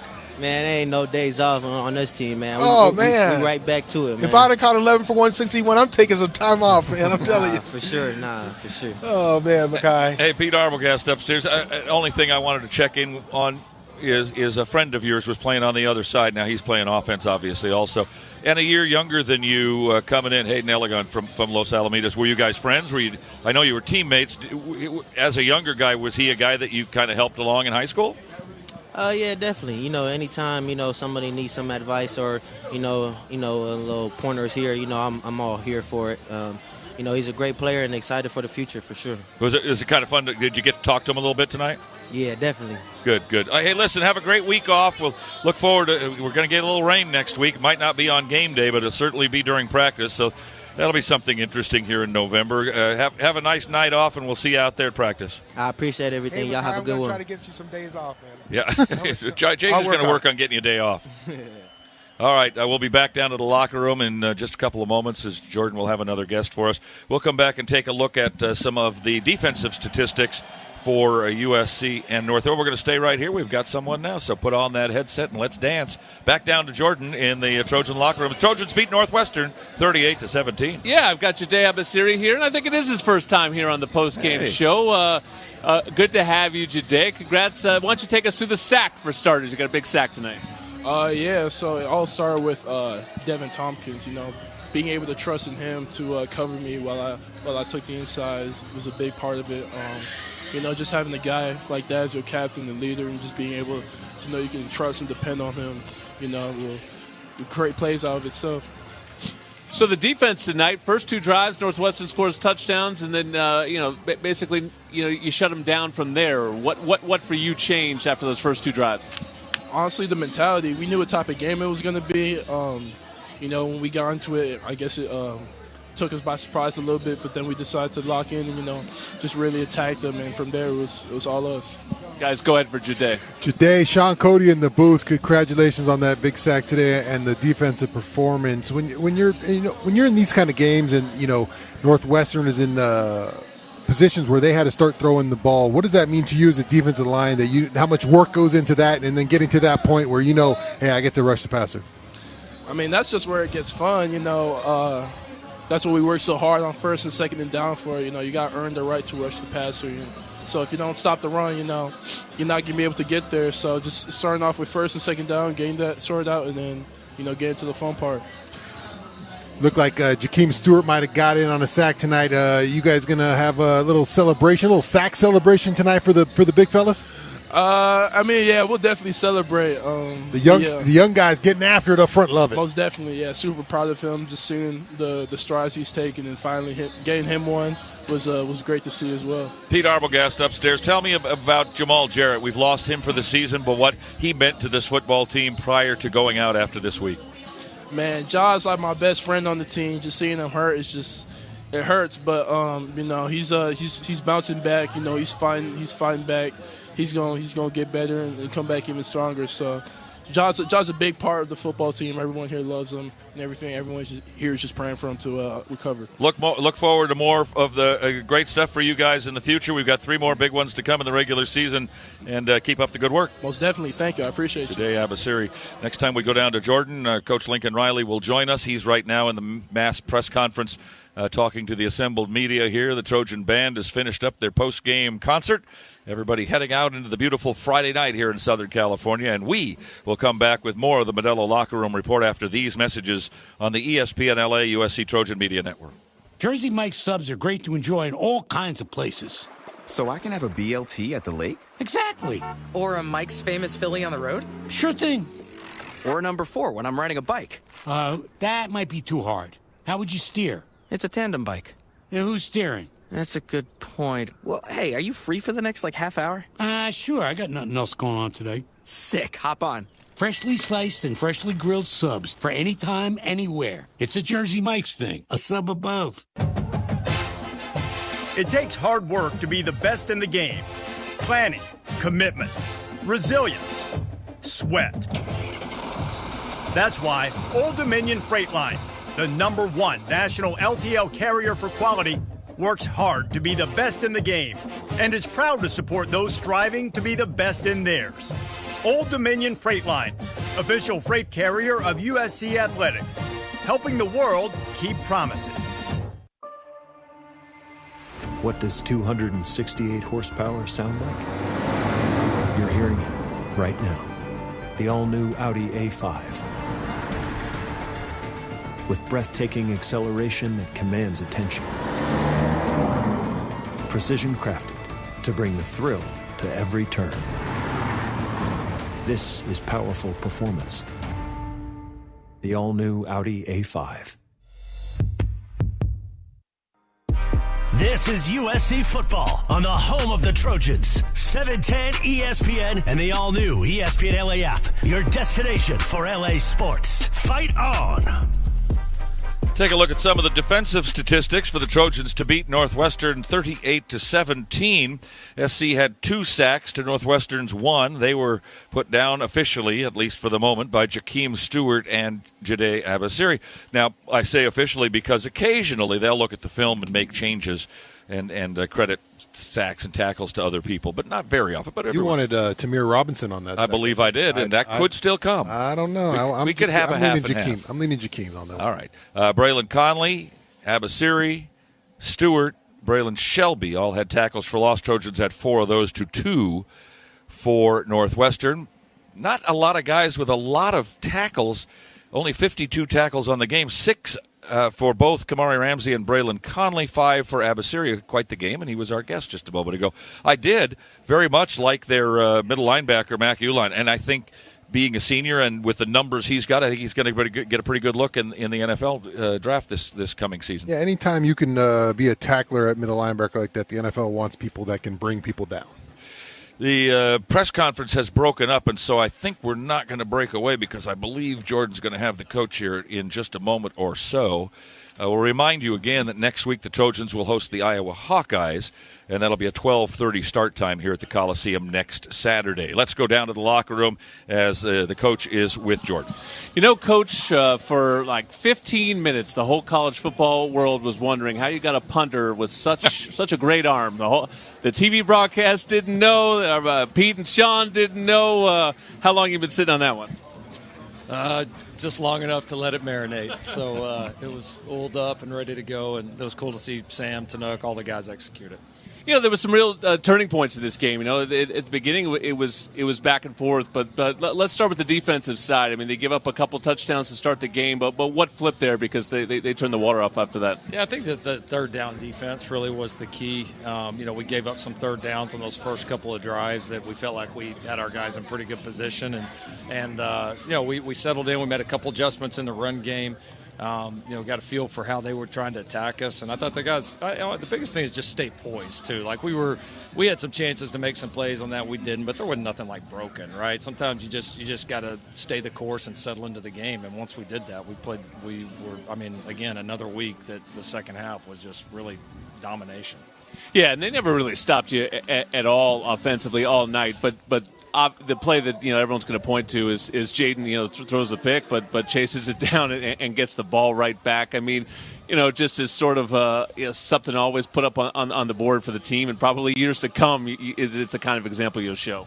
So great players do, man. They lay it all out there for their team to win, and that's all that matters at the end of the day. And it's whatever the job is, it's you either got a team that's willing to lay it out there or not, and this team is, and it's cool to see. There's a lot of guys fighting through injuries right now. That people don't know about. There's this team to turn around after that tough battle in Lincoln and get ready to lay it on the line physically and emotionally tonight was a tough thing. And so this team competes hard, and winning's really important to them. And when you have that, your team makes plays like that. Guys, go ahead for Coach. Coach Shaun, Cody in the booth. Congratulations on the win, Coach. The wide receivers, your guys came to life tonight. Lane and Lemon, obviously Lemon making all the tremendous yards after catch and the deep shots, and then Lane coming up big. What was the difference tonight in getting them going? Yeah, we were just a little bit cleaner. Finished some opportunities. We how we've been running the ball certainly I think was a factor in that, we played sharper, we played cleaner, just did the things better that we knew after Nebraska we had to come back and improve on, and so had a real emphasis on it this week, and the guys took it from the practice field to the game field. Coach, what kind of impact do you think? I mean, they had 14 days off. You have 6 days off. Seems like quite a disadvantage to be, but you guys came out, and got that thing turned around in the second half and kind of ran away with it. Do you feel like that played any factor in the game? Well, it was a huge disadvantage. There's no question. You can't. You've played, Shaun. You can't out that. And not just mention the days off, but coming back again off the other time zone and all that. So it's just in this game, you either kind of let it become a disadvantage and get in your head, or become an excuse, or you let it motivate you and be like, even though this scheduling thing is not right, whatever, who cares? We're going to go play. You know what I mean? And it's like even an opportunity to show our toughness and resilience and who we are. And so I think the guys just embraced it that way. And it's all about your perspective and mindset. And the guys attacked the week, and they were ready to play. Hey, Coach JJ up in the booth. We had Makai on before you to talk about his 11-catch night, 161 yards. I told him I'd lobby for a day off for him because – Coach, if I caught 11 passes for 161 yards in my day, I would need a day off. So I'm lobbying for Makai to get a day off. Well, the good thing, JJ, is when you win on a short week, you get tomorrow off. So we're all going to enjoy that. The total yards for JJ when he was career was 161. They didn't just throw the ball back there, JJ. Come on, JJ. We didn't land under the wing tee that much. Talk about the short week, long week then, because it was short, and now you do have that extra day. Tomorrow for coaching staff, there's still a lot of high school games, JC games. You guys get out, or are you just really going to take it easy? No, our rule tomorrow is nobody comes in the office. Tomorrow's for your family. Tomorrow's to reboot yourself and to get ready to go, because we got a really fun stretch coming up. We got a huge game coming up in the Coliseum. I cannot wait to see our crowd. I cannot wait to see the atmosphere around that game. And so we're going to rest up off this last couple game stretch and be ready to go Sunday. And here we are in Championship November. And speaking of family, and it tickles me all the time when these guys, Gus Cordova and Jaden Ramos and Riley Wormley and Josiah Zamora returns a kickoff and a punt, and Hayden Treater and Bula Balavo are in there. Those guys are the backbone of a team. Yes. We don't hear their names all the time, but it's so cool to see them out there. No, it was. It's cool that some of those guys got the opportunity that definitely deserved it, and so appreciative of those guys. And those are all guys that are going to be important part of our program going forward. So anytime they're able to get out there and get a little burn is always great. All right, hey, Coach, tell Makai I tried. Done. You got it, JJ. Love to the family. Have a great day off, and we'll see you next week. Thanks, guys. Fight on. All right. That is the final word. Thanks to Coach Riley for joining us on the Modelo Locker Room Report. That was the final word from head coach Lincoln Riley. Brought to you by Smart & Final. Smart & Final is a proud sponsor of USC Athletics, and they're ready to help you add some serious flavor to your game day snack spread. All right, let's pause. Let's talk to Jordan first, and we'll set him free because he's got some business to tend to this weekend as well as the basketball game coming up on Sunday. But here we are tonight on a Friday night, and the Trojans win 38-17, and I think it's kind of what everybody expected. Yeah, it is, but it was a game that could have been, I think, awkward, and it in the beginning of the game sort of felt a little bit like, is this going to be one of those awkward nights? And then, sort of everything woke up. I think the fake punt woke everybody up a little bit, and then the play that Jade Mayava made after the pick just sort of changed the whole tide of the evening, and then it sort of became a take care of business kind of night, and I think ultimately that's what they did. Thanks for the work again. Good luck on Sunday against Manhattan, and next Friday at the Intuit Dome against Illinois State. Should be an interesting week of basketball. Just what a fun stretch ahead. Basketball, football, volleyball, everything. Women's basketball, all of it. So this is what a cool time to be a Trojan. If they could play that water polo game at like 6 o'clock at night, I'd get there for sure. But an hour and a half before, I don't think I can get there. I don't think I can see it. Thanks, Jordan. Thank you. All right, let's pause 10 seconds for stations to identify themselves. This is the ESPN LA. Go ahead, Shaun. USC Trojans Media Network. Got it. Hey, this is Lincoln Riley. This is Trojans football on 710 ESPN. KSPN Los Angeles. Your home for USC football is 710 ESPN and the all-new ESPN LA app. Fight on. I didn't catch 11 passes. All right, boys, round the table. Trojans win at 38-17. They were favored to win by a couple touchdowns. They looked like the more dominant team, and it was not a trap game, and they got through it, and now the fun starts. Yeah, it took care of business in the second half. I thought it's kind of a slow start, but you expect that when one team has 2 weeks to get ready for you, and one team has six days, so that slow start kind of built up. But offense didn't look bad. They started the game fast. Defense took a while to get into it, but once they did, they started shutting them down. The offense started putting up points on board, and that was all she wrote, I thought, JJ. Yeah, I'm just reminiscing a little bit. The only time I got 11 passes was against Chris Hale and Mark Carrier in practice. Oh, yeah, everyone. You go to town on Chris Hale, man. What you the heck? 11 at Amat?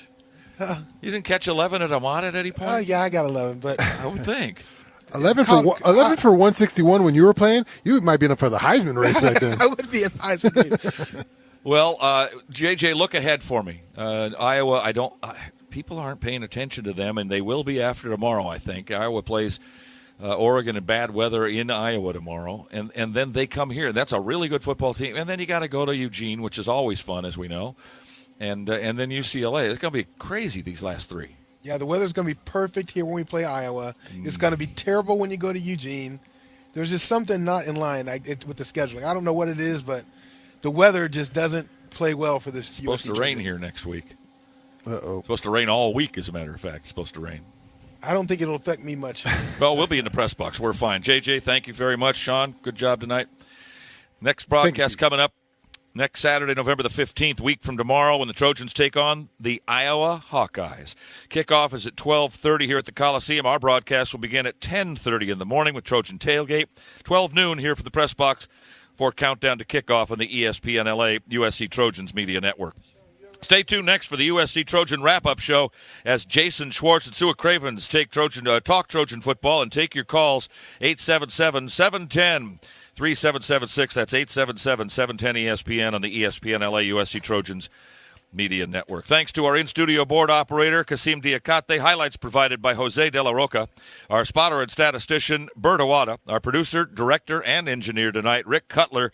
And the executive producer of USC Football is Matt Wells. Now for Shaun, Cody, Jordan Moore, and John Jackson, I'm Pete Arbogast, the voice of the Trojans, reminding you the final score once again, USC 38 and Northwestern 17. Fight on, everybody. You've been listening to the Modelo Locker Room Report. Brought to you by Modelo, the fighting spirit of the USC Trojans. Pechanga Resort Casino. proud partner of USC football. I Trust Capital, the official crypto platform of the USC Trojans. And by Salaya Tequila, proud partner of the USC Trojans. Proud partner of the USC Trojans. Stay tuned for the USC Football Wrap-Up Show presented by Modelo.